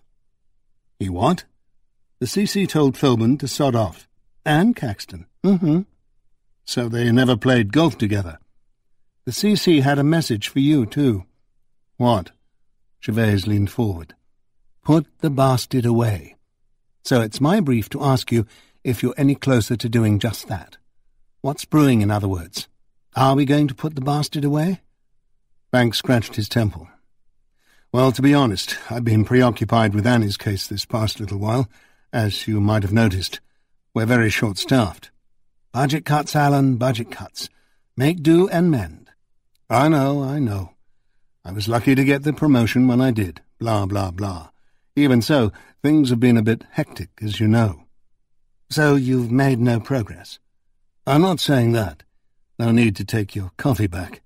I've had my team of highly trained elves working on it night and day." "And what has D.S. Jackman come up with?" "She's been digging deep into Caxton's past, and she's come up with plenty since we talked to him yesterday. You know we think he was involved in the murder of Tony Monaghan." "Yes." "Well, naturally there's no hard evidence. It's all disappeared, if it ever existed. But we do have a little more powder to add to our arsenal." "Circumstantial?" "Most of it, yes. But there are witnesses. Linda Palmer, Simon Bradley." "Okay. So what did your elves dig up?" 3 things of immediate significance, I think. In the first place, remember Linda Palmer saw that photo on the front page of the Yorkshire Evening Post for the 27th of October 1967, just 2 weeks after Monaghan's murder. It shows Caxton, with a big cheesy grin on his face, handing over a cheque. Well, one of those enormous fake cheques, if you know what I mean, for £10,000 for the Police Widows and Orphans Fund. As you can imagine, that was a lot of money in those days. We've got a bit more on it now." "Where did this money come from?" "Caxton raised it through telethons and fundraising drives, personal appearances and the like." "Well, we can hardly fault the man for raising money for charity." "It's not so much that. It's who's in the picture with him. I'll have a copy sent up to you later. For a start, Caxton's handing the cheque to Chief Constable Edward Crammond, who Simon Bradley told me was behind axing the investigation into Monaghan's murder around the time the picture was taken. Also present was Detective Chief Superintendent Dennis McCullen, D.I. Chadwick's SIO on the case." "Are you saying that the charitable donation was a bribe?" "No, not at all," said Banks. "You couldn't do things like that even then. It's just one of a number of things that show how close Caxton was linked to the local constabulary at the time. He was known to be a mate of Crammond's, same golf club and all, best seats at Headingley for the test match every year. Winsome's still digging to see if she can find more. "It's not much, though, is it?" said Gervase, the tip of her pencil against her Cupid's bow lips. "What do you mean? Not worth a refill?" Banks held out his empty cup. "Cheeky bastard." Gervase grinned. "But you can get it yourself." Banks did. "So that's one investigation we've still got going on," he said. "Caxton's relationship with local men of influence, especially high-ranking police officers. And you can bet that'll spiral when the other counties get as deeply stuck into their investigations as we have and start looking for lost statements and the like." "Are you saying that Caxton was involved in Monaghan's murder and got Crammond to put a lid on the investigation?" "Something like that, yes." "It'd better be more than something like if Adrian and the press ever get hold of it, let alone if it goes to court." "I realise that. But there's more. Simon Bradley mentioned a witness, a student who was crossing Hyde Park the same night Monaghan was killed. From what Bradley can remember, the lad saw two men carrying a third between them. He appeared drunk, but he could have been dead. It could have been Monaghan." "Could have been? Did he get a good look? Does Bradley remember the details? Can we locate this student?" "No. But Bradley does remember the young lad said the men were scary enough that he made sure they didn't see him. He said he thought they were bruisers of some sort, a couple of burly blokes with no necks and shaved heads. And after a bit of digging, Winsome came up with the Stott brothers, a couple of burly blokes with shaved heads and no necks, one of whom was a boxer. And they were a couple of local Leeds villains, muscle, enforcement, mercenary, both dead now, one by violence. Winsome's trying to find out more about them, but the one link we do have is that they were bouncers at a Bradford disco Caxton part-owned around the time of Monaghan's murder. They also ran a Leeds boxing club he supported, one of his youth projects. Apparently, the disco was a place Caxton used to like to visit. We think because he liked the young girls it attracted. But as I say, Winsome's digging deeper. There's definitely a connection. Caxton knew the Stotts, and he could have hired them to kill Monaghan and make it look like a gay murder. They were known to favour switchblades as well as their fists. "Was Monaghan killed by a switchblade?" "We don't know," said Banks. "All the files have disappeared, including the post-mortem report and forensic examinations, if there were any." "Pity. It still could have, Alan. And good luck to D.S. Jackman. After all this time, she'll need it. You know we'll never be able to prove that Caxton hired a couple of deceased thugs 50 years ago, don't you? You said 3 developments. What's the third? I hope it's a bit better than the last 2. Tony Monaghan's widow. You remember Winsome said she was following up on that? Well, she discovered that Ursula Monaghan remarried in 1974 and became Ursula Pemberton. She was widowed for the second time in 2009, natural causes this time, and she now lives just up the Northumberland coast. She's still alive? As far as Winsome could gather. She checked the electoral rolls and DVLA in Swansea. Ursula Pemberton still votes, pays her council tax, and has a valid driving licence. Think about it. If she was in her 20s in 1967, she'll be in her 70s now. That's not so old. "Sad thing is," said Gervase, "I can remember when it was." She fingered a paperclip. "It's still not a lot, is it? And some of it's a bit of a stretch. There's not much you can do with any of it in court." "I know. It's all part of a bigger picture we're building up. We've got the CPS on side." "I understand that. I just hope the picture turns out to be what you think it will be, and you haven't forgotten to take the lens cap off or just pointed the camera at your foot." Banks spread his hands. "Well, that's about where we are. You asked." "And Linda Palmer?" "Linda Palmer will stand up. She's working on a sort of written memoir of her time in Blackpool. I suggested it. I thought it might bring back a few more details." "And has it?" "Dunno. I haven't seen it yet. We were busy identifying Monaghan from the photo and finding out who he was." "Well, let's hope it jogs her memory." "We've got enough to go on already. especially with the other cases non-executive director Burgess told me about. He wanted to be special agent, so he's a bit disappointed with his rather dull title." Gervais laughed. "It's a bit of a mouthful, I know, but I don't know what else to call him. From what I hear, Dirty Dick will still do nicely." Banks smiled. "That all, ma'am?" "For the moment. Keep at it, Alan. Putting my reservations aside, we'll be jumping for joy if we can get Caxton on a conspiracy to commit murder charge, as well as rape."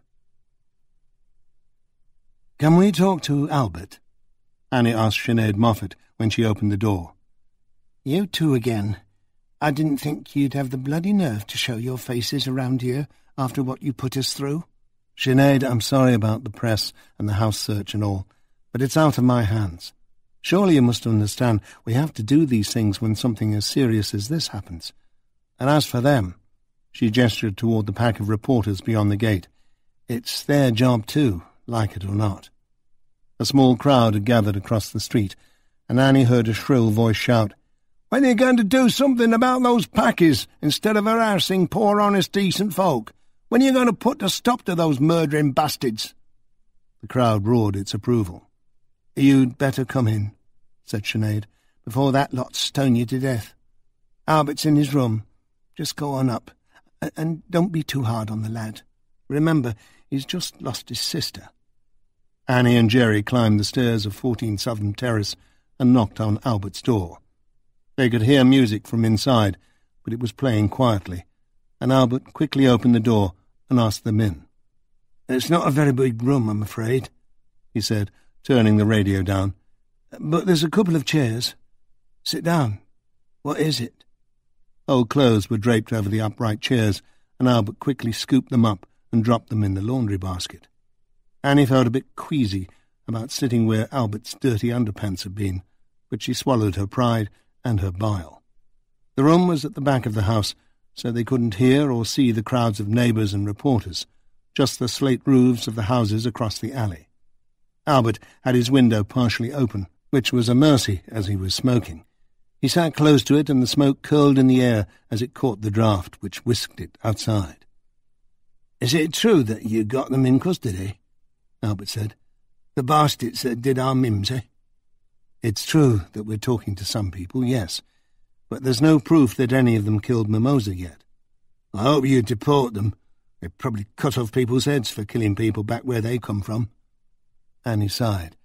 "They come from Witherton, Albert.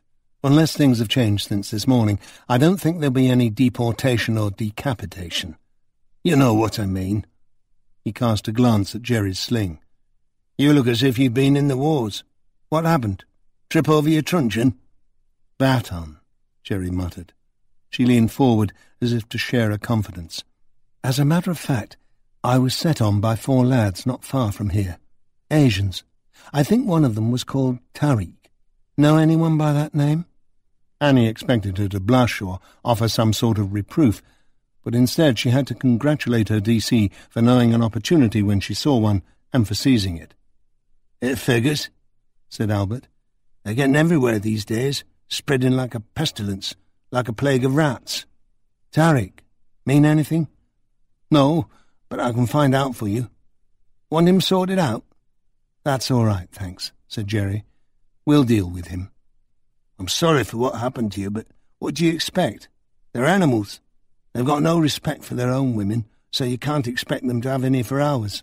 I told you before, you can't trust the bastards. Now maybe you'll start to see what I mean.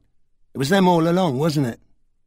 Annie looked at Jerry again, worried that she might show her revulsion about being thought of as one of ours. But she didn't.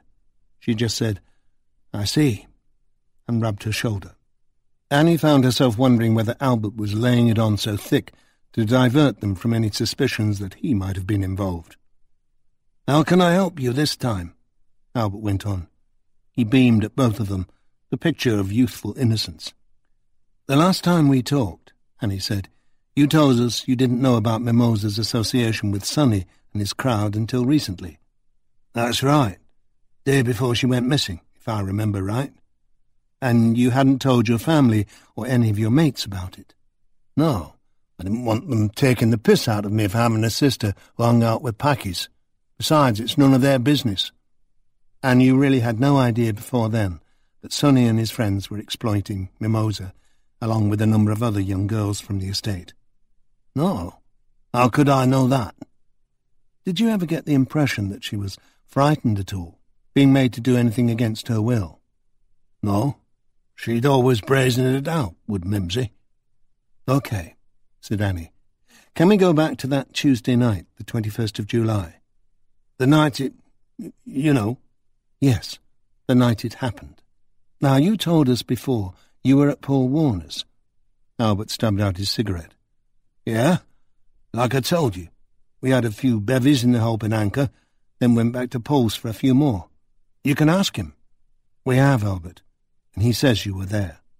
Well, then, you stayed there until what time?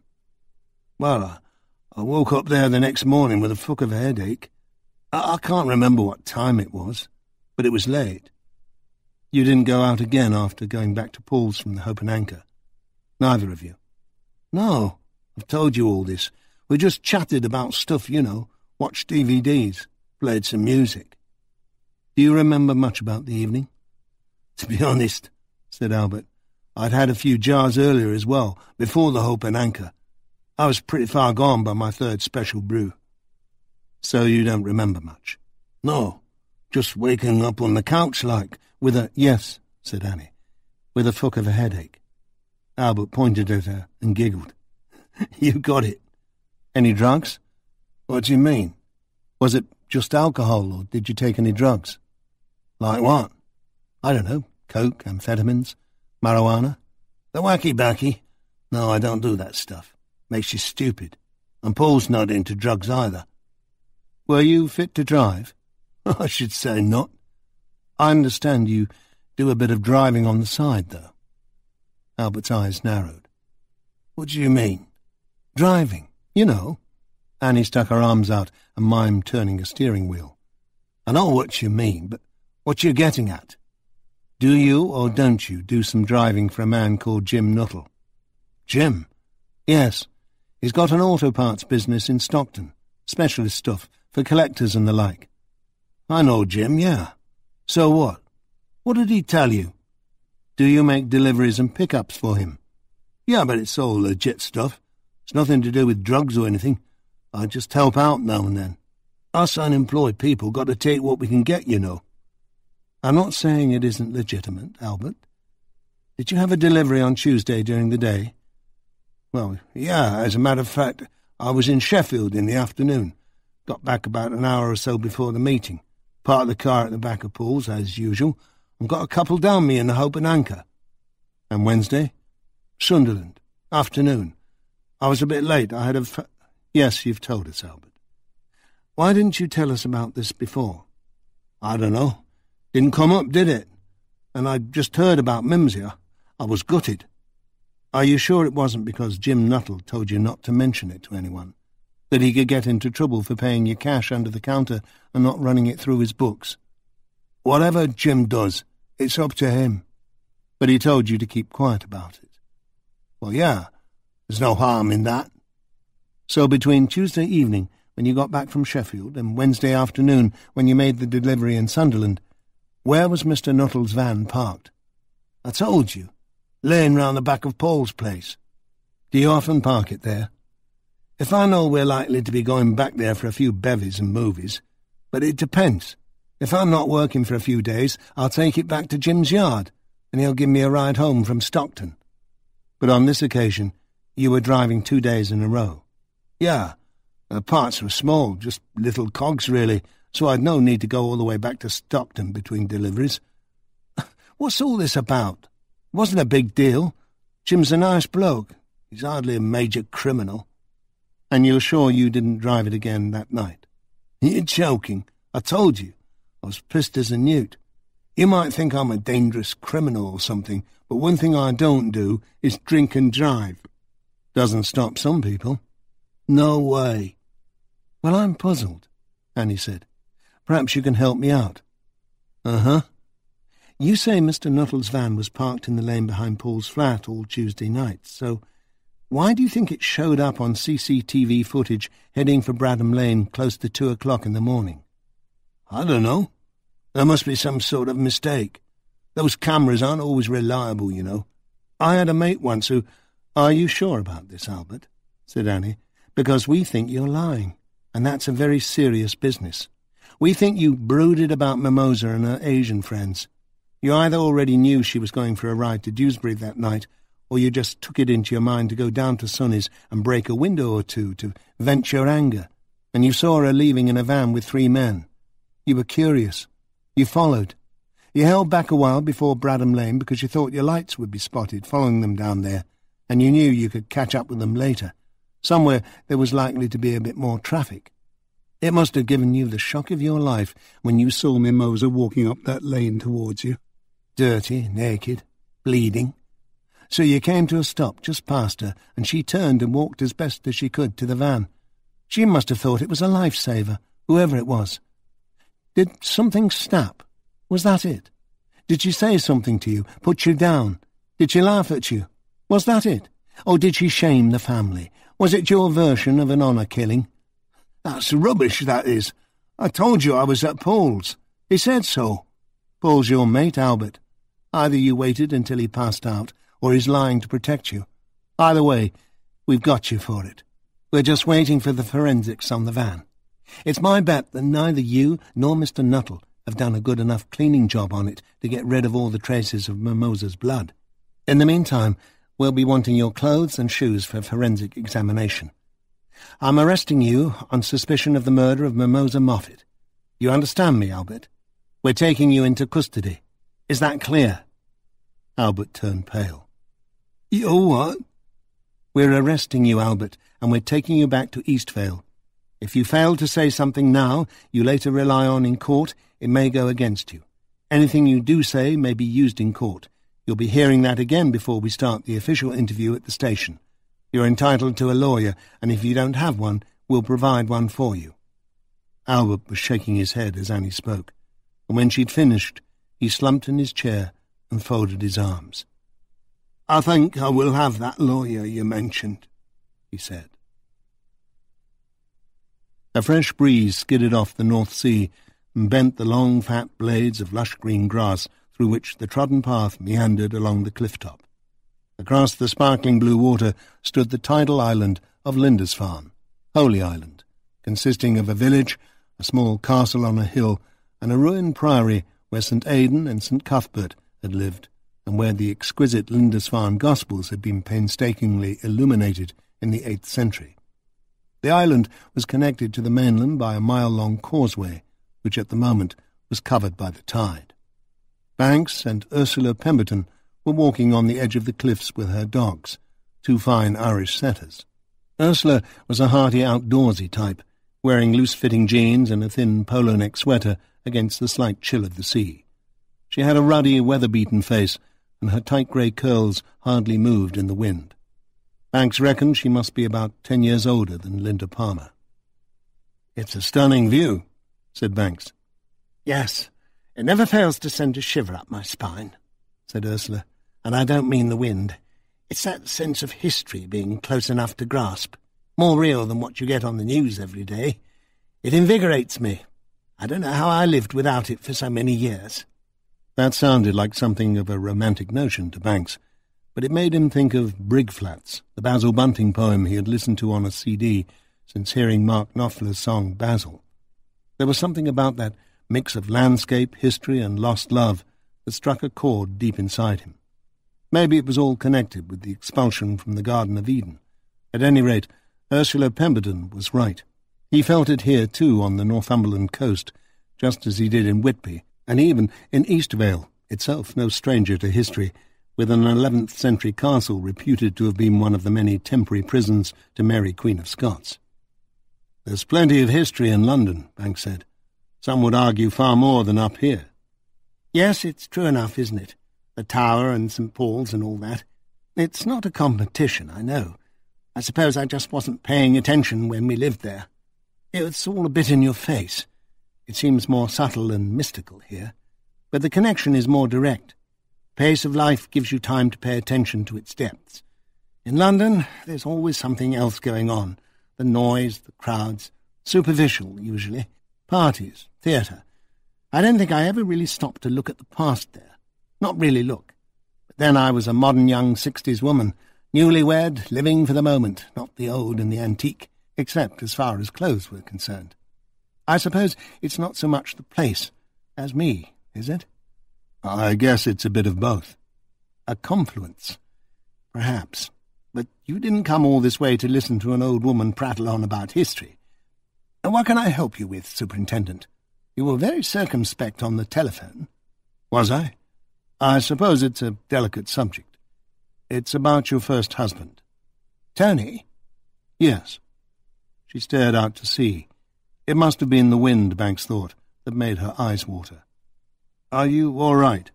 Yes. She called to the dogs, and they carried on walking. It was a long time ago. Nearly 50 years. Just an acid flashback, as we used to say. You took drugs? Superintendent, Tony and I were an educated, hip couple about town. This was London in the mid-60s. Tony was in advertising, so we hung out with a lot of artists and would-be writers, filmmakers, photographers and models. Jean Shrimpton, Terence Stamp, David Bailey. What do you think? Not that I'd ever admit to having said so. Banks smiled. I think the statute of limitations on that ran out a long time ago. Good. I know I certainly put it behind me. So what is it you want to know about Tony? What sort of man was he? My goodness, that's a hard one. I mean, I wouldn't know where to begin. He was a good man, certainly. Quick to laugh, but serious when needs be. He had gravitas. He was also considerate, attentive, loving. He listened. So many people I find these days just like to talk endlessly about themselves. You know the kind. While you're talking, you can tell they're just thinking about what they're going to say next. But Tony was a genuine listener. He was funny, too. He could make me laugh. He liked to experiment, try new things, but I think at heart he was a traditionalist, a family man. It was as much the times we were living in as anything. We were thinking of starting a family, you know, when it happened. Would you say Tony was a weak man? No, I wouldn't say weak. He was certainly impressionable, suggestible, perhaps easily led. But he knew where to draw the lines. He had a moral compass, fibre, whatever you call it. He was honest, even if it was at his own cost. He was certainly capable of standing up for what he believed was right. Something had clearly gone askew with Tony Monaghan's moral compass, Banks thought, if what Linda Palmer had told him was true. And he believed her. Why would she lie? The thing was that perhaps a man like Monaghan, the way his widow described him, might in a mad moment lose his direction in order to try a new experience, perhaps be led astray by someone else's charisma, as she had said. And if Tony Monaghan was half the man she said he was, if he did lose his way, it would torment him. And if that torment made itself known to, say, Caxton, and appeared to threaten him in any way, Caxton was a powerful and charismatic man. "How long did you live in London?" Banks asked. I was born there, Cricklewood. I left in my early 30s. That was 5 years after Tony died. He was 27 when he was killed. How long had you been married? 5 years. I know it seems very young, but people did things like that back then. He'd just come out of university and was starting in the advertising business, and I'd graduated from secretarial college. I mostly temped until Tony started making enough to live on. We were so happy. It's hard to believe in all the optimism of youth these days. Everything seems so bleak and futureless. But despite the bomb and Kennedy's assassination and all the rest of the terrible things that went on, there was hope. It was somehow more palpable then. Or am I looking back through rose-coloured glasses the way I'm looking at Linda's farm now? Life must have been tough there, back in the 8th century. A gust of wind ruffled her curls. Banks remembered his early days with Sandra and the kids in Kennington. They were good times, certainly, and often full of joy, even though he was doing a job that constantly brought him into contact with the worst elements of society. "We all romanticize the past to some extent," he said. You know, every childhood summer was glorious, every spring a new birth. And every winter there was enough snow for sledding and building snowmen and having snowball fights, and the occasional day off school, but never so much that it made life miserable. I suppose there must be at least a grain of truth in it. Yes, a grain, perhaps. Oh, Tony and I argued from time to time, but nothing serious, just little things.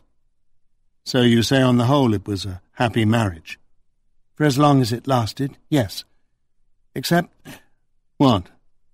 Towards the end. What happened then? Shall we sit down for a few moments? She patted her chest. I do get a little out of breath sometimes these days. They came to a bench. There was a brass plaque screwed to the backrest that said, "This bench is erected in honour of Private Charles Walters, 1920, deceased 45, 1944, by his widow Judith Waters. Let all who sit here contemplate the beauty and the brevity of life." Private Charles Walters hadn't lived as long as Tony Monaghan, Banks thought, and both had met violent deaths. I always like to sit here when I bring the dogs for a walk, Ursula said. I don't know why. They faced the sea. Lindisfarne off to their right, amid the other Farne Islands, mostly nature reserves for seabirds. Gulls swooped and squawked above them. The dogs sat at Ursula's feet, panting hard after their exertions on the cliffs. Banks let the silence stretch for a few moments, while Ursula got her breath back. When did things start going wrong? He asked after a while. Nothing really went wrong, at least not at first. It was just that Tony started changing. He became more moody, more preoccupied, spent more time away from home. It was part of his job, of course, but I do think the long separations took their toll on us. Did you worry about him being unfaithful? She shot him a sideways glance. It wasn't so much that. I'm not saying it never entered my mind. He was a very good-looking man, but no, it was more... We were just used to being together. Silly, really. Almost like an old couple. Comfortable. When did that start to change? When he started working for Danny Caxton. I presume that's why you're talking to me about all this. I do still read the newspapers. I'm handling the case, Banks said, at least part of it. So anything you can tell me might be of use. Anything that will be of use in putting away that evil bastard will be all right with me. Banks stared at her, shocked by the outburst. You met him?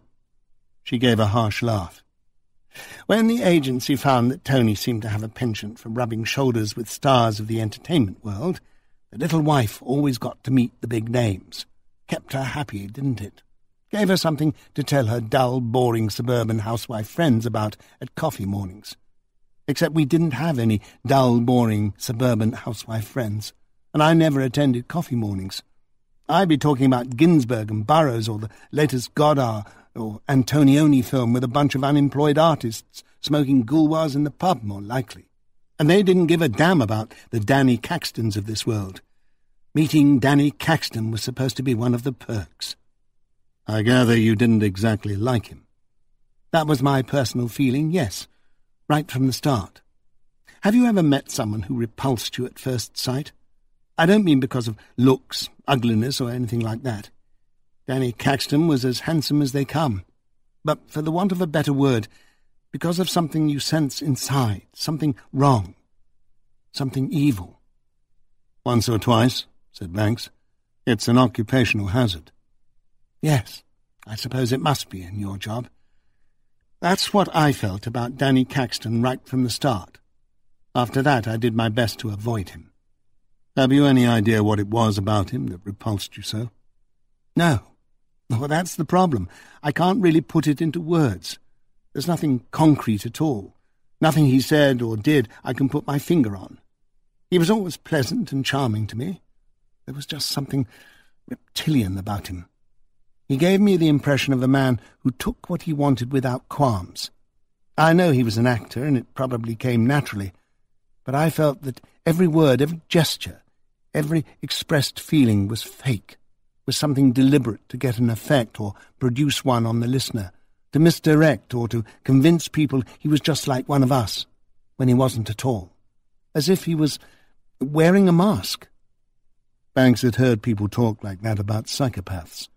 The learned, simulated responses, knowing when it would be normal to laugh, when to pretend to shed a tear. "And your husband?" he asked. "What did Tony think?" I think Tony was rather dazzled by him. Certainly the first time they worked together, 1966 I think it was. Life went on as much as normal. It was only later that he started to change. In 1967?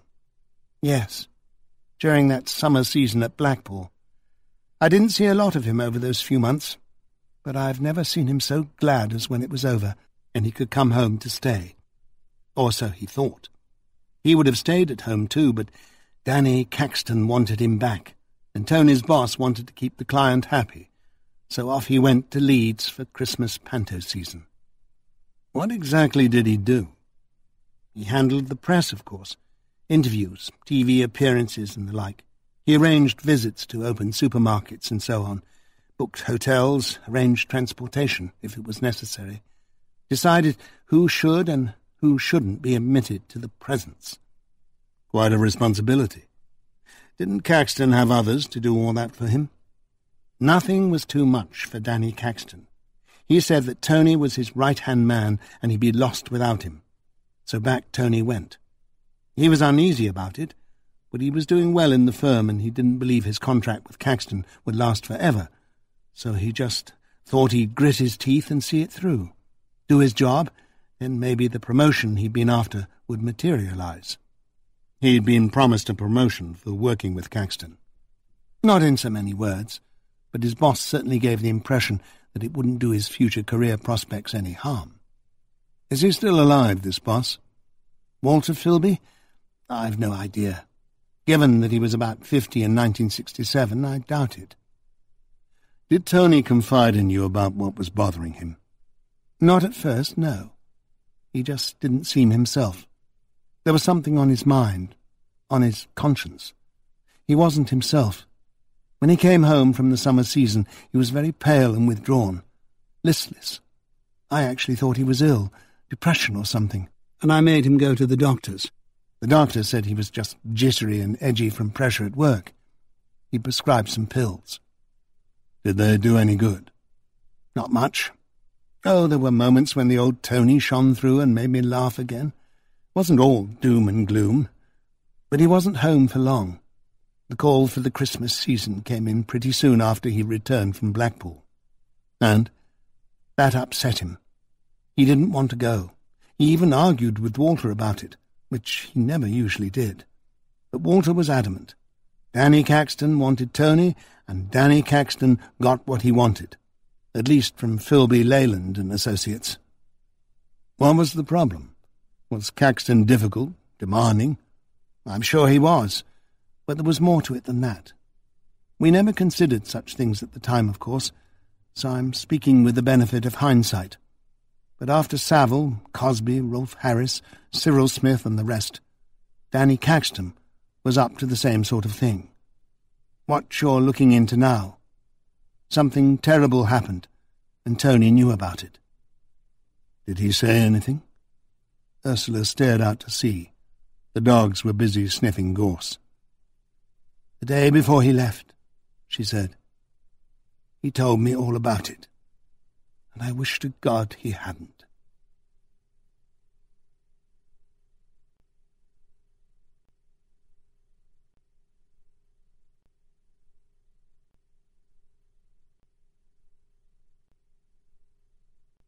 Chapter 15.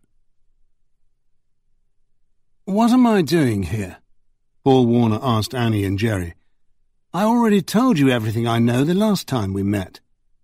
He seemed more nervous this time, Annie thought, eyes all over the place. Perhaps it was because he was out of his home environment and in a police interview room. They were not places designed to put people at ease. He was dressed in clean jeans and a crisp white shirt. It looked as if it had been pressed too, she thought, and almost asked him if he did his own ironing. Just a few minor points we need to go over, Paul, said Annie. As you might have gathered, There's been developments. Developments? I'd say there are. The whole estate's going up. That's a bit of an exaggeration, don't you think? The local police have it under control, but that's not what I wanted to talk to you about. No? Annie opened a folder on her desk and lifted a sheet of paper as if to read from it. First of all, something's been puzzling me about you ever since we last talked. Maybe you can help. You seem to be a fairly intelligent lad. What is it with these racist views you seem to be espousing and encouraging? Are you involved with the English Defence League or the British National Party? Warner leaned back in his chair and stretched. No matter what you or the Guardian might think, intelligence isn't the private property of the left wing. And no, he went on with a smile, I'm not affiliated with either of those organisations. I suppose at first glance they may seem to offer swift and positive solutions to a number of problems, but if you look a bit closer, you can see they'll never progress beyond basic thuggery. There are other, more reasoned and less violent routes likely to lead to success. UKIP. One possibility, if they truly had the courage of their convictions. And what are the problems you see? Warner clasped his hands on his lap. It's as I told you before. Unhindered immigration is bleeding our country dry. Membership in Europe is a millstone around our necks, and kowtowing to the bloody Scots and Welsh and Irish is sapping our national identity. Sometimes it seems almost a crime to stand up and say you're English. Well, that just about covers it, said Annie, though some would say immigrants contribute more to the economy than they take from it. But that's what they'd have you believe. You've all been brainwashed. By whom? The lefties. And before you get onto it, I've got nothing against the NHS or the benefit system or the welfare state in general, as long as they're for the benefit of our own people. By that you mean white people. It's not really an issue of colour, but I wouldn't expect you to understand that. I mean English people. I take it these views didn't go over too well when you were studying politics in Warwick. The universities are run by lefties, just like the BBC. You wouldn't get any of them to listen to a reasonable, balanced argument from the right. These men we've brought in, Annie went on, they're British Pakistanis. Their grandparents came here after partition, mostly to work in the cotton and woolen mills up north. Their parents were born here. They grew up here. Doesn't that make them British? Takes a bit more than that. So they need to behave a bit more like us. Basically, binge drinking, football hooliganism, casual racism, and the rest. That's a fringe element. Why am I here? Obviously not to talk politics. Right, said Annie. When we talked before, I asked you about last Tuesday, and you said that you and Albert went back to your place after you'd been in the Hope and Anchor. About 10, wasn't it? That's right. And after you'd had a few drinks and watched some DVDs, Albert crashed on your sofa for the night. That's right. Yes, you already know all this. Bear with us, Paul. You went to sleep or passed out in your own bed at about 3 in the morning, right? Yes. Both at the same time. What? Did you both fall asleep at the same time? Probably not. I mean, not precisely. Why? Who fell asleep first? I don't know. Don't you remember letting down the sofa bed? Not really. And why would you stay up after he fell asleep? I'm not saying I did. What's this all about? Do you remember hearing Albert snoring or anything? No, I can't say I do. But you're certain he was there the whole time? He didn't go out or anything? No. Would you have noticed it if you were asleep and he was awake, say? Well, of course not, if I was asleep. I'm a sound sleeper, the sign of an untroubled conscience. I hear that most serial killers have no problem falling asleep, or maybe it's only the booze. Warner just smirked. So he could have stayed awake until you passed out, then gone out? And he pressed on. Could have, I suppose. But why would he? Did you know that he had the use of a van that night? He did some delivery driving on the side. His boss lived in Stockton. It was a casual arrangement. He parked round the back when he kept the van overnight. You say that Albert could have gone out if you were the one who bit the dust first, so to speak. I said it's possible, yes. But he was pissed. He wouldn't have been able to drive. What if he wasn't as pissed as you thought he was? You mean he might have been putting it on? Possibly. Paul shrugged. Then, I don't know. I didn't think so. I mean, we both had a fair bit to drink, and I certainly wouldn't have thought of driving. We'd like to examine your van, Paul. Is that okay? But why? It can't have been on your CCTV or whatever you've got. How do you know that? Annie asked.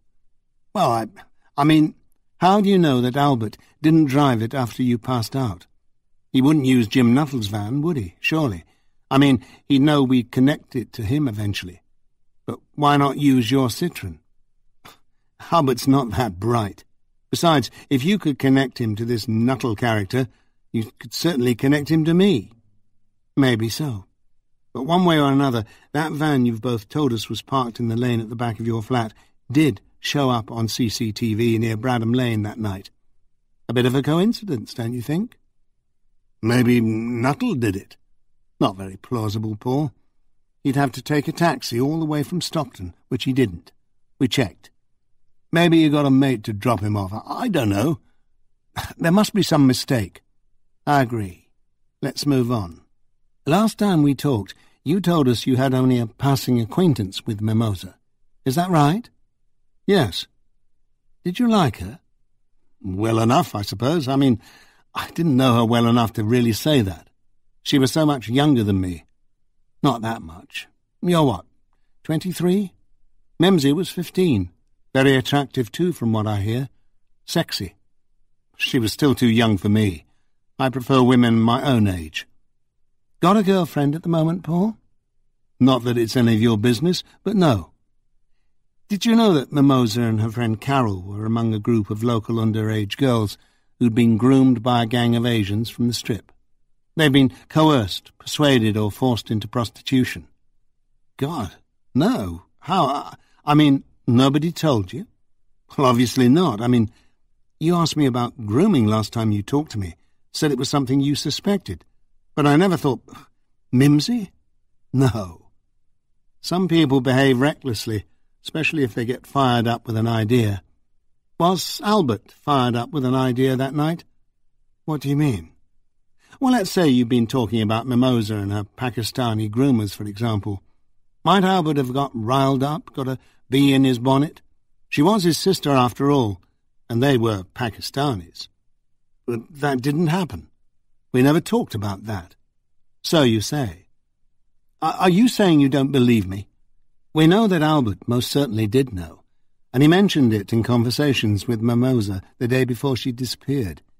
They ended up on bad terms. Well, that proves it, doesn't it? Said Paul, leaning forward. Don't you see? They must be involved. The Pakis. They must have done it. Have you brought them in yet? We're just looking for some answers here, said Annie. There's no need to get your underpants in a knot. I'm not. I just don't like being called a liar. Maybe Albert did know, like you say, but he didn't tell me. I can't tell you anything. This is all a shock to me. Like I said, I thought she was on our side. They must have made her do it. Is this something to do with why Mimsy got killed? We think so. We're just not sure exactly how everything ties together. And you think Albert might have killed her? We're just checking his alibi, that's all. Well, I've told you time and time again, he was at my place. We got a bit drunk, watched some DVDs between about 10:30 and 2 or 3 in the morning. Then we fell asleep. Albert slept on the couch, and he didn't wake up until 11 the next morning. But you weren't in the same room as Albert all night? Hell no, we didn't sleep in the same room, but we were together there watching movies. Paul folded his arms. I've had enough of these insinuations and innuendos. You're simply playing tricks on me, using semantics to try and get me to admit something. Admit to what? Christ, I mean, you surely can't think that Albert killed his own sister. Why not? But she was his little sister. This is unbelievable. He pointed toward the door. You've got all those bloody Pakis out there guilty as hell of grooming and raping and doing God knows what else to poor Mimsy, and you're trying to put the blame on Albert. Shame on you. Annie stood up and Jerry followed suit more slowly, again using her good hand to push herself up from the chair. "Thanks, Paul. You've been very helpful," Annie said. Warner just shook his head in disbelief and exasperation. Then he got to his feet and walked toward the door. As he left the interview room, he gave them a backward glance and muttered, "Unbelievable." "Like they say in the movies," Annie called after him. "Don't leave town. We might want to talk to you again." And when he had left, she took out her mobile. "What did he say?" Banks asked Ursula Pemberton. "He told me it happened at a party in the hotel suite in Blackpool. They were celebrating something or other. It was a large suite, and there were several rooms. At one point, Tony told me Caxton asked him to accompany him, and they went to a darkened bedroom. There was a woman already in there on the bed. She seemed surprised to see them and made to leave, but Caxton wouldn't let her." "You mean he physically stopped her?" "I don't know. I don't remember it exactly. Just that Caxton wouldn't let her leave. Persuaded her to stay. One thing led to another, and they ended up having sex. First Caxton and the woman. Then..." She swallowed. "Then Tony." "He told you this?" "I told you he was honest, even at his own cost." "Let me get this straight. Tony told you that he and Caxton raped a woman in a hotel room in Blackpool?" "Yes. I suppose that's what it amounted to. Though he never mentioned rape. I assumed I was supposed to think the woman succumbed to Caxton's charm, and Tony just happened to be a beneficiary of his largesse. None of that helped." "But if she wasn't willing, it was rape." "I'm aware of that. Tony told me Caxton said she was the kind of girl who liked it rough. But Tony thought maybe her fear was genuine." "Yet he raped her anyway." "They'd been drinking. Perhaps drugs. I don't know. All three of them. Look, Superintendent, this isn't easy for me. It wasn't easy for him either. He wasn't proud of it. He was disgusted with himself. He was in tears when he told me." "What did you do?"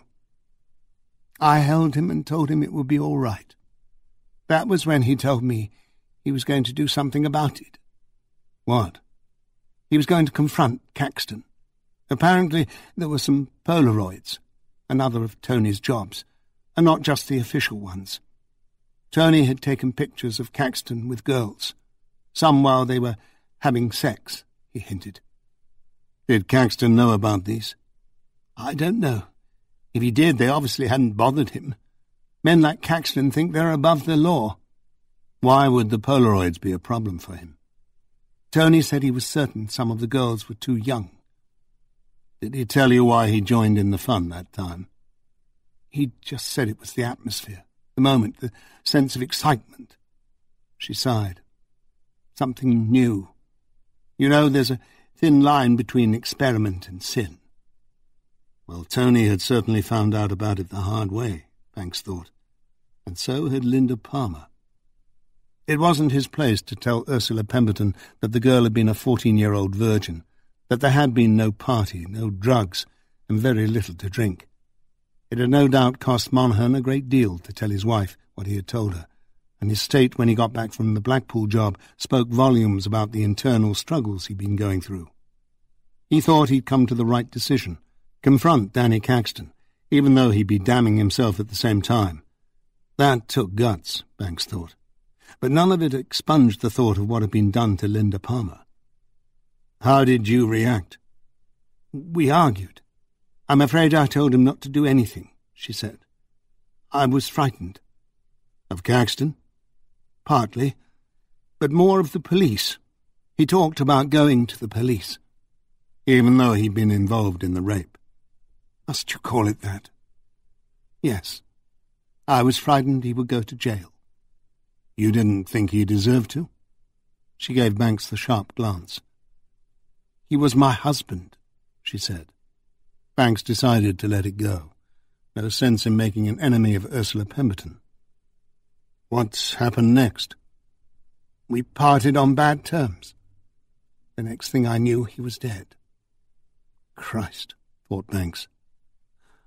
Monaghan had gone to Leeds and confronted Caxton with his decision, perhaps evidence in the form of the Polaroids, and threatened him with the police.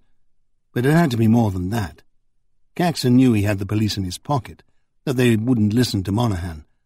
They must have turned a blind eye to Caxton's transgressions before then, as they certainly had later. It was more likely than not that Tony's betrayal angered him more than fear of exposure. Caxton was a man used to having his own way, demanding loyalty, and here was his loyal servant, his chosen one, come to threaten him with exposure. Caxton no doubt knew enough people capable of doing the job. Banks had even heard of a few ex-coppers hiring themselves out for strong-arm work, even the occasional murder. It wouldn't have been difficult to arrange, and along came the Stott brothers, bouncers in his disco, old mates from the boxing club. Ursula remained silent for so long that Banks felt she was looking to him for exoneration, for both herself and her husband. Banks didn't feel that was something he had the right to give. As if she were reading his thoughts, she said, "I'm sorry. I know your main concern is the poor victim. I didn't know her. Tony never mentioned any names. I don't even think he knew." Banks was about to tell her. Linda Palmer. But he didn't. "After Tony had been killed," he went on, "did you say anything about this? Did you talk to the police?" "Yes, when I had to go up to Leeds to identify Tony's body." "Who did you talk to?" "Now, I know I remember," she said. "He was high up, a chief superintendent, I think. I remember being impressed at the time." "It wasn't an inspector, then? Detective Inspector Chadwick?" "No, I'd remember that. It was a Scottish name. Smoked a pipe.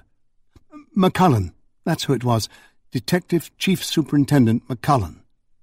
Chadwick's boss, Banks thought. "Did anyone take notes?" "No, there were just the two of us after the identification. He had a big office. I never met with anyone else on the case, if there was anyone." "Oh, there was," said Banks. "Was the interview recorded?" "Not that I know of." "Were you asked to turn in a written statement?" "No." So there was nothing at all, Banks realized. No record whatsoever of Ursula Monaghan's chat with McCullen, or her fears for what had happened to her husband. McCullen himself, perhaps under instructions from the chief constable, had headed her off at the pass. "What did you do after that?" "I'd phone him often and ask how things were progressing, but I'd get put off, and put off until all he could say was that there was no more progress. In the end, I'm sorry to say, I gave up. Moved on. I was just exhausted with it all, and it seemed to be blighting my life." Banks was of two minds, whether to tell her that the police had been told to lay off Caxton from above, but he decided not to. "We don't solve all our cases," he said, sadly. "Sometimes they slip through the cracks." "I know that," Ursula said. "You're only human, but I was a bit cross at the time. Shall we move on?" She got unsteadily to her feet and called the dogs, who had wandered off to explore a hillock several yards away. They came running. "I'm sorry to be bringing all these bad memories back to you," Banks said, as they started walking toward the cottage. The sea sparkled around Lindisfarne, and the old ruined stone seemed to shimmer in the light. "Especially as there's nothing to be done about it after so long." "It wouldn't have brought Tony back, even if they had found out who did it." "It's just the case I'm pursuing. I can't really talk about it, but you'll find out when it comes to trial. The thing is, we do at least have a chance of putting Caxton away, admittedly after a lifetime of getting away with sexual abuse. I'm also hoping, with what I've found out about Tony's murder, from you and other sources, I can make a convincing case for murder, or conspiracy at least. I have no concrete evidence, but I think if I can construct a plausible enough scenario, a jury might believe it, given everything else." She hung her head. "I'm really sorry if my actions resulted in more girls getting abused." "You're not responsible for any of that," said Banks. Her husband had raped Linda Palmer, he knew, but he had confessed, made up a more palatable story perhaps, and she had gone to the police with it. "I don't think anything you could have done at the time would have stopped it. Stopped Caxton." "Can you tell me if it was girls or boys?" Ursula asked out of the blue. "Girls? What difference does it make?" "The way Tony was found. You know, the place he was found in. It was obvious that everyone thought it was a gay murder. I just wondered if, Caxton had been fond of young boys, that sort of thing. I mean, Tony had been involved in what happened at that party with a girl, but I just wonder if he was supposed to help find rough trade for Caxton, along with all his other duties." "Not that we know of." "Do you think your husband could have been gay or bi?" "Absolutely not. I never believed it. I realize that's what most wives would say, but it's true. I'm not saying that Tony was some tough sort of macho man. He was artsy, for God's sake. He dressed a bit differently. He liked ballet and opera, and he wouldn't harm a fly. But that doesn't make a person gay. And in all our times together, I never once got the remotest inkling that Tony had any interest other than friendship in his own sex. And I've known couples who were in that position, gay men married to women for years. I think my gaydar, or whatever they call it, has been consistent." "Why did you think he was in that public toilet, then?" "I could only assume he was put there to make it seem that way, or taken there and killed. I don't know. I'm just sure that Caxton's men did it. I don't imagine for a moment he would have done it himself, but he probably knew people who would." "How right you are," Banks thought. "And you mentioned this suspicion to Detective Chief Superintendent McCullen?" "Yes." They were approaching Ursula's cottage over the rise. Banks could see his Porsche gleaming in the sunlight. "I don't think there's anything else," he said. "But if you remember any more details, however insignificant they might seem, let me know. And I apologize again for opening up old wounds.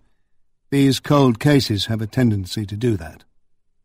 "It's all right," said Ursula. "I just hope you manage to find enough evidence to convict Caxton this time around. Will the judge put such an old man away for life?" "I've no idea," said Banks. "I've known cases where a judge has determined the accused too old and infirm to serve his sentence, but this is a high-profile case. Saville and Cyril Smith were dead by the time the world found out about them, but Rolf Harris is an old man, and they sent him to prison. The way things are going, there will be a wealth of evidence against Caxton. It'll be hard not to be seen to do something." "Have you talked to him?" "Yes," said Banks. "And?" "And he's a pathetic old man. But it's, as you said, repulsion at first sight. Perhaps the only difference between then and now is that the mask has slipped." After talking to Paul Warner and Albert Moffat, both Annie and Jerry felt the need to get out of the station. It was late, but another fine evening, and they crossed the cobbled market square where tourists browsed in the gift shop windows or sat in the little tea-rooms and coffee-houses looking out of the windows. They took a short-cut to the terraced river garden down a steep winding lane with high walls and came out by the falls. There had been so little rain lately that the Swain was not much more than a trickle of water, the colour of pale ale, with hardly a touch of froth. Some days, after heavy rains, the water that had drained into it from deeper in the dale flowed over in a noisy cataract, drowning out all other sounds and soaking anyone nearby in the spray. Today they could hear the birds, and they decided to sit in the open-air pub by the river. It was Friday, after all, and things were more or less under control. They found a table that afforded them a little distance and privacy from the rest of the customers, and Annie went inside to get the drinks. "Christ, what a day," she said, plonking a pint of Black Sheep bitter in front of her and a Campari and soda in front of Jerry, who was a Campari and soda kind of girl. She then sat down and put her feet up on one of the other chairs, hoping none of the bar staff would see and tell her off. Jerry held up her glass to clink. "Worth it, though. Cheers." Cheers. I don't know about that. There's not a lot we can do right now, except leave Stefan and the rest to do their work. I don't know about you, but after this pint, I'm off home for some shut-eye. Maybe when I wake up, Jazz will have the DNA organised, and we'll know where we are. I doubt I'll sleep much, said Jerry, but home sounds nice. So, what do you reckon? There are a few things that interest me, said Jerry, tucking a strand of hair behind her ear and leaning forward. First off, ever since I talked to Jade, I've been trying to imagine what Mimosa was like. It's not easy to put a picture together. Nothing I've heard convinces me she had any more brains than a feral cat. I'm not trying to make any excuses for what happened, but she was out for all she could get. She sounds manipulative and was a druggie. As for brains, who knows? But she was vulnerable, open to being manipulated by Sonny and his gang. True enough, but remember what Jade told you on the recording. Mimosa was Queen Bee, or whatever they called her. She got paid for luring girls in. But they made her do it. Maybe so. I'm just saying she was no saint, that's all. If it hadn't been this, she'd have got herself into trouble some other way. So you'd have written her off, like the social workers and the Witherton police. Do you think she was just some estate slut looking for an easy ride? Jerry, where's this coming from? I mean nothing of the sort. All I'm saying is that on my reading, Mimosa was a troubled personality, and headstrong, gobby, as everyone said. Some people are just destined for trouble of one sort or another. I'm not saying it was her fault she had a fucked-up life. She might have made something of herself, Jerry said, if she'd had some more cultured influence in her life, like Paul Warner, for example. She could have broken out. Paul Warner? Come off it, Jerry. You don't fancy him, do you? Jerry blushed. No, but you can't deny he speaks well, and he's educated. He seemed to like her. I know she was too young for him, but I'm just using him as an example. So all she needed was the right man in her life. Paul Warner. He dropped out of university after his first year, and he's a racist. Would you want that sort of influence on your daughter? Well, not the racism, no, but... Oh, never mind. It's part of the package. Jerry remained silent a moment, sipping on her drink. Then she said, Well, she could draw. She had artistic talent. She could have developed that, gone to college. True enough, but just because you can draw doesn't mean you've got ability in any other department. Believe me, I've known a few artists in my time, and I could tell you a story or two. There's absolutely no connection whatsoever between art and personal morality, or art and emotional intelligence. Quite the opposite, mostly. You just have to study the lives of the great artists to see that. Annie took a sip of her beer. We'll have another go at Albert tomorrow, see if we can break him. Albert's not that bright, said Jerry. Can you really see him pretending to get drunk, then slipping out while Paul Warner's genuinely passed out in his flat, then driving the car, following the van and killing Mimosa? I can see him losing it with her, said Annie. But you're right. I can't see the rest. Still, we shouldn't mistake cunning for intelligence. Nobody noticed anything suspicious in his room when we searched the Moffat house. We didn't know what we were looking for then. Now we've got his clothes and shoes in for forensic analysis. Albert knows we're bound to find his prints in the car. He can explain that, said Annie, but he wouldn't have been able to explain blood on his shoes as easily. And there's another thing. What? That phone call I made after the interview, when you left to go to the loo. Yes. I called Superintendent Carver, gave him a chance to redeem himself. I asked him nicely to put a watch on Paul Warner. If he dashes back home and starts acting strangely, then we'll have an idea he might be covering for his mate. And we'll have Mimosa's personal belongings in our hands tomorrow, don't forget. And what if we're wrong? What's the alternative to Albert? Lenny Thornton? Sinead Moffat? You've forgotten Johnny, she said. Maybe his inertia is just as fake as Albert's alibi. Jerry laughed. I don't think so.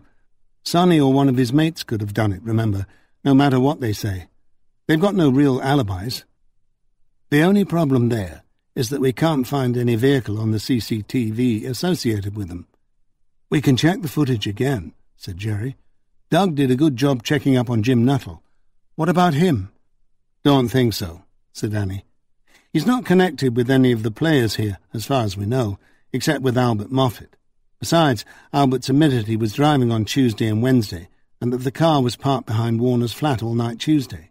Somebody else could have taken it, I suppose, and left it back there later, but I think Nuttall was just working the black market economy, that's all. Avoiding paying taxes, not to mention a proper wage. We can let the girls have a look at him when they're okay to do it, see if they recognise him from any of their assignments. Jade did say some of the men involved were white, didn't she?" "Yes." "Then it wouldn't be a bad idea to dig a bit deeper, just for the sake of thoroughness. But I don't see Jim Nuttall as our killer." "So we're looking at Albert or Paul for it?" "I think so," said Annie. "And right now I'm leaning more toward Paul. He's smart, don't forget. He's the one who alibied Albert, but in doing so, perhaps more important, he alibied himself. He must have known that. Probably thought we wouldn't see it, that he'd put one over on us. He's arrogant enough. If you ask me, Albert genuinely doesn't have a clue what happened. He was pissed out of his mind, and whatever else he is, he loved his sister. If Paul Warner was the one who was faking it, there's no reason he couldn't have slipped out in the van. He'd have more sense than to use his own car, even if he was only planning on beating up Sonny. And he knew Nuttall's van was there. But why? What's his motive? And how did he know about Mimosa? How did he know she was going to Dewsbury, or that she would come walking back up the lane? He didn't. He can't have. Only somebody in with Sonny and his cousins could have known that, if it was prearranged in advance. But the CCTV seems to have ruled that out.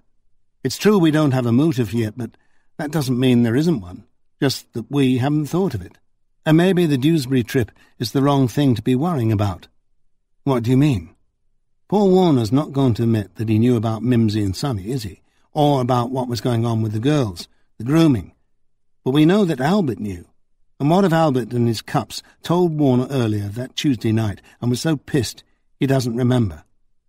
Doesn't help us much, does it? There's still no motive, and Albert can't have known about the Dewsbury trip, surely.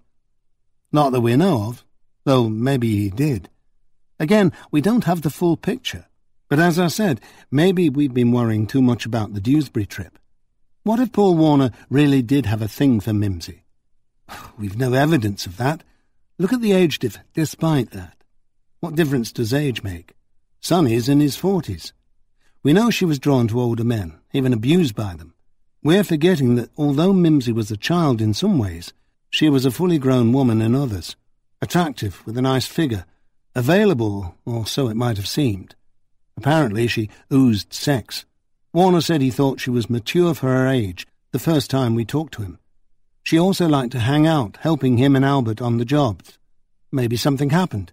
Maybe he got an eyeful when she went up the ladder one day and he liked what he saw. They had to have been left alone together at some point. Maybe she flirted a bit with Warner, or more. Again, no excuse or motive for what happened, but maybe it's part of the cause, and it wouldn't be against what we know of her nature. And there was something else you said earlier, about maybe if Mimosa had a cultured person to help her break out. Someone like Paul Warner. Possibly, but I still think you're pushing it a bit, Gov. How did Warner know where she was, or where she was going that night? Well, if Albert told him about Sonny, he'd have a good idea where she might be. The rest, I admit, I don't know, but if Vic Manson finds any prints other than Albert's and Jim Nuttall's in the VW, then we'll be looking at Paul Warner's for comparison first. And remember Yonk's back? Dr. Glendenning said there might be a chance of matching the pattern of the shoes used to kick Mimosa. If Warner hasn't got rid of them already, and why would he chuck away a perfectly good pair of Doc Martens or whatever if he thought he'd pulled off a clever one and wasn't likely to be in the frame? If we keep pushing, the most he'd admit to is giving his mate a false alibi, and Albert doesn't have the brains to wriggle out of a trap like that. Look how arrogant Warner is. He thinks we're all thick plods. They sipped their drinks and watched the swans swimming under the overhanging willows on the quiet part of the river beyond the falls. Clouds of midges and the occasional wasp buzzed around them. "I could just fall asleep right now," Jerry said. Then Annie's mobile buzzed. She answered, listened for a few moments, then frowned and put it back in her handbag. "There goes your early evening kip," she said. "What? Who was it?" My new best friend, Superintendent Carver. He says the men he put on Paul Warner report that minutes after our lad got home, he was out again with a black bin bag, which he proceeds to put in the back of his van. They followed him into the Witherton Household Waste Recycling Centre and apprehended him before he could dispose of anything. He made a fuss about his rights and lawyers and blah blah, and the long and short of it is, he's on his way to the station, and we better get back there to welcome him." She paused and glanced at her watch. "On second thought, it'll take a while, so let's have another drink or more. It's a nice evening, a Friday too, and things are starting to go our way. We can invite Alan and Winsome down here too, if they're free." "What do we do about Warner?" "Don't worry, I'm not inviting him. If we charge him, we can't talk to him again. I'll call Doug at the station, and we'll have him arrested on arrival. Then we'll have 24 hours. Let him cool his heels overnight. We'll see if we can put a rush on the Nuttall van forensics and get a couple of lab people to put in a bit of overtime and get started on the contents of that bin bag. Apparently, in addition to a pair of Doc Martens, some jeans and a polo shirt, there are some drugs. And we'll go carefully through Mimosa's possessions when we get them. All that should give us enough ammunition to take on Warner again. But what do we do with Albert Moffat in the meantime? We've already got him arrested under suspicion. We keep him where he is. We arrest Warner for conspiracy to commit murder. Do you think they were in it together? It's an interesting possibility, isn't it? Your shout, I think." Linda Palmer was sitting in her garden that evening, working on her memoir, girding herself to approach the main event. It was the dusk of another beautiful day, and she kept looking up from the page to watch the kingfisher scanning the water for fish. She had got herself as far as the Blackpool Hotel, through the preamble of autographs, promises of help with her career, the ride in the plush car, the champagne. She was in the hotel suite now, on her second glass. "He asked me to sing him something. That's how it all started. I asked what. He said anything I wanted. It felt strange just to stand there and sing while he sat on the edge of the bed watching and listening. But I did it. I sang, 'You Don't Have to Say You Love Me,' because I loved Dusty Springfield, and that was my favourite song of hers. I just couldn't believe it. I felt like pinching myself. There I was, little Linda Palmer from Leeds, singing for Danny Caxton. We had some more champagne, and he said I was very good, and with a bit of coaching I could go a long way. I would have to pass more tests if I wanted to be on Do Your Own Thing. I asked him what sort of tests he meant, and he smiled and patted the bedspread beside him and told me to sit down. My head was beginning to spin. I felt a bit dizzy, so I sat. It was a pink candlewick bedspread. I remember that. I can remember the texture of it to this day, and I've hated candlewick ever since. I was starting to feel nervous, as well as light-headed, with butterflies fluttering in my tummy. But I sat. "It's more than just singing ability, you see," he said. "You also have to project yourself. Be sexy. Can you be sexy?" I muttered something like, "I'm only 14," and started to get up. He grabbed my wrist. He was strong and it hurt. He pulled me back down. "You know what I mean by sexy, don't you? Of course you do, you little tease." He squeezed my breast, and a strange expression came over his face, a kind of serenity. He sighed. I tried to get up again. My heart was beating fast and hard, my face was burning, and my breast ached. I just wanted to run out of there, but he was too strong. I cried, "No, no, no," but he... Linda stopped and leaned back in her chair, reached for a cigarette. Her breath caught in her throat, and the sheen of sweat on her forehead wasn't entirely due to the heat of the sun. Even now the memory had the power to move her, to disturb her.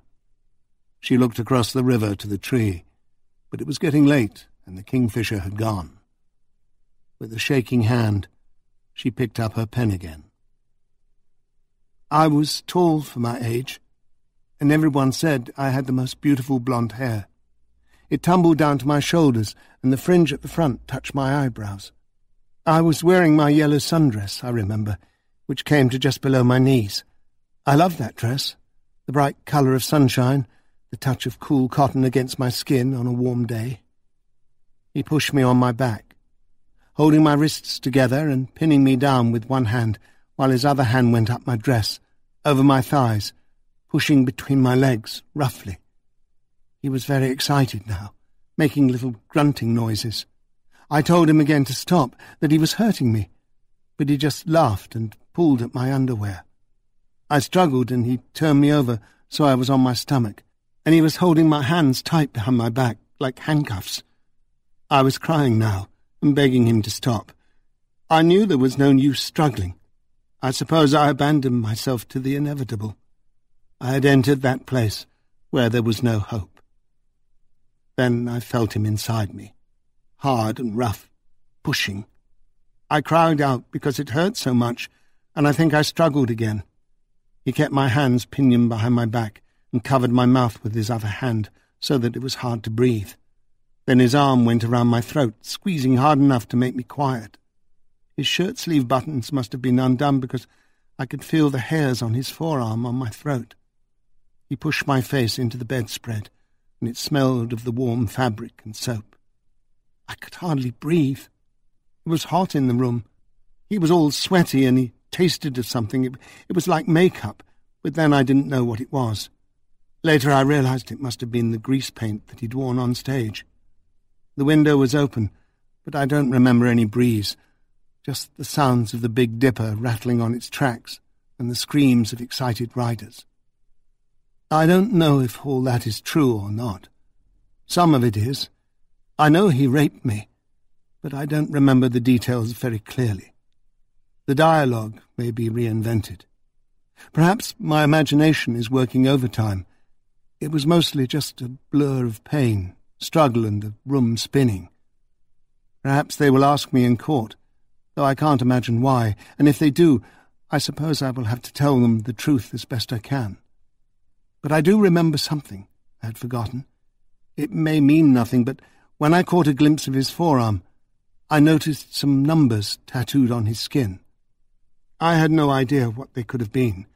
A telephone number written in blue ballpoint.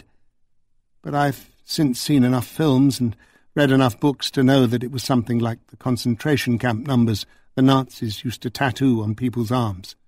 Which is odd because I don't think he was Jewish, and I thought he grew up over here. But it might mean something to you. At least it's something that might help to verify my identification if that's required. It seemed to me that these numbers were something he wanted to keep secret. But I saw them. I'm just sorry I can't remember them, the way you remember Elvis's Teen and 20 Disc Club membership number. When he had finished, he left me like a rag doll, sprawled there. I hurt all over.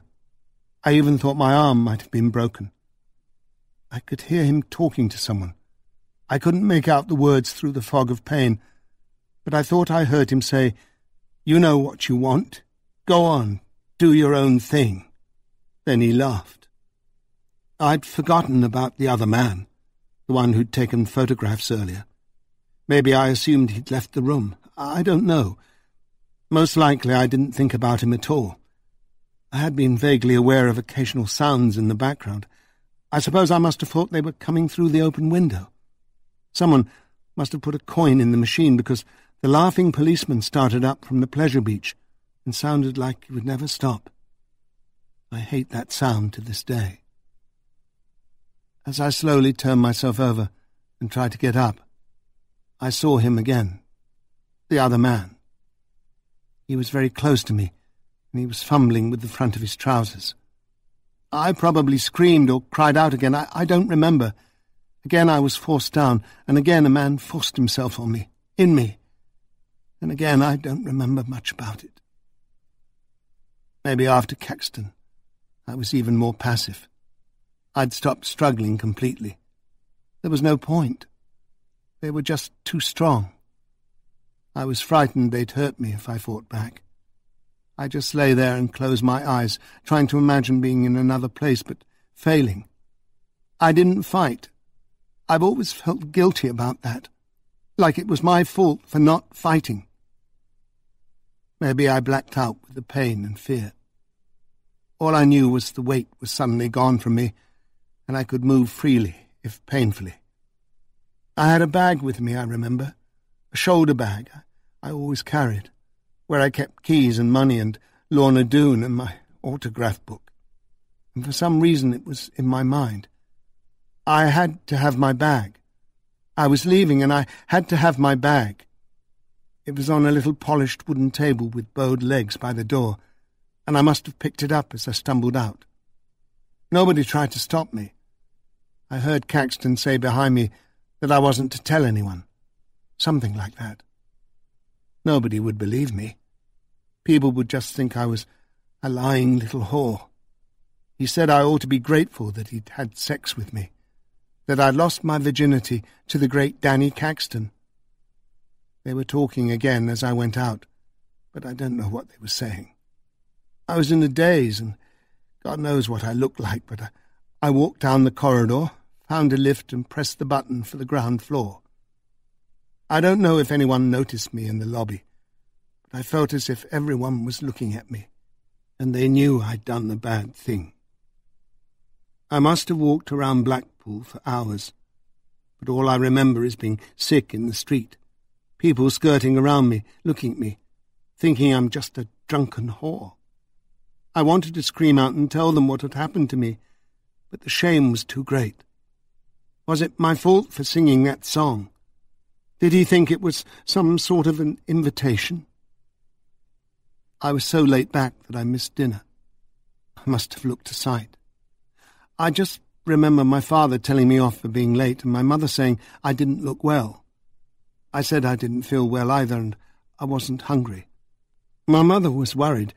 She felt my forehead and said it was a bit hot, and she hoped I wasn't coming down with something. I thought she could smell the sick on my breath, and maybe figured I'd been drinking.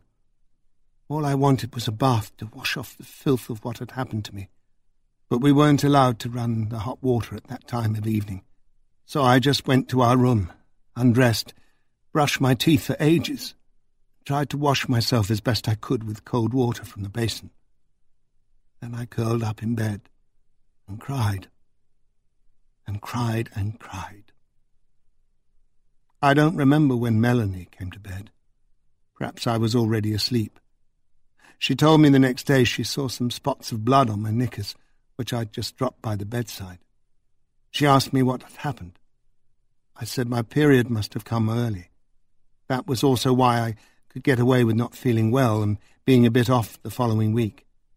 It was common knowledge between Mum and me that I had difficult periods, that sometimes the cramps were painful, and I became moody and withdrawn. It was the perfect excuse, even though I wasn't due for another week and a half. I wasn't always as regular as some people. Linda put down her pen and refilled her wineglass. She had let her cigarette burn down in the ashtray while she wrote, so she lit another. She noticed that her hand was shaking as she did so, perhaps because it had been so tense gripping the pen to write.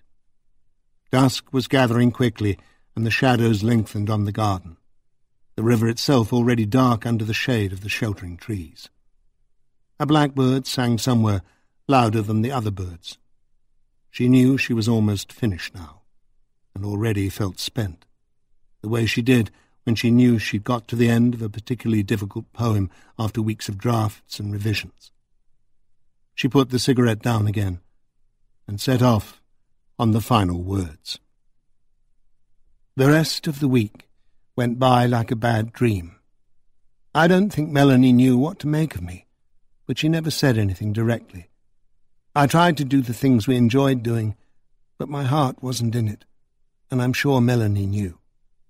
It was hard to believe at first that life just went on as normal when we got back home. People just went about their business as usual, as if nothing had happened. Like in Auden's poem, while Icarus's wax wings melt, the horse scratches its behind, and the dog goes on with its doggy life. When all I really wanted was to stop all the clocks. No, that's not true.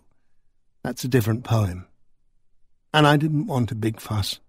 I didn't want anyone to know, especially after that abortive visit to the police. I wanted everyone to go on like the horse and the dog and not notice me, my imaginary wax wings melting as I approached the sun, falling into the darkness of the sea. Icarus died. I pulled myself out of the darkness, shook myself off, and went on with my life. I squeezed it all into a ball and hid it away in the deepest, darkest place I could find, where it remains to this day, a dark star inside me. In a very odd way, I feel I've been feeding off it ever since. The poetry has been feeding off it, though never about it. This dark star I made of the thing that happened to me when I was on the cusp of adulthood. This dark star that I haven't told anyone about. I think even now talking about it worries me, not so much because it upsets me, though that is certainly the case, but because I'm afraid I might lose something by letting out the darkness that feeds me. Lose my muse, my creativity, my poetry. I wrote earlier that sometimes I need the darkness, and I believe this is true, but it doesn't mean I wanted what happened.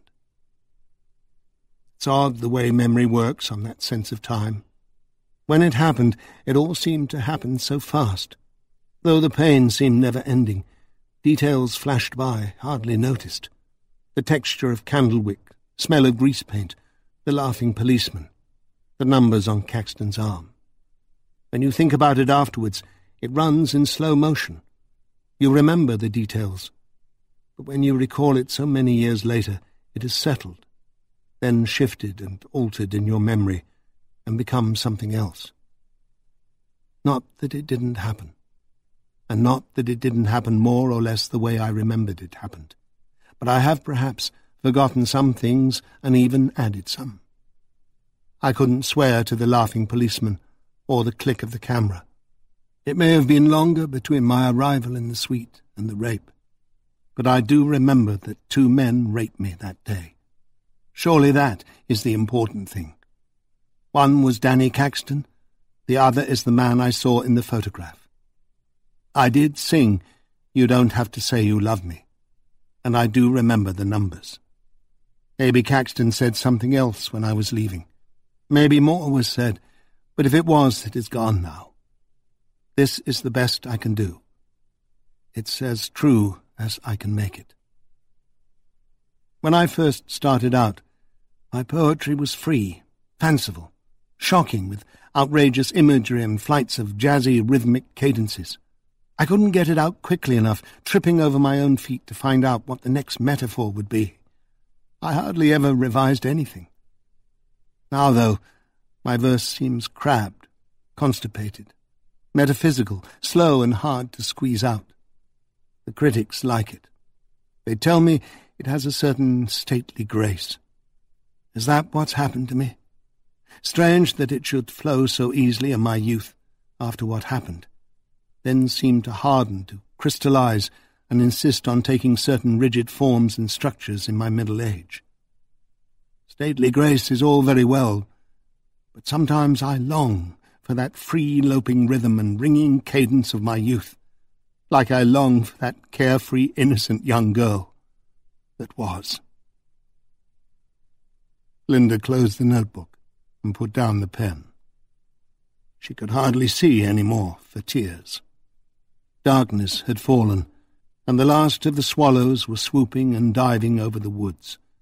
The bats would be out soon. She rubbed her eyes, filled her wineglass to the brim, and lit another cigarette.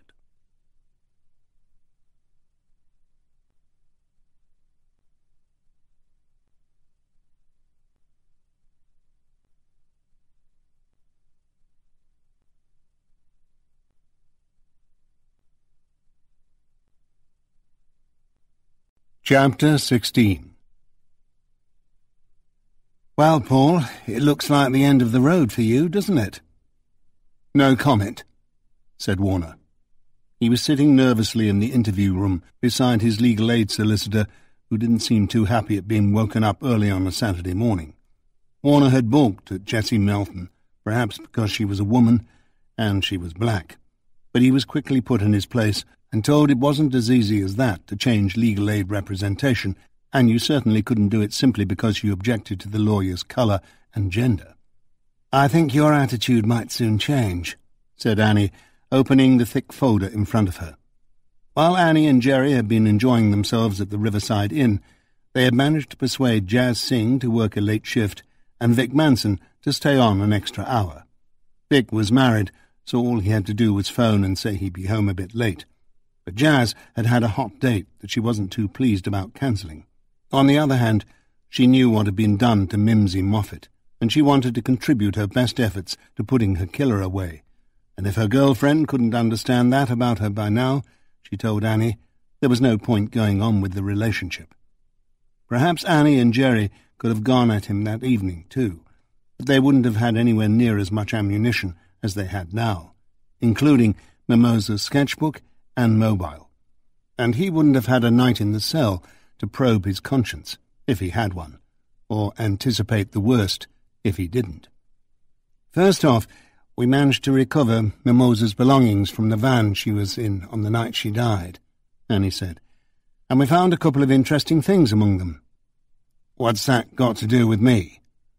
There's a little sketchbook for a start. There were sketches of mostly people she knew, Albert, her mother, Jade, the other girls, Sonny and his pals, and you. I've seen that, so what? She always had a pencil and a sketchbook in her hands, even when you wanted her to do a bit of work. Then there was her mobile, Annie went on. Calls to and from Albert, Jade, Sonny, home, and, again, you. Mostly from. I told you she helped me and Albert out sometimes.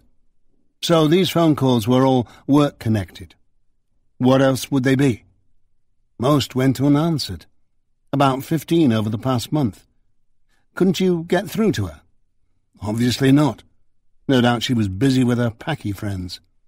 They weren't friends, Paul. At least not towards the end. What was so important that you couldn't pass on a message to her through Albert? You saw him often enough. What do you mean? 15 unanswered calls. Your friend's little sister. It's odd, that's all. I don't see why. Did she tell you anything about her association with the Pakistanis? Jerry asked. No. For Christ's sake, I told you. She agreed with us.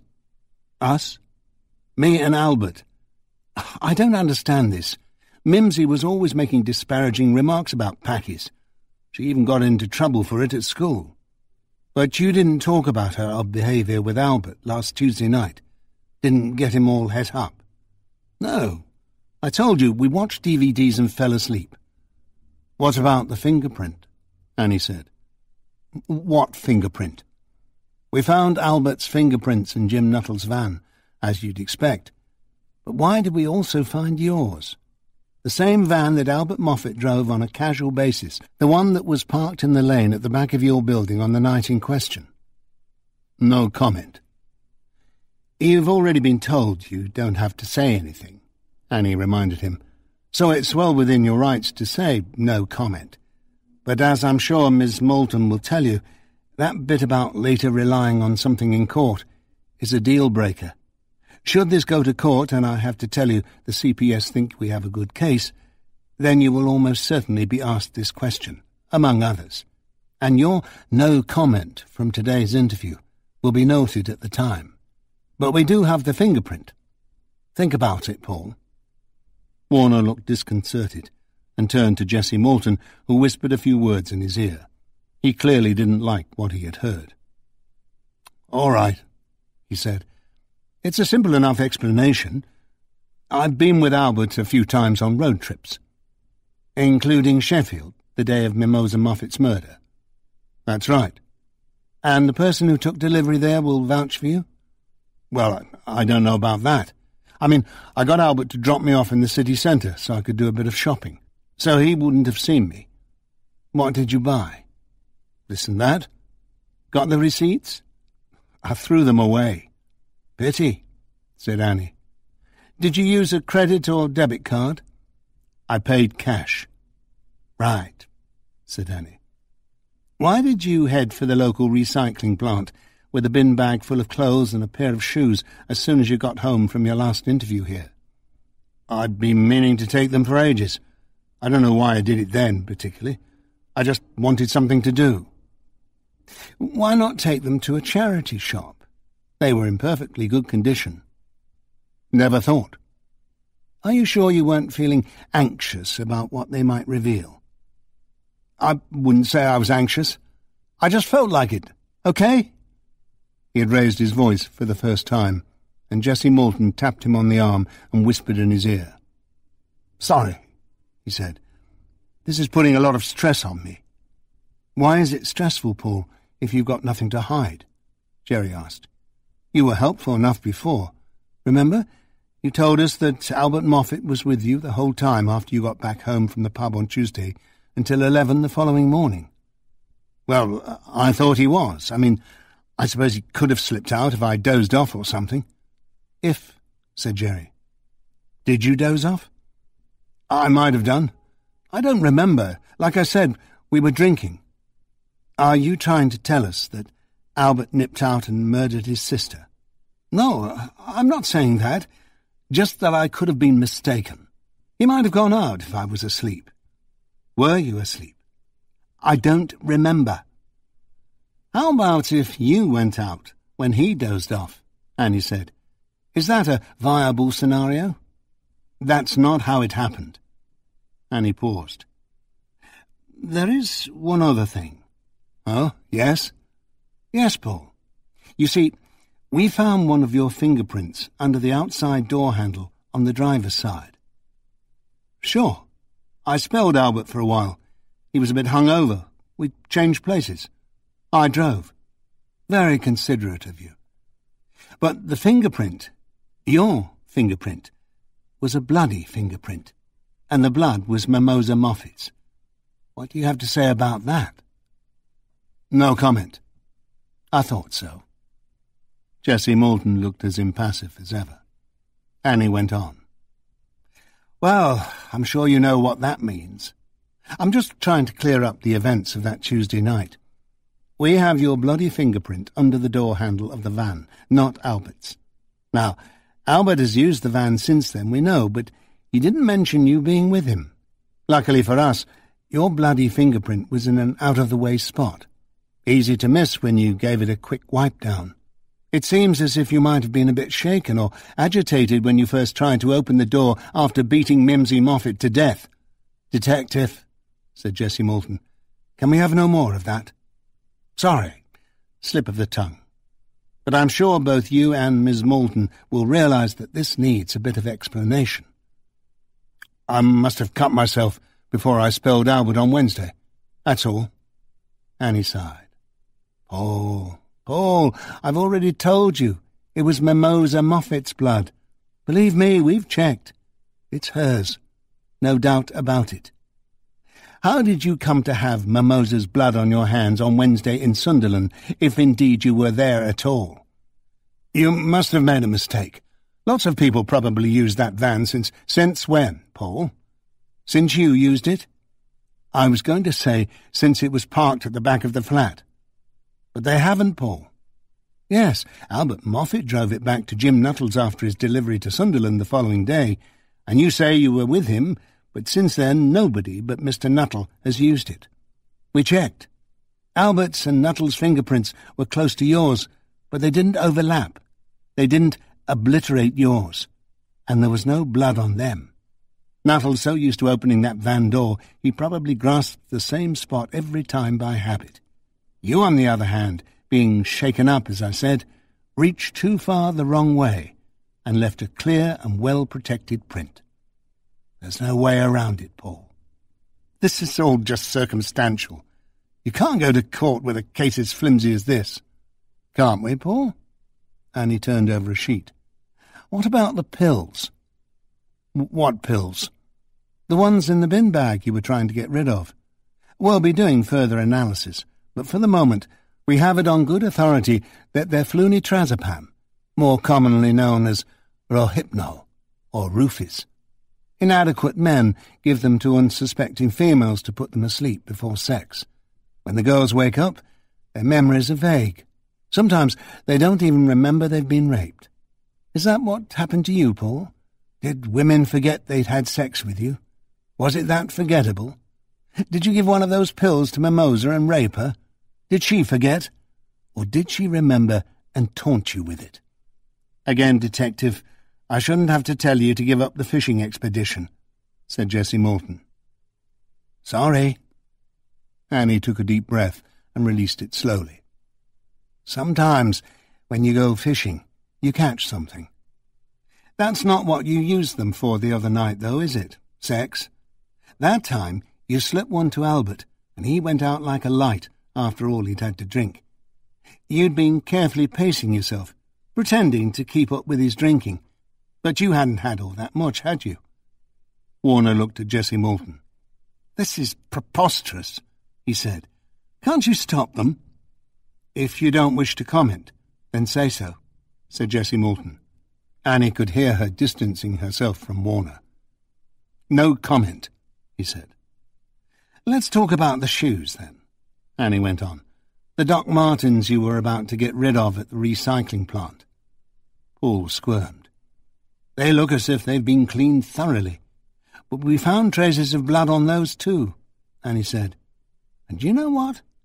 It was Mimosa Moffat's blood. You tried to get rid of it, didn't you? Scrubbing and polishing. But it's hard, Paul. Gets in the seams and it's hard to get out. Paul seemed to be shrinking deeper into his chair. Annie pressed her advantage. And you know what's worst of all? She went on. What's probably the most appalling thing anyone can do to another human being? She let her silence stretch. You jumped on her, Paul. I don't know whether you did it while she was still alive or after you'd killed her, but you stamped on her, and that stamp made an imprint, and that imprint from Mimosa Moffat's skin, Paul, matches the right shoe you were about to get rid of when Superintendent Carver's men apprehended you. There are several scuffs and scratches on the sole that act as unique identifying features. What do you have to say about that? Annie let the silence stretch again. Nothing, she said after a while. Well, that shouldn't surprise me.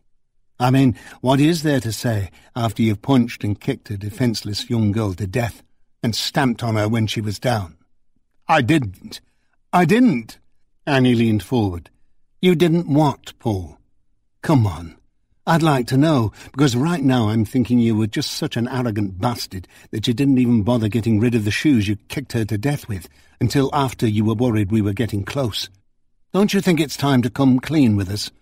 I told you it was the end of the road. Paul looked at her. His eyes were red-rimmed, his face drained of colour.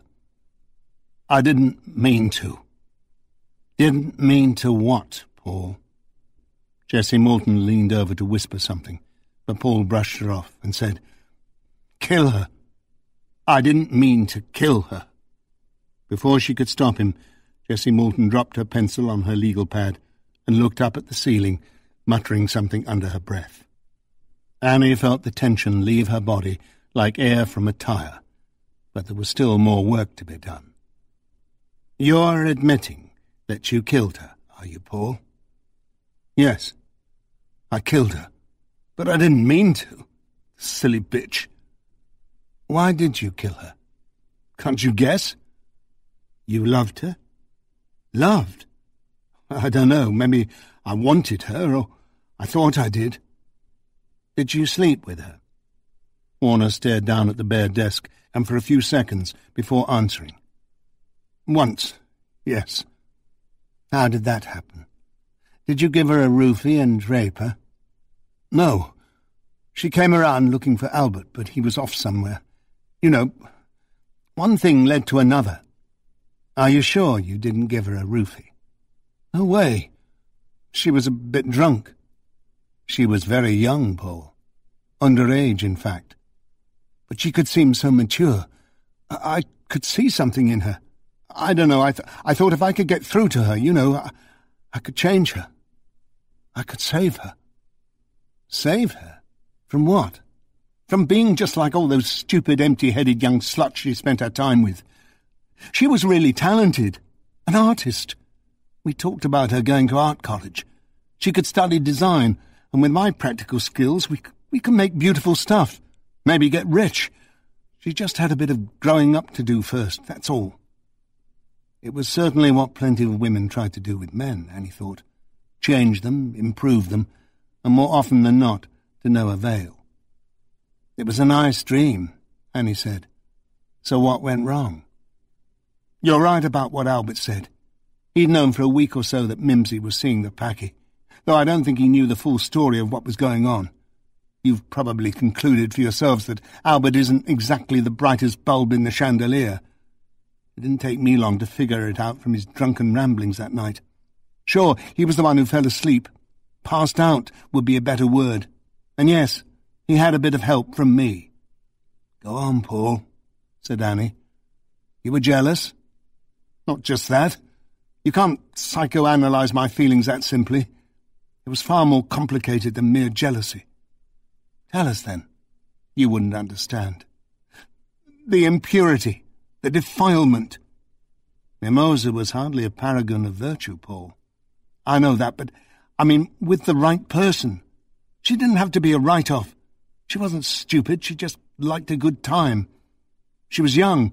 She would have grown out of it all, that silliness. I could have helped shape her, make something of her. I could have changed her."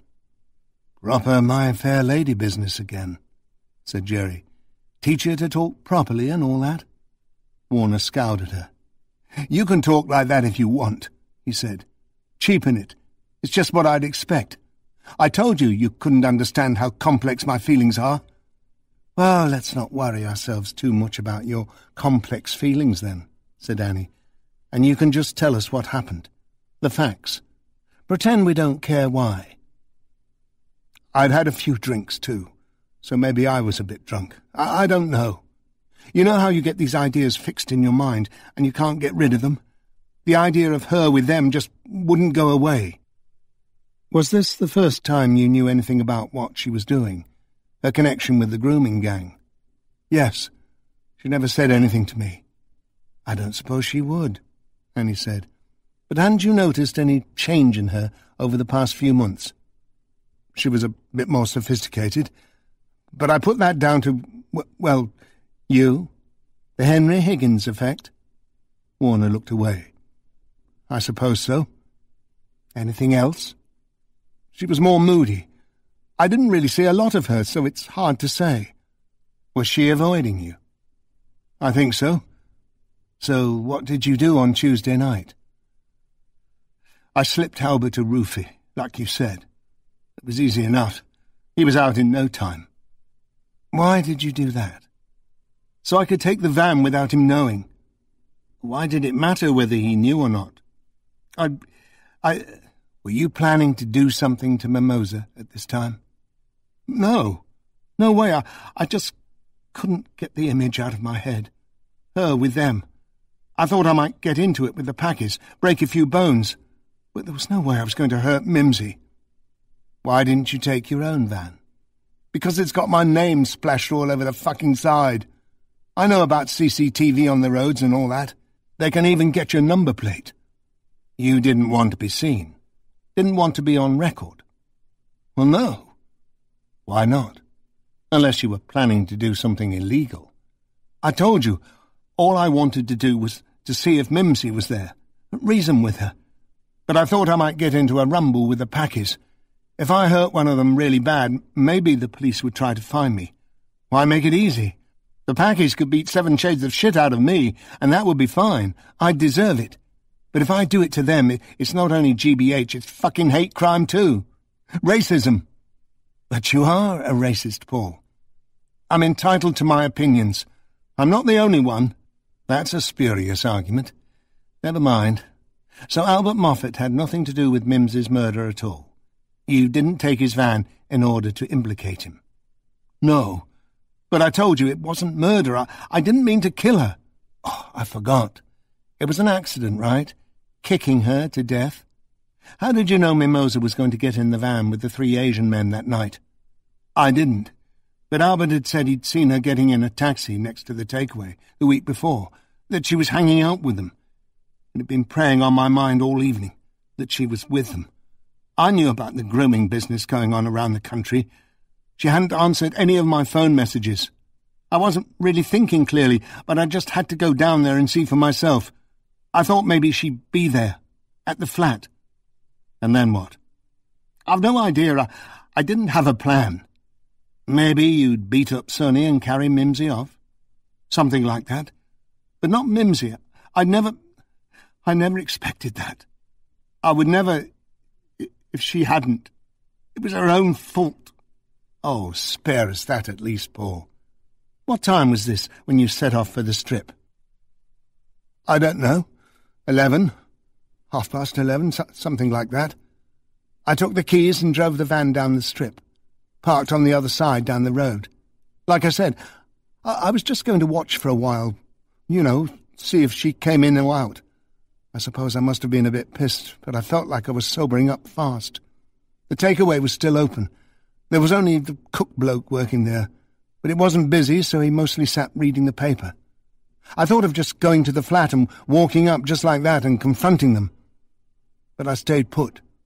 Then when I'd been there about 20 minutes, half an hour, the door opened and they came out.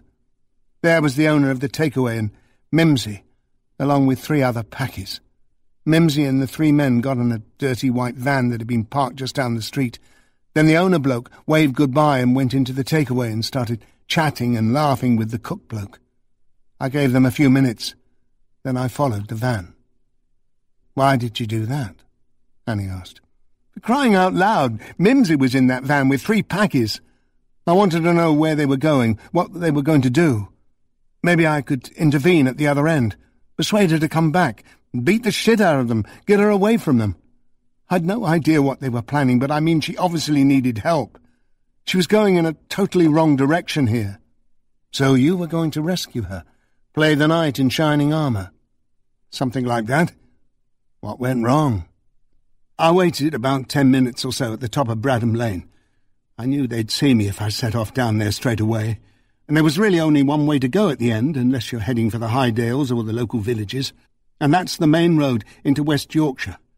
I figured they were probably from Bradford or somewhere like that, where there's a lot of packies, and that's the road they take. I knew I could catch up with them, and the other roads would be a bit busier so they wouldn't notice me. But something unexpected happened, didn't it? I was driving down Bradham Lane and I saw her, Mimsy, staggering towards me. She had no clothes on, and she was filthy, half covered in mud. I stopped to give her a lift, and when she saw it was me, she stopped in her tracks. She was stoned on something, but she was hurt too, I could tell. Them packies, they'd done their stuff to her. I told her to come with me. I'd take care of her. She just stood there. So I grabbed her wrist. Then she started struggling, calling me names, saying she'd rather walk home or go back with them than with someone like me. I couldn't believe it. There she was, all dirty and bloody, and I was offering to help her, to get her away from all that and take care of her. And she just said of all the people she had to bump into, it had to be me. So why do you think she reacted like that, Paul? I don't know. We hadn't parted on good terms after you slept with her. Yes, it wasn't, she was drunk at the time when she came round, like. When she sobered up a bit afterwards, she laid into me for taking advantage of her. Did you force her? No way. It just, it happened. But Mimosa wasn't quite the slut everyone thought she was. She said she didn't want to be around me again, that I was like all the other men who just took from her. But I wanted to give. I tried to tell her, but she wouldn't listen. I tried to talk to her the next time I saw her with Albert, but she just cut me as if I wasn't there. I wanted to help her. I thought we could really get somewhere together.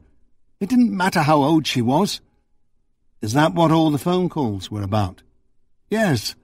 I wanted to tell her that she meant something to me. So why didn't you help her when she needed it most? Warner hung his head. I don't know. She was on drugs, strange drugs, not like she usually was if she was high or pissed.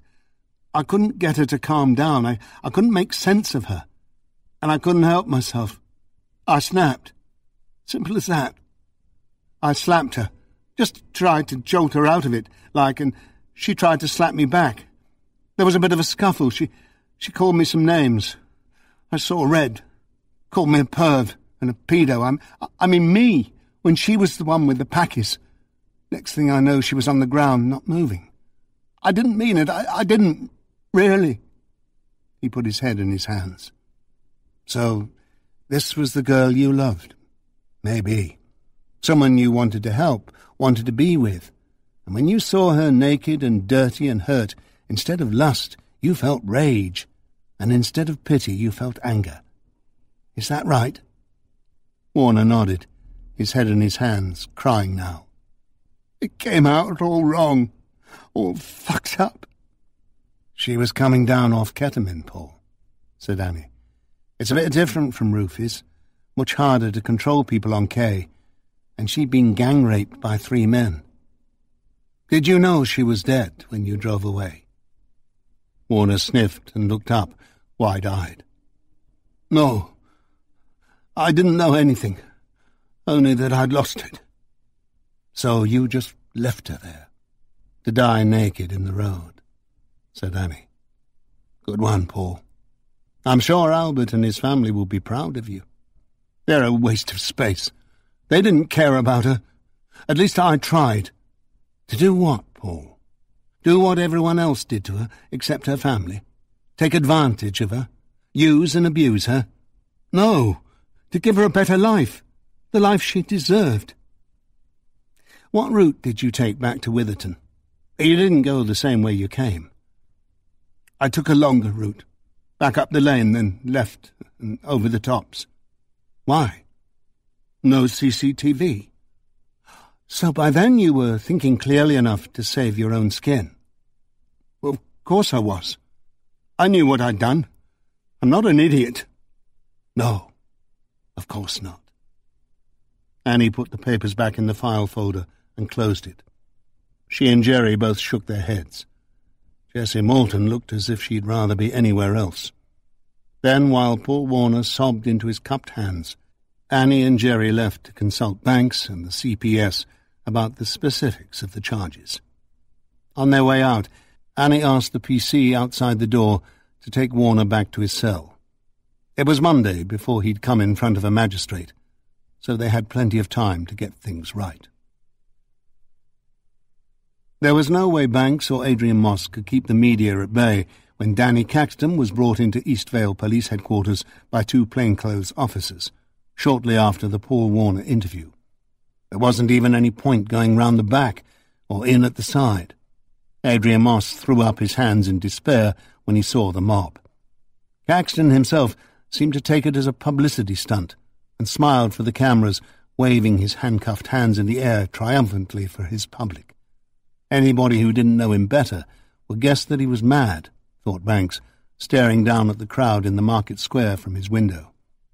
On the strip in Witherton Heights, or so he'd been told, angry mobs were throwing bricks and Molotov cocktails through shop windows, and the terrified members of the Asian community hid in cellars and attics if they couldn't leave town quickly enough to stay safely with relatives far away. Banks wondered if the tide would turn when it came out later in the day that the person responsible for Mimosa Moffat's murder was white. Banks and Winsome let Caxton wait in the interview room with Bernie Feldman. Banks had read Linda Palmer's memoir of the holiday in Blackpool, and while it hadn't furnished many hard facts, it had given him a couple of points to pursue, and a lot of insight into the way her mind worked. When they finally entered the room, Caxton rubbed his wrists theatrically. "Bit tight, those cuffs," he said. "I know a lass or two who'd appreciate that." He winked at Winsome. Winsome ignored him, went through the formalities, and set the voice recorder and video going. "So, what is it this time?" Feldman asked. "We've got some new evidence, if you'll bear with me," said Banks. "Evidence? I doubt that very much." Banks ignored the lawyer and looked directly at Caxton. "And I'd be remiss if I didn't tell you now, Mr. Caxton, that the other investigations are coming together. We have strong rape and sexual assault cases for you to face from Brighton in 1965, Leicester in 1968, Bristol in 1971, and Newcastle in 1973. There are plenty more in the works." "Get to the point, will you?" Caxton said. "I want to go home. I don't feel well. I'm an old man. You can't keep me cooped up here." "Then we'll move right ahead. First of all, I want to talk to you about Tony Monaghan." "What's about him? I told you he worked for me. He was a homosexual. He got killed in a public toilet." "As a matter of fact, Mr. Caxton, he wasn't actually killed in the toilet, and there's no evidence that he was gay." Caxton glanced at Feldman. "What do you mean? That's what I was told." "Mistakes were made." "Not my fault." "Going on evidence of the position of the body and blood loss, we've determined that Mr. Monaghan couldn't have been killed in the Hyde Park public toilets, but that his body was placed there after his murder." "So what?" "It wasn't a gay killing," said Banks. "I don't really see what any of this has to do with my client," said Feldman. He turned to Caxton. "Danny, this was going on 50 years ago. There's no way this is solid evidence." "I think it will become clear soon enough," Banks said. "And what is this evidence you're talking about?" Feldman went on. "Where is it? I assume you have some crime scene photographs, forensic reports, a post-mortem, perhaps?" This was where Banks knew he was stumped. He didn't have any of those things, only Simon Bradley's slightly unreliable memories and the things Ursula Pemberton had told him. That might be declared hearsay, though a good prosecuting barrister might successfully argue for its admittance on the grounds that Tony Monaghan was unable to testify himself. Even so, it was a long stretch from getting Ursula Pemberton's evidence admitted to proving that Danny Caxton had anything to do with her husband's murder. "You know we don't," said Banks. "But we do have witnesses, one of whom was involved in the investigation at the time." "A boffin, is he?" said Feldman. "Home Office pathologist, perhaps?" "He was a serving police officer, now retired." "Long memory, then, and honest with it." "We also have another witness," Banks moved on quickly. "A witness who saw two burly men half carrying and half dragging someone towards the toilets that night Tony Monaghan died." "This gets better," Feldman said. "Two someones carrying a third someone in the dark." He folded his arms. "Please go on, I'm intrigued. I assume you can produce this witness." Caxton wasn't saying anything, but Banks had noticed him getting progressively paler, an anxious look in his eyes. He pressed the advantage. "We think those two men were the Stott brothers, well-known criminal enforcers at the time, and, we understand, acquaintances of Mr. Caxton." "They worked at a club I had an interest in," said Caxton. "Danny, be quiet," said Feldman, raising a hand. "Don't say another word. Leave this to me." "We know where they worked," said Banks. "They were bouncers at the Discotheque nightclub in Bradford. You first met them at a boxing club you also had an interest in, and we have it on good authority that they were employed from time to time as your minders, Mr. Caxton, and that on at least one occasion they faced criminal charges for GBH." "That was nothing to do with me," said Caxton. "Are you saying you have a positive identification on these two gentlemen?" Feldman asked. "Maybe not," Banks went on. "But their victim in the GBH case was the boyfriend of a waitress who claimed to have been sexually assaulted by Mr. Caxton at the Discotheque nightclub shortly after closing time one night." "Rubbish," said Caxton, though he was looking paler. Banks noticed a tic developing under his left eye. He seemed worried by the direction the interview was taking. "There's nothing to worry about, Danny. They've got nothing," Feldman assured his client. "And even if what they're saying about these Stott characters is true, there's no positive identification, no way they could be linked to the body found in the public toilets." "You think I don't know that, Bernie?" snapped Caxton. Banks leaned back and turned to Winsome. "Yes, Jackman?" "Let me tell you what we think happened," said Winsome. "Tony Monaghan was with Mr. Caxton in the Majestic Hotel, Blackpool, when the assault on our complainant occurred. In fact, she was raped first by Mr. Caxton and then by Mr. Monaghan." "So you take the word of a rapist?" "Danny, be quiet," said Feldman. "Let's hear the lady out." Winsome inclined her head. "Thank you, Mr. Feldman. I've done a lot of hard digging on this case, so I think I can spell things out clearly for you. One thing Mr. Caxton might not have realized was that Mr. Monaghan was a man of conscience. He'd done a foolish thing, a serious thing, committed a crime, but he couldn't live with it as easily as some people seem able to do. He felt the need to unburden himself, so after a great deal of soul-searching, he told his wife all about what had happened, and what he intended to do about it. Monaghan's widow is still very much alive, and was able to fill in a few blanks for us. Caxton shot Feldman a frightened glance. "What is this, Bernie? What are they saying?" "Let the lady talk, Danny. They tell a good tale, but they still have no evidence. Witness to the crime, was she, this wife?" "Though she wasn't present when the crime was committed, we do have a strong witness in Mrs. Monaghan," said Winsome. "Her husband told her what happened that afternoon in the hotel. She was horrified, of course, that someone she loved could commit such an act, but she also saw that he was genuinely repentant and wanted to atone.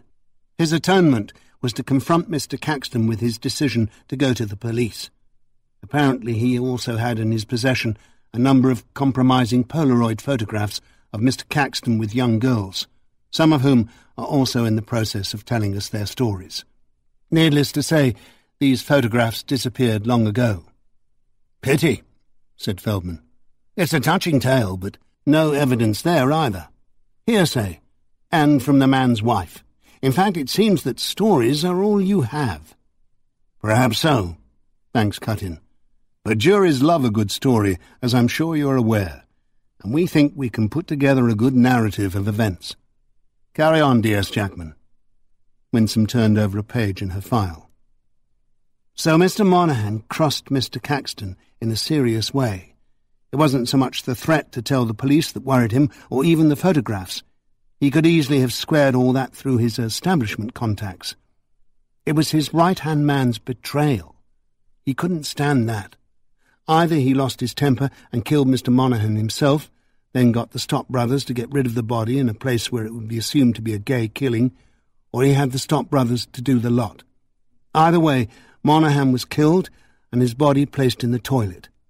Sad to say, police at the time didn't exactly pull out all stops on homosexual victims. After a cursory initial investigation, which we do know revealed that Tony Monaghan most likely hadn't been killed in the toilet, and that two men had been seen half-dragging a third towards that very place on the night in question, orders came from above that there was no case, nothing more to be done. A short while later, the few case files that had been kept, including medical and forensic reports and witness statements, simply disappeared." Winsome took the enlargement of the newspaper photograph from her file and slid it across the table so that Feldman and Caxton could look at it. "As you can see," she went on, "here Mr. Caxton is handing over a large cheque to Chief Constable Edward Crammond. Also in the photo are a number of other high-ranking police officers of the time, including Detective Chief Superintendent Dennis McCullen, who was immediately in charge of the Monaghan case. Both Chief Constable Crammond and Chief Superintendent McCullen were dismissed from the force in a corruption scandal over accepting bribes some years later." "I take it this scandal has nothing to do with my client?" "It was a separate incident, drug-related, but it indicates the characters of the men concerned. Mr. Caxton and the Chief Constable were known to be good friends. They dined together, played golf together, and even on one occasion went on holiday in Mallorca together, all paid for by Mr. Caxton."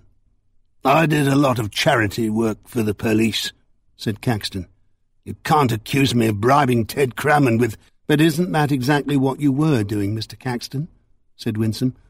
"This photograph was taken on the 27th of October, around the time the Monaghan investigation came to a full stop. You can't possibly think that such senior police officers would cover up a murder," said Feldman. "Perhaps not," said Banks, "though stranger things have happened. It's possible that, despite his later troubles, Chief Superintendent McCullen had no idea that Mr. Caxton had killed Mr. Monaghan, or arranged to have him killed. What he was covering up was his friend's involvement with a man who, it appeared, had turned out to have homosexual inclinations. The fact that Mr. Monaghan worked for Mr. Caxton was never mentioned in any of the media reports at the time. That, I think, would have been a far easier thing to do, and easier for Chief Constable Crammond to settle with his conscience, than murder. Banks glanced at Caxton, who seemed to be slipping further and further away from the conversation, looking puzzled and confused, as if he couldn't understand what he was being accused of any more. It was either arrogance, Banks guessed, or another act, an attempt to put the faltering mask of innocence back in place. "All you're really telling me," said Feldman, "is that Mr. Caxton's press officer did a good job. I don't see anything criminal in that." "Let's get back to the allegations of rape, then," said Winsome.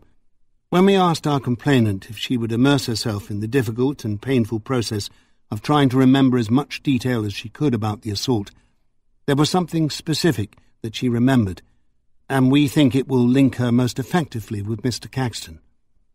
Would you roll up your left sleeve, please, Mr. Caxton?" "What?" "Your left sleeve." Caxton looked at Feldman, who nodded, like a man who knew it would have to happen inevitably at some point, even if they objected now. Slowly, Caxton pushed up the sleeve of his jacket, then unfastened the button at the cuff of his shirt, and pushed that up too. The inked numbers were plain to see. Banks noticed that Caxton's hand was shaking, and his skin had turned even paler, looking dry like parchment. He began to worry there was something more serious going on than nerves. "What are those numbers?" Winsome asked. "What do they mean? We know that you were in England during the war, not in Auschwitz. Can you—" Banks tapped Winsome gently on the arm to indicate that she should stop. "Mr. Caxton," he said, "are you all right? Do you need me to call a doctor?"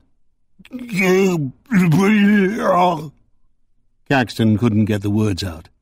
His face looked oddly lopsided, Banks noticed, as if the right half had fallen away from his cheekbones and spittle drooled from his lower lip. His right arm hung limp, and that whole side of his body seemed to sag. Banks knew what was happening. He dashed to the door to tell the officer outside to call the paramedics immediately. Danny Caxton was having a stroke. By Saturday night, when Banks again knocked on Linda Palmer's door in Minton-on-Swain, a great deal had happened. Paul Warner was in custody for the murder of Mimosa Moffat, and the forensic evidence was fast building up against him. They also had his confession. Sonny and his colleagues were all under arrest and facing a number of serious charges, though DNA tests showed that none of them had any connection with Mimosa's murder. The DNA of the three cousins from Dewsbury, however, were a clear match for the semen samples found inside Mimosa, and they faced a whole lot of charges, though they continued to deny rape and insist that the sex had been consensual. Mimosa had been under the age of consent, so it didn't matter too much, but their sentences would certainly be a lot longer if a jury believed they had also physically assaulted her and forced her to perform sex acts against her will. The problem was that there was no one to say Mimosa wasn't willing, though the three men who said she was had every reason to lie. The 5 other victims of Sonny's grooming gang were being cared for and were all giving detailed statements of their own experiences, though the whereabouts of Jade, a.k.a. Carol Fisher, was still unknown. The Strip had quieted down a lot, but there were still isolated incidents and rumblings of unrest around the Witherton Heights estate. 2 more women had come out with complaints against Danny Caxton since he had made his grand entrance and exit to and from Eastvale Police HQ, one in Great Yarmouth and the other in Weymouth. Caxton was still in the hospital, hanging on by the thinnest of threads. Linda Palmer opened the front door and led Banks through to the garden. It was another fine summer evening, early in August, but Banks sensed a slight autumn chill already in the air. It wasn't enough to drive them indoors, though, and Banks took the same chair as he had on his previous visit. Music played through the open French windows, swirling strings rising and falling, and there was a bottle of wine open on the table. Linda asked Banks if he would like some. "Just a glass, please," he said. It was a crisp Pinot Grigio, nicely chilled, and it went down well. The river was in the shadow of the trees, but Banks could hear it and was constantly aware of its presence beyond the music, which he didn't recognize. Percy was lying on the lawn near a flower bed. "Who's this?" Banks asked, referring to the music. Mahler's Ninth, the last movement, the Adagio. I'll put something else on if it's not to your liking. Some people have a hard time with Mahler. No, said Banks. Don't change it for me. It's someone I've been meaning to get into for a while. All I know of Mahler is the soundtrack from Death in Venice. Ah, yes. Magnificent. Linda paused. I heard about Danny Caxton on the news, she said. Are you in trouble? Famous TV personality has stroke in police custody? I should think so. There's bound to be repercussions. There'll be an inquest, maybe even an investigation. They take anything unusual that happens in police custody seriously these days. On the plus side, his lawyer was there. He saw everything that happened, and he said we couldn't have responded faster. It was so quick, and Caxton had never told us before that he had any problem with his heart. I probably shouldn't tell you this, but there's not much chance of a trial now. So, what the hell? According to a disgruntled employee on the staff at Caxton's home Xanadu, his doctor had warned him to be careful with his health, prescribed various drugs to combat hypertension and elevated heart rate. But Caxton didn't take them. He said they interfered with his sex life, which, according to our source, was mostly catered to by high-class call girls shipped into Xanadu on a fairly regular basis. He didn't change his lifestyle either, kept on smoking cigars, drinking cognac. Too arrogant to listen to the doctors, I suppose. The only indication he'd given was that he said he wasn't feeling well, but nobody feels well when they know they've been caught. Linda smiled. There's an irony in that, isn't there? She said. The great man brought down by his own perverse desires. But surely the lawyers will argue that the stress of being interrogated must have had something to do with it. No doubt that's what they'll say. But we played it by the book, and it's all on record, audio recording and video. There was no use of restraint, not that we'd be likely to need it, with an 85-year-old man. Caxton arrived under his own steam, with his lawyer, and he was well treated at all times. He behaved quite normally at first. Nevertheless, there'll be trouble, you can be sure of it. They'll want their pound of flesh. Will you lose your job? Maybe, if they need a sacrificial lamb. Or perhaps I'll just be demoted. Or promoted to chief constable, where I can do no harm. It was, after all, my first major investigation as superintendent. I enjoyed being detective chief inspector, though, so demotion wouldn't bother me too much.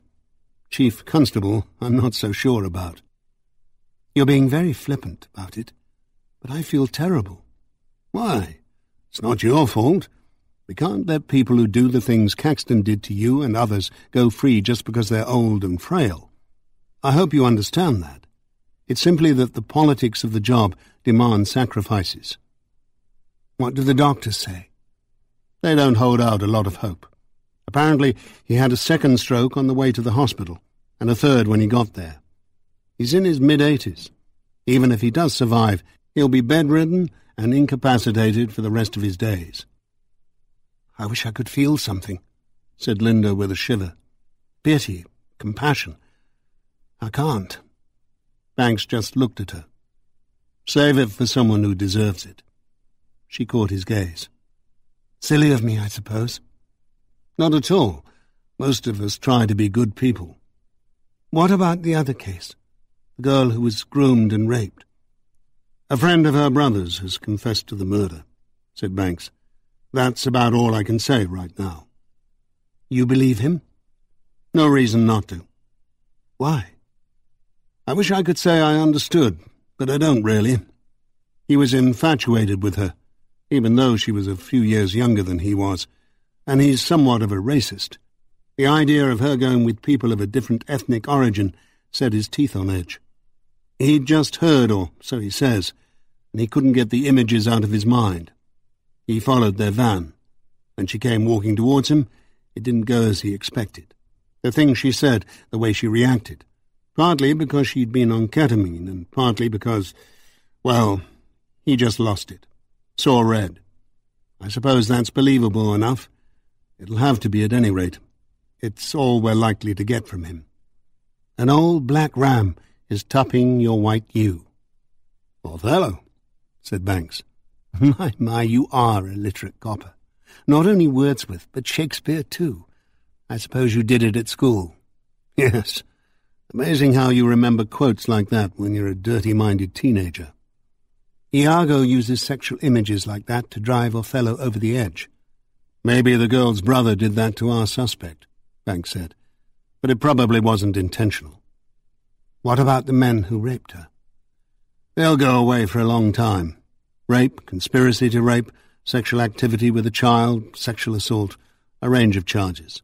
The CPS will throw the book at them. Something sure to stick." "Good Lord, it's all so sad. This is the sort of thing you deal with day after day, isn't it?" Banks sipped some wine. The strings held a long note, then the brass came in and another melody began. "Not every day, no. But it must get to you, seeing so much of the dark side, the cruel side of human nature." "You've been there. You know what it's like. Besides, it's not all doom and gloom. I see plenty of good, too. Plenty of decent people trying to help others. They're just not always who or where you expect them to be." "I don't think I could do your job." "That's just as well. The world would be a far better place if you stick at what you do already." "You've read my poetry?" "Some. It's really good. Of course, I know nothing about such—" "Oh, tosh. Do you think I write for reviewers and literary critics? Half the time I don't even get reviewed. How many poetry reviews do you see in the weekend papers?" "The Observer does a few." "Beyond the Observer?" "Dunno.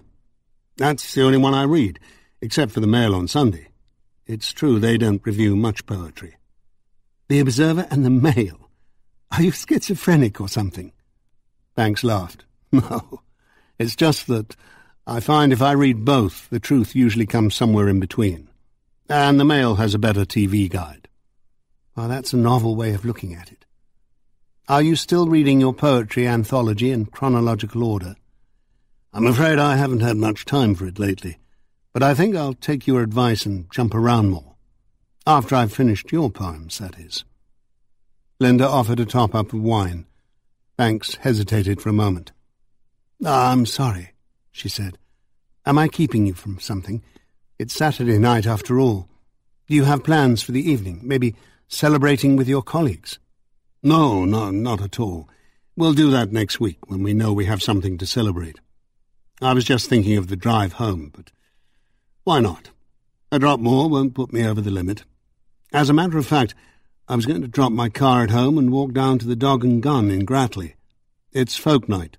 I think Penny can't ride back home, but there's plenty of time for that." "She is," said Linda. "I had coffee with her this afternoon."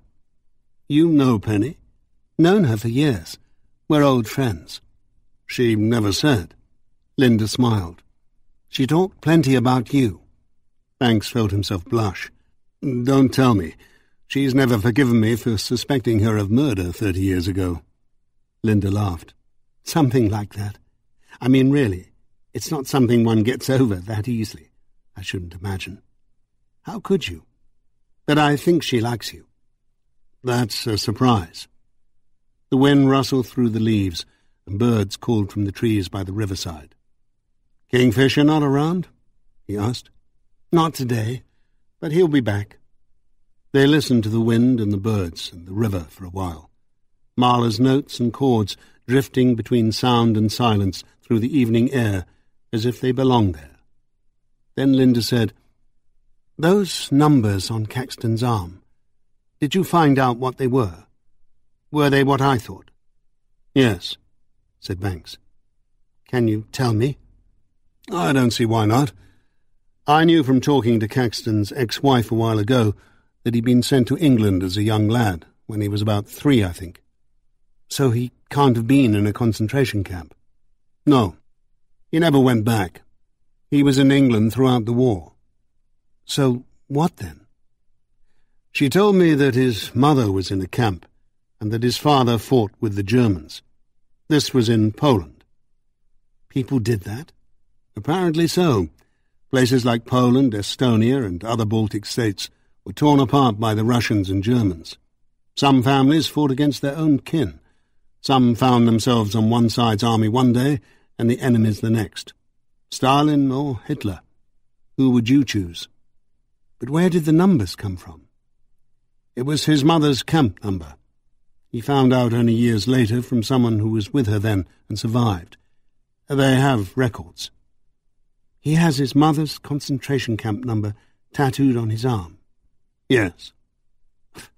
I don't know whether that's sick or sentimental. A bit of both, really, said Banks. He can't have had it done until after he was divorced, as his ex-wife had never seen it. Others must have, even though he always wore long sleeves, and he tried to keep it concealed. You saw it. Banks didn't tell her that it was when he asked to look at Caxton's arm that he had his stroke. No point making her feel guilty. She'd done the right thing in noting it down, and he'd done the right thing in asking to see it. The rest was just bad timing. He didn't really know what was going to happen to his career because of what happened in that interview room. Neither he nor Winsome had behaved in any way offensively or aggressively during the interview, but Danny Caxton had keeled over and would most likely die. Adrian Moss had a hell of a job on his hands with this one, and for once Banks appreciated that he might prove a useful ally. Not that A.C.C. McCaughlan and A.C. Gervais weren't 100% behind him. The Chief Constable and Crime Commissioner were waffling and waving this way and that in the prevailing winds, but that was only to be expected.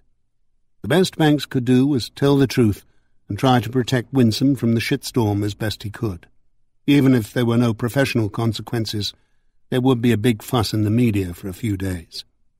The music was so quiet now that Banks could hardly hear it above the birds and the wind in the leaves. Occasionally he would catch a slow, soft phrase, then silence came again. Linda swallowed and turned toward the river. He couldn't see her expression or the look in her eyes. "It always makes me cry, the end," she said. "You really have to hear it inside to get the full impact, but the quiet strings and silence alternate like a dying man's breath for a while, and finally it just disappears into silence. More Shakespeare. The rest is silence." "Was it Mahler's last work?" Banks asked. "Not technically, no. He'd sketched out a 10th symphony before he died, but he was ill. He had lost his favourite daughter and been diagnosed with heart problems.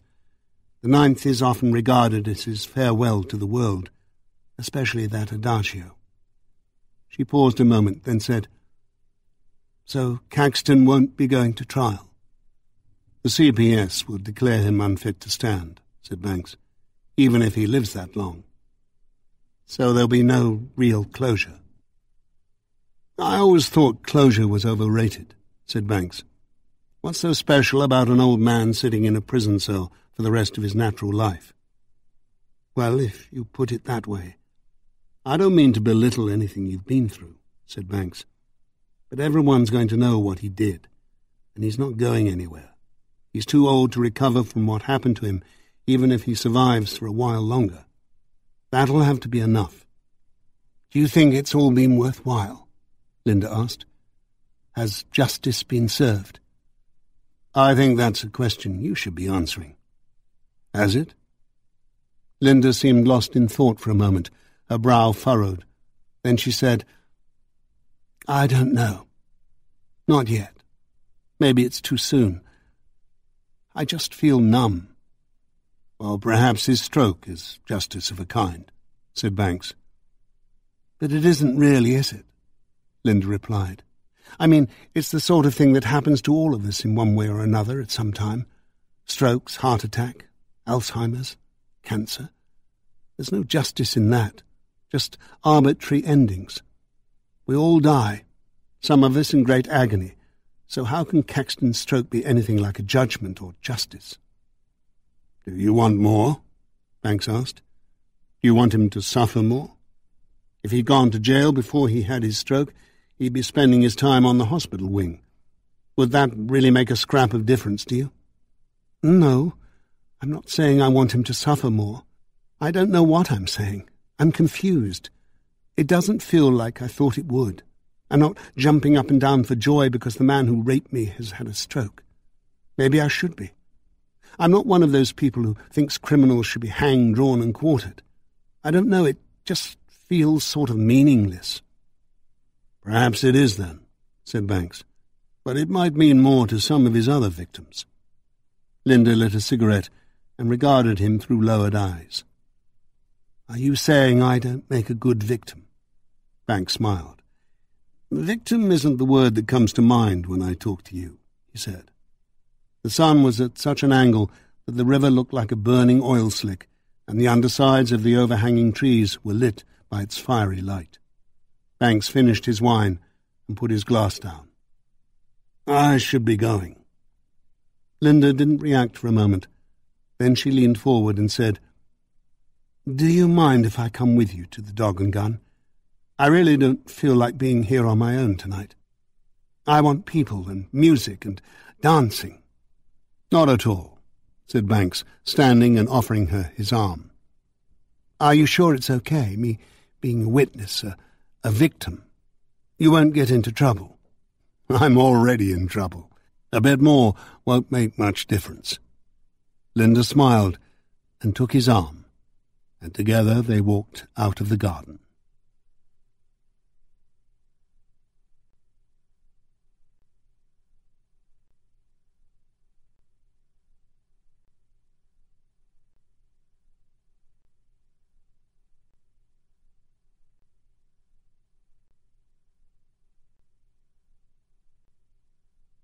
Epilogue. It was a bitterly cold night, but the nature of Jade's work didn't allow her to dress for the weather. She was shivering in her tube top and micro-skirt as she paced her corner near the city centre. Street lights and neons reflected in the puddles, and the noise of revellers from nearby pubs and clubs filled the air. A laugh, a glass smashing, a sudden cheer or whoop, loud music from a cover band imitating the Rolling Stones, satisfaction. There was plenty of traffic, and the cars occasionally slowed down for a closer look at her, sometimes stopped to pick her up. But she still had hours of work ahead of her before she could get back to the flat and experience the rush and the euphoria that followed. That anticipation of blissful oblivion had quickly become all that kept her going in the cold city night. The girls were spaced well apart, and Radnor came by every once in a while to make sure everything was all right and to pick up the earnings. He was okay, she supposed, better than some, and she wouldn't be doing this forever, she thought, as she paced. She was still young. There was a man she'd been talking to, a pal of Radnor's, who said he thought she'd be perfect for some films he was going to make. The work paid well, about €1,000 a scene, he said, with extra for unprotected sex, gangbangs and fake rape. A few months of that, and she'd have a nice little nest egg to do with what she wanted. She didn't know what that was yet, but she wanted to move somewhere far away from here, perhaps a village in the country. She'd kick her habit and live somewhere people were nice, and there were trees and birds and sweet-smelling flowers, and maybe a river at the bottom of her garden. The wind seemed to rake against her exposed flesh, and she felt the first drops of rain on her cheek. A car pulled up by the curb about 10 yards ahead of her, and a hand beckoned out of the window. The engine purred, and the red brake lights glowed like a demon's eyes. She felt the same tightening in her stomach she always felt when a car stopped. You never knew what was going to happen next. Then she pulled herself together, thrust her chest out, and remembered to swing her hips as she walked towards it. In the digital realm, shadows play. A warning clear, don't lose your way. A symphony of caution sound in the land where the king is crowned.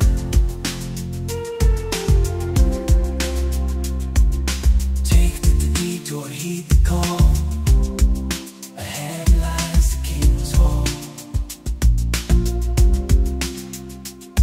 In circuits where his power lies, find another path, be wise. Oh, detour ahead, change your course. In the realm of the king's fall.